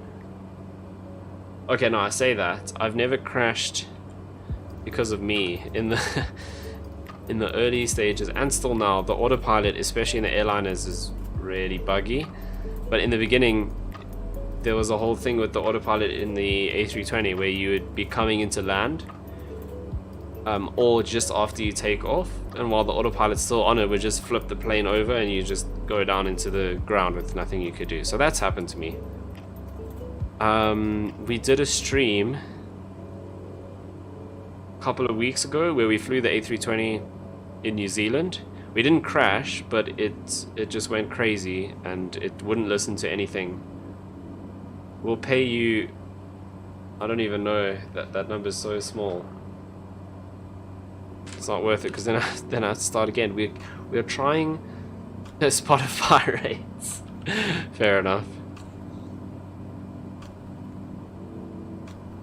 Yeah, I'll go listen to your track on Spotify after that, and then you'll have made that money back. But yeah, so I've never crashed on purpose, obviously. I've also never crashed by me stuffing up, but I have crashed by the autopilot doing Microsoft Flight Sim autopilot things. Alright, let's take manual control.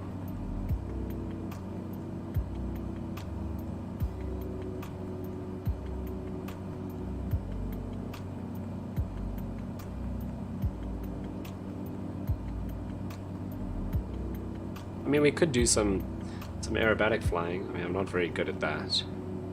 There's a good chance of me crashing if I do aerobatics.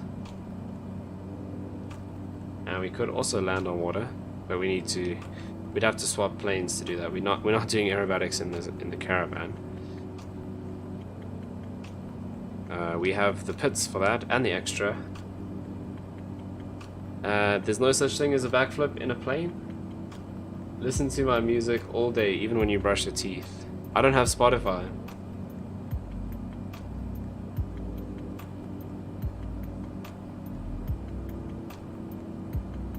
Okay, to make Warren happy. Wait, who said land on water? Dave. So after this we can load up in another aircraft. Either the pits and then we can do some stunts, or we can load up the A5 and land on water. I'll let you guys can vote.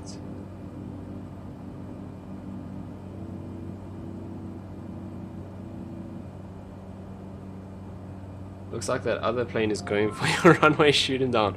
Those planes are miles away. They're still Joburg side. You would see the navigation lights very quickly if they were close. Okay, let's enter our circuit. This song is a lot louder than the others. Relax, please.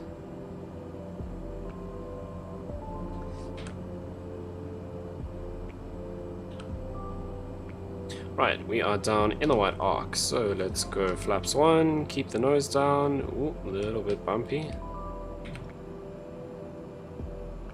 Okay, there the houses are, so we can start our turn onto final. We'll go flaps full now as well, bring in the power a little bit because of all the drag from the flaps. And we are quite high. 500.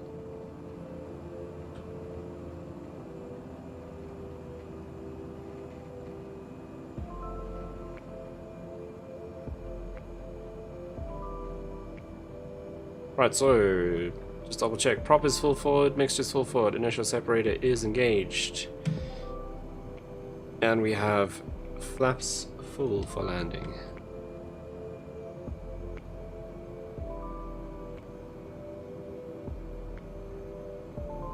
Yeah, the one thing about the aerobatic planes that why I haven't done anything in them is there's no smoke yet. So once they add smoke, I can start doing some more stuff in the aerobatic planes because it makes it so much more fun. Oh, it's a little bit of stutter here. That's interesting. Okay. Here we are, back at Carolina. Let's bring the flaps up. Why is it stuttering so much now? What did you guys do?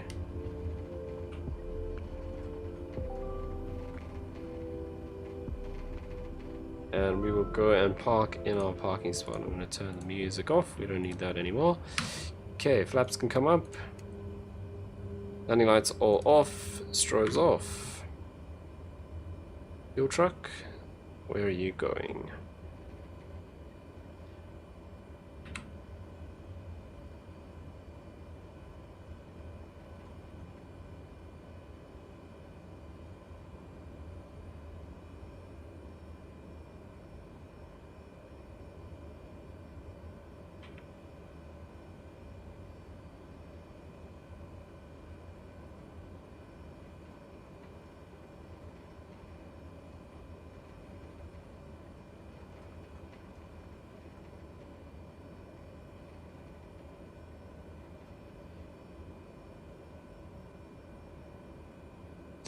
Right, there we are.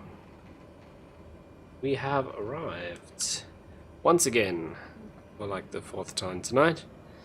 Here at Carolina. Come on. And we'll park up in our normal spot. Right, and we'll set the parking brake. That will offload our building materials. And we can go through our shutdown checklist. So flaps are up. Foxtrot Alpha Charlie Lima traffic Cessna 5 Yankee Zulu Bravo Whiskey is clear of the runway. Right, thank you, Bernadette. All the heats are already off. Strobe lights are off. Landing taxi Foxtrot lights. Alpha We can Charlie turn off the Lima taxi traffic lights Cessna now. 5 Yankee Zulu Bravo Whiskey is clear of the runway. Okay, you've already said that. Don't annoy me now. Okay, parking brake set. Bleed air is already off. Power lever idle. ITT is stable 640. Prop RPM, we'll bring that all the way back to feather. Fuel condition lever to cut off, and that will bring the engine down. Lights, once we spool all the way down, we can turn off the lights. Do you have printed out lists? Yeah, I have my checklist. I have one for each plane.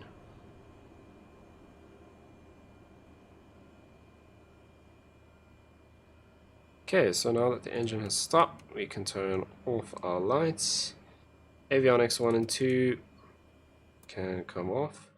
That's going to end this thing, but we'll just say continue for now so we can finish this. Okay, fuel boost switch can come off. And battery off. Okay, fuel tank selectors, we can also set back to off. Killing trees. Thanks, Warren.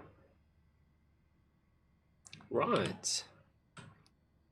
And that is it. We have arrived. Okay, so it's up to you guys. If you really want, I'll jump in a pit special quickly and do some stunts for you. Since you've so patiently sat there and watched me fly the Cessna backwards and forwards between the same two airports for 4 hours. So if that's what you want, you can do that. Otherwise, I am going to go to bed. Right, that's all set. Let me just double check. Yeah, I did turn all that off. More planes. Do a backflip. Okay. I figured that's what would happen. Right, let's go back to the main menu. I love planes. Planes on water. Okay, we'll do some stunts for Warren. I can't believe people fly imaginary planes between imaginary airports for 4 hours. Hey, 4 hours isn't that long. Done 18-hour flights before. Okay, we'll do some stunts and then we'll see how we feel after that. Where's the pits? Is this way, I think. Okay, what colors do we have? Got red and white, black and green, and then the test part. Oh, there's also yellow. These are the different. These are modeled after actual aircrafts. We'll do the test pilot livery, why not? Because we're special. What's one that I know well that we can do? Let's do SWAT Corp. That's easy. And I definitely didn't click on SWAT Corp. Right, not real world time. Otherwise it's going to be dark. We'll do, okay, next time I'll do water planes for you, Dave. We'll do like a little coastal route because the Icon A5 is very slow and there's not a lot we can do with it, but it can land on water. Okay, do you guys know any actual aircraft stunts? Because anything except Lomshavak, I can't do that. But Warren says backflips, but so I'm guessing you mean a loop. Loops we can do. Tower pits Alpha Sierra. Oh no, you mustn't do this. Runway 20. I'm gonna turn Bernadette off because I don't want to deal with that. Okay, the other thing I'm gonna do is turn off these labels because that's gonna annoy me. Okay, nameplates off. Okay, loop. Loops are easy, we can do that. This plane doesn't have a parking brake, so I'm going to have to hold the brakes. But what I do want to do is change up the fuel. Oh, okay, no, that's fine. Oh, right, it's the extra that we have to do that. This one's fine. The Herbst maneuver, I don't know what that is. If you can explain it to me, I'll do it. Right, here we go in our pit special. Okay, this plane is very twitchy with the rudder that I have. Okay, and it's got loads of power, and also it's quite windy here at SWAT Corps, so maybe this wasn't the best idea. Okay, what did you ask for? Warren wants a loop. Yo, this plane is sensitive, holy moly. Okay, so we're gonna go about 140 knots. Let's do this. And let's get some altitude. Parking brake was stolen in Joburg. What's a Herbst maneuver, Badger? I'm pretty sure you just made that up and it's nothing to do with flying, actually. Right. Let's go and build up our speed. So we'll bring it around. Look at Chef's Cobra with a bit of interest. Okay, we can't do Cobra in this. We'll get in DCS sometime and take the flanker or the MiG-29 and we'll do a proper Cobra for you.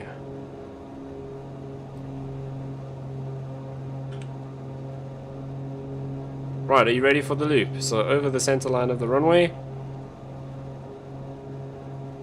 What are we at? 5,000 feet. So we want to try and level off again at 5,000 feet once we exit our loop. Okay, we've got enough speed. We're right on the edge of the yellow, so here we go. Okay, into the vertical. A little bit more pull. There's the stall horn. Power off. Through the loop. Power on and level at 5,000 feet. We're a little bit low. 100 feet below where we should have been. Can you do a tail slide? Oof, I can try. Okay, let's go around the memorial. Why is the memorial not there? It should be there. Oh, it's awkward. Okay, tail slide.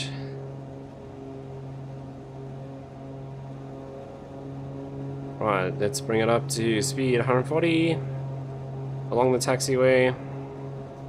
And okay, so midpoint we'll go into the vertical.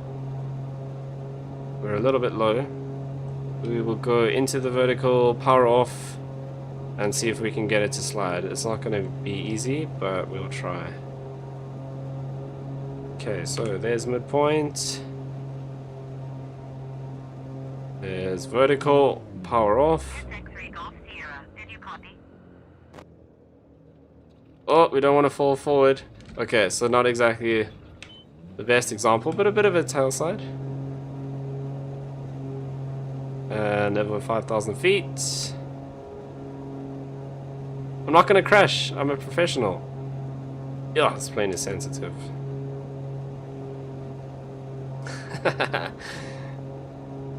Okay, right at the end, I'll try alarms are back because I'll definitely crash if I do that. Okay, what else can I do? Something cool. Let's do knife edge.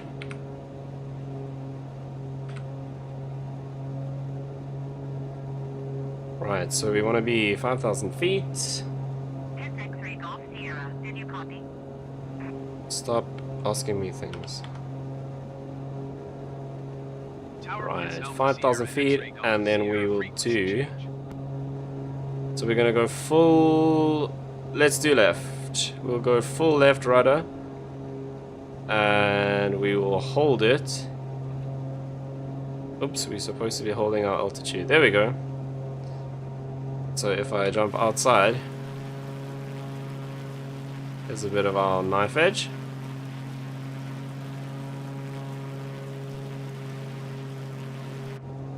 And back inside. Wing over.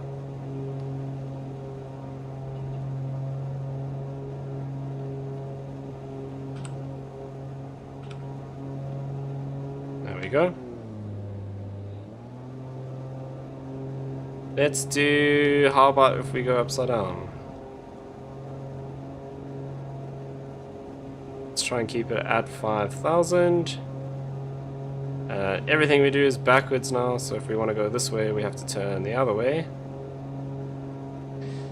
Something that would absolutely destroy your body in real life. Let's do an inverted half Cuban. So we're going to push all the way up, and we're rolling over the front. There we go, power off, and we'll level out. We're not going to do the full loop, we're just doing a half Cuban. Can you do the kamikaze? No. Let's try another tail slide. Right, there's the midpoint. Up into the vertical. Give it a bit of altitude, power off. And let's keep it there. Let's turn into Hammerhead, we'll go sideways. There we go. Oh, level out, power on, and level 5,000. Can we? A little bit low. Right. Okay, we'll go around the memorial. What else can we do? Ooh, barrel rolls in this is really tough. It rolls so quickly. They did a half Cuban in Brazil once. Falling leaf. I don't really know exactly what that is. I don't know much about stunt flying.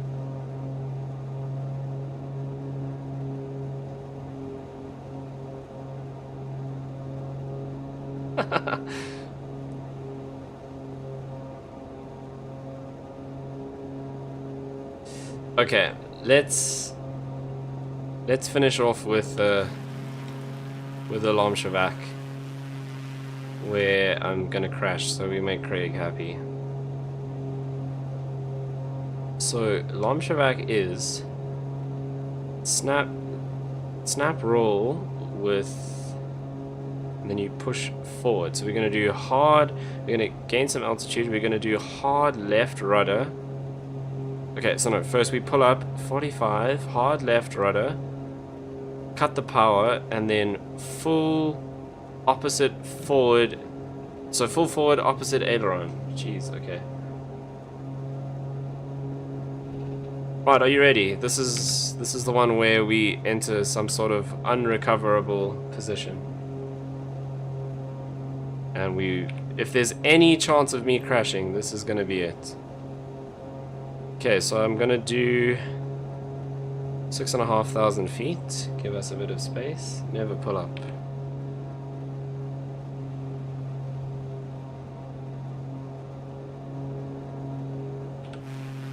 See, if we had smoke now, it'd be real cool. Okay, I said 6,500 feet, so a little bit lower than that, but it's fine. Right.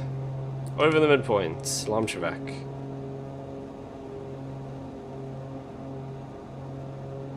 This is actually a maneuver that killed an American stunt pilot in a plane exactly like this a few years ago. Right, so this is going to be pretty quick. Up 45, all the way, and full forward.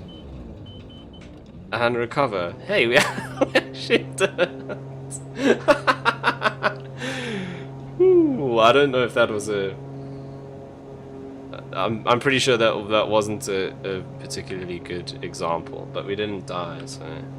Let's try it again.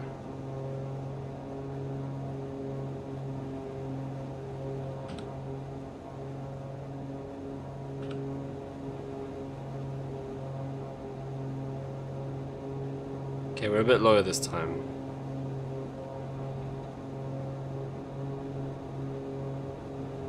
Okay, so I feel like I might be missing a step. Up 45, full left, and forward.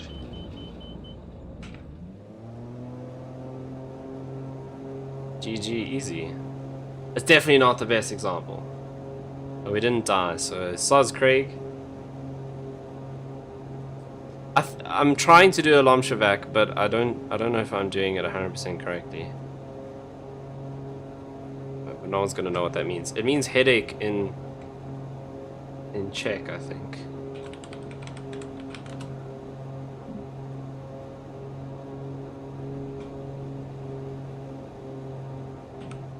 Yeah, you do know that nothing happens if we crash, right? Just resets the plane. Okay, let's do super low level inverted over the runway.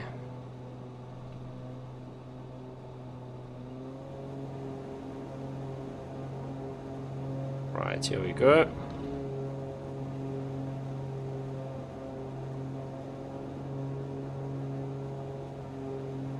See how low we can get.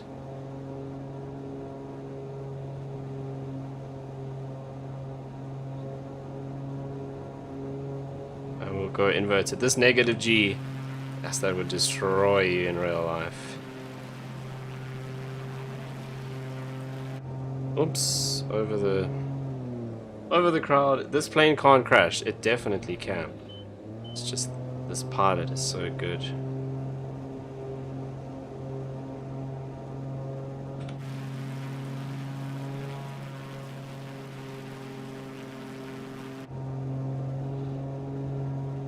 Right, basically got training wheels on. This is very, very twitchy to fly, I'm not gonna lie.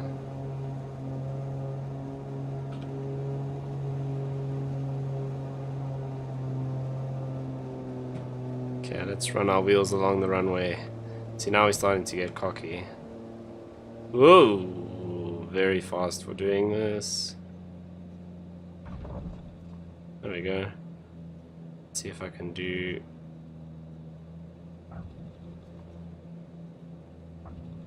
Stop bouncing! Oops, okay, no, that's not going well.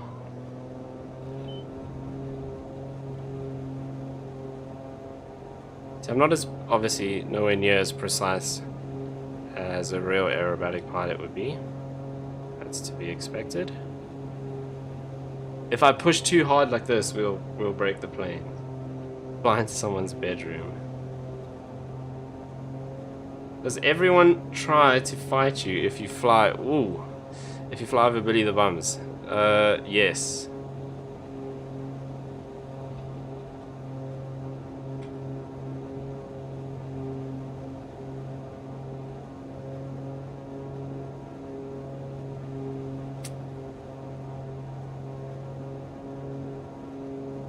Right. Would you like to see what happens when you crash? So I feel like we've all been waiting for this, and it's just not happening. So I can either fly into the ground, or I can break the wings off. Those are the two options that we got. Then I'll show you what happens in the sim. It's nothing spectacular at all.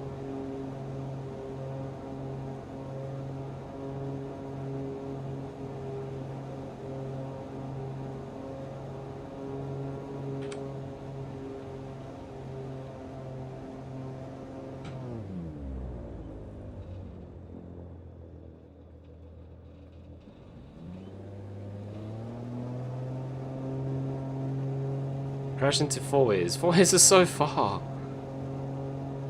Four ways is out this way.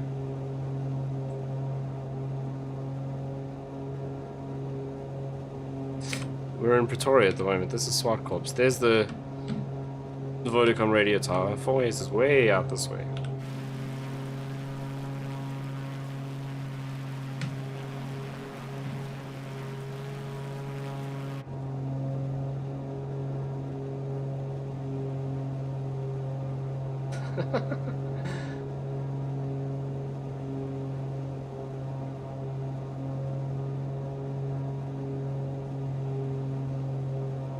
So soz, I can do aerobatics without crashing. Who would have thought?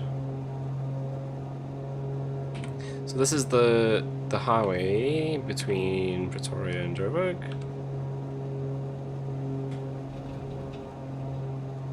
This one here.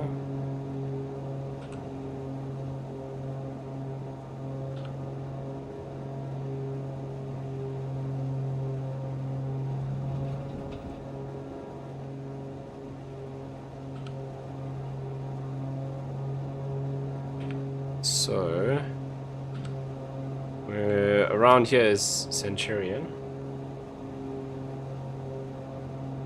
I'm not a stunt pilot. I don't practice this kind of stuff.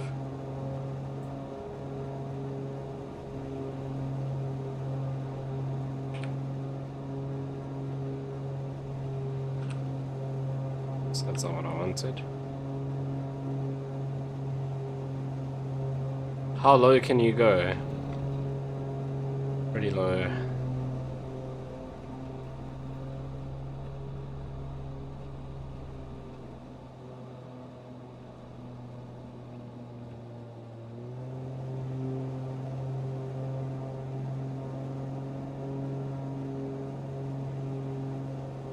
I mean, those cars are definitely floating.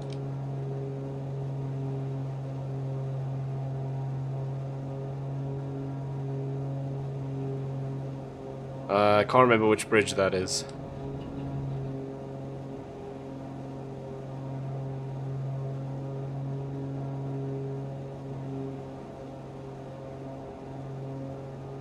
Pretty low. I'm gonna hit that building if I don't go up a little bit. Somewhere here should be Mall of Africa. That's yeah. I know. Sim is fake. Nope. I've just been doing this for 10 years.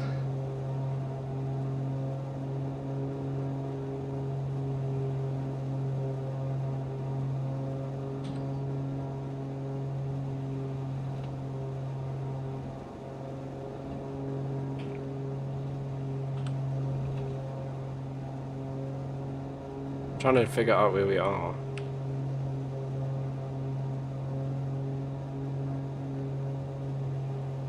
Oh, we're past Centurion already.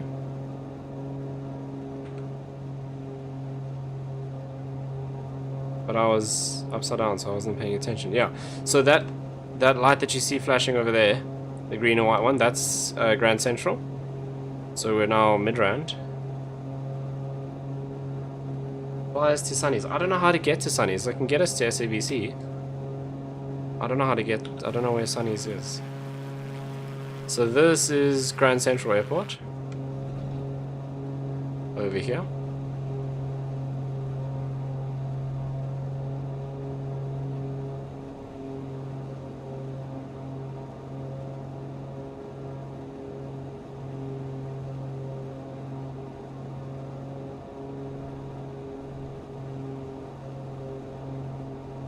Why do you want to take us to work? It's just because SABC is a very easy building to spot.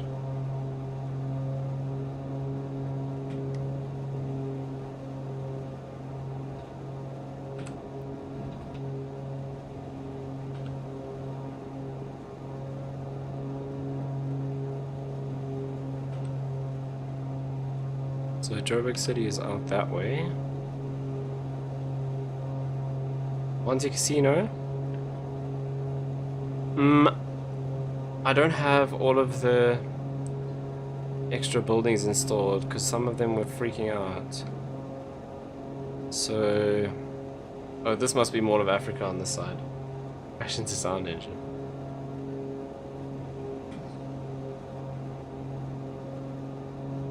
So I can't remember if I actually have the Monte Casino building installed. So my fuel is fine. This plane's very sophisticated. This blue thing here is my fuel. So you'll see the levels start to drop down when our fuel goes down. So there up ahead you can already start seeing the towers. That's SABC and Brixton Tower over there.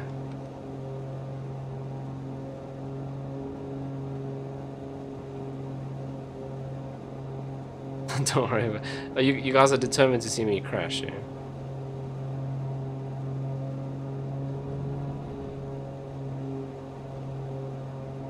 So, I don't know what building this is, but this is the off-ramp from that place to another place.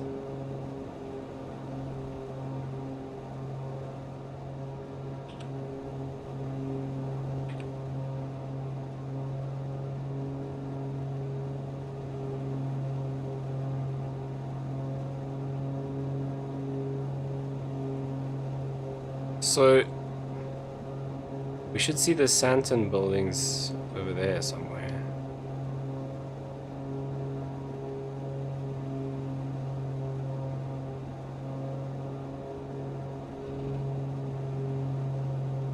Start planning your speech.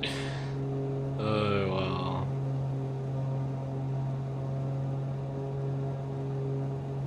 Oh, you work next to Mall of Africa. Sounds... Didn't look at that in great detail.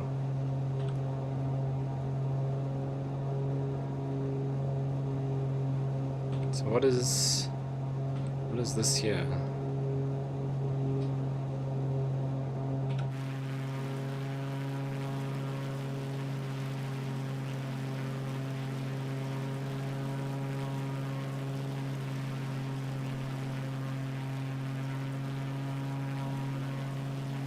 I don't know what buildings these are. Is this supposed to be Santon?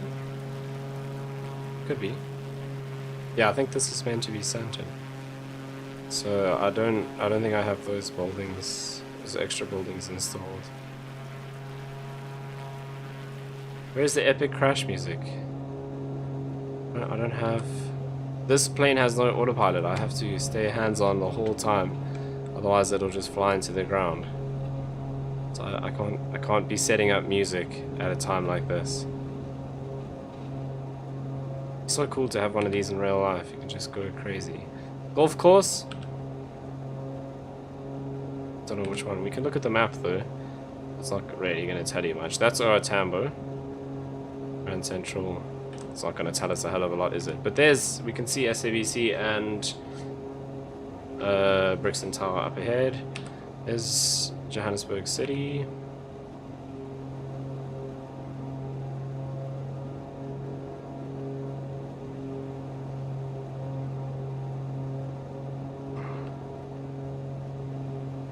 There's Ponty, whatever that tower is, all the other buildings. Do you work in town? I work, well no, I don't live, I work at SABC. What is that big building?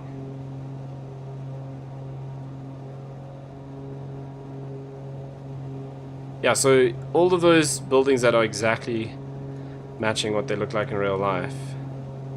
I don't think SABC's been done. Oh no, it looks like it has.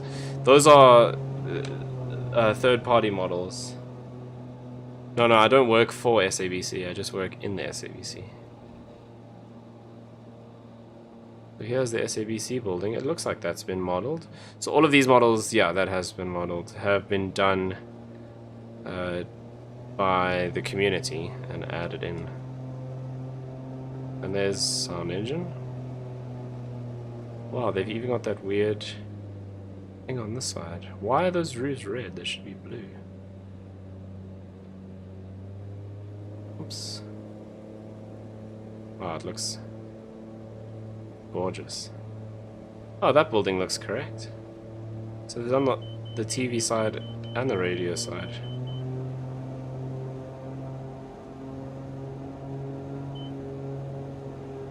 People have time. Yeah.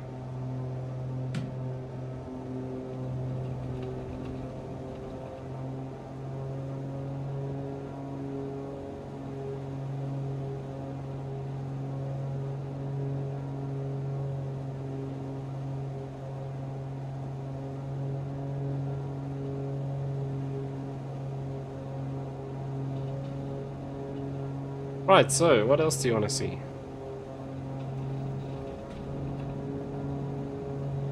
Yes, this thing's roll rate is mental.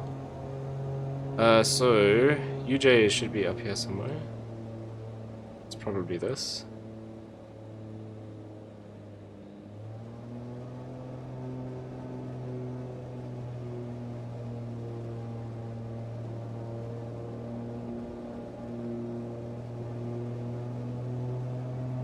His wheels have been stolen. Okay. Let's get your votes in. Do you think I can crash into the Brixton Tower? And what I mean by can I crash into it is if I fly through it, will I actually die? Because I don't know if these third-party models actually have crash detection. I've never tested because I've never crashed into anything. What do you guys think? Will I die if I crash into it?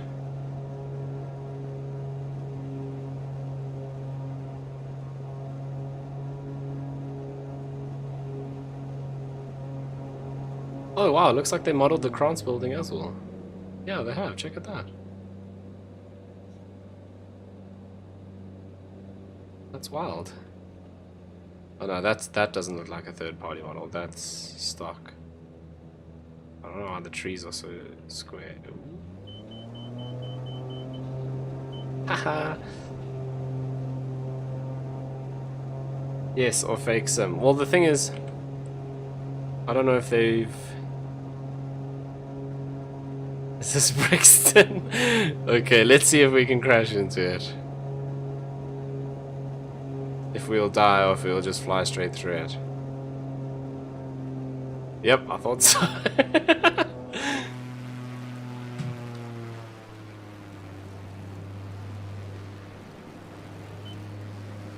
There, I put us in a flat spin. I can't, there's nothing I can do to recover from this.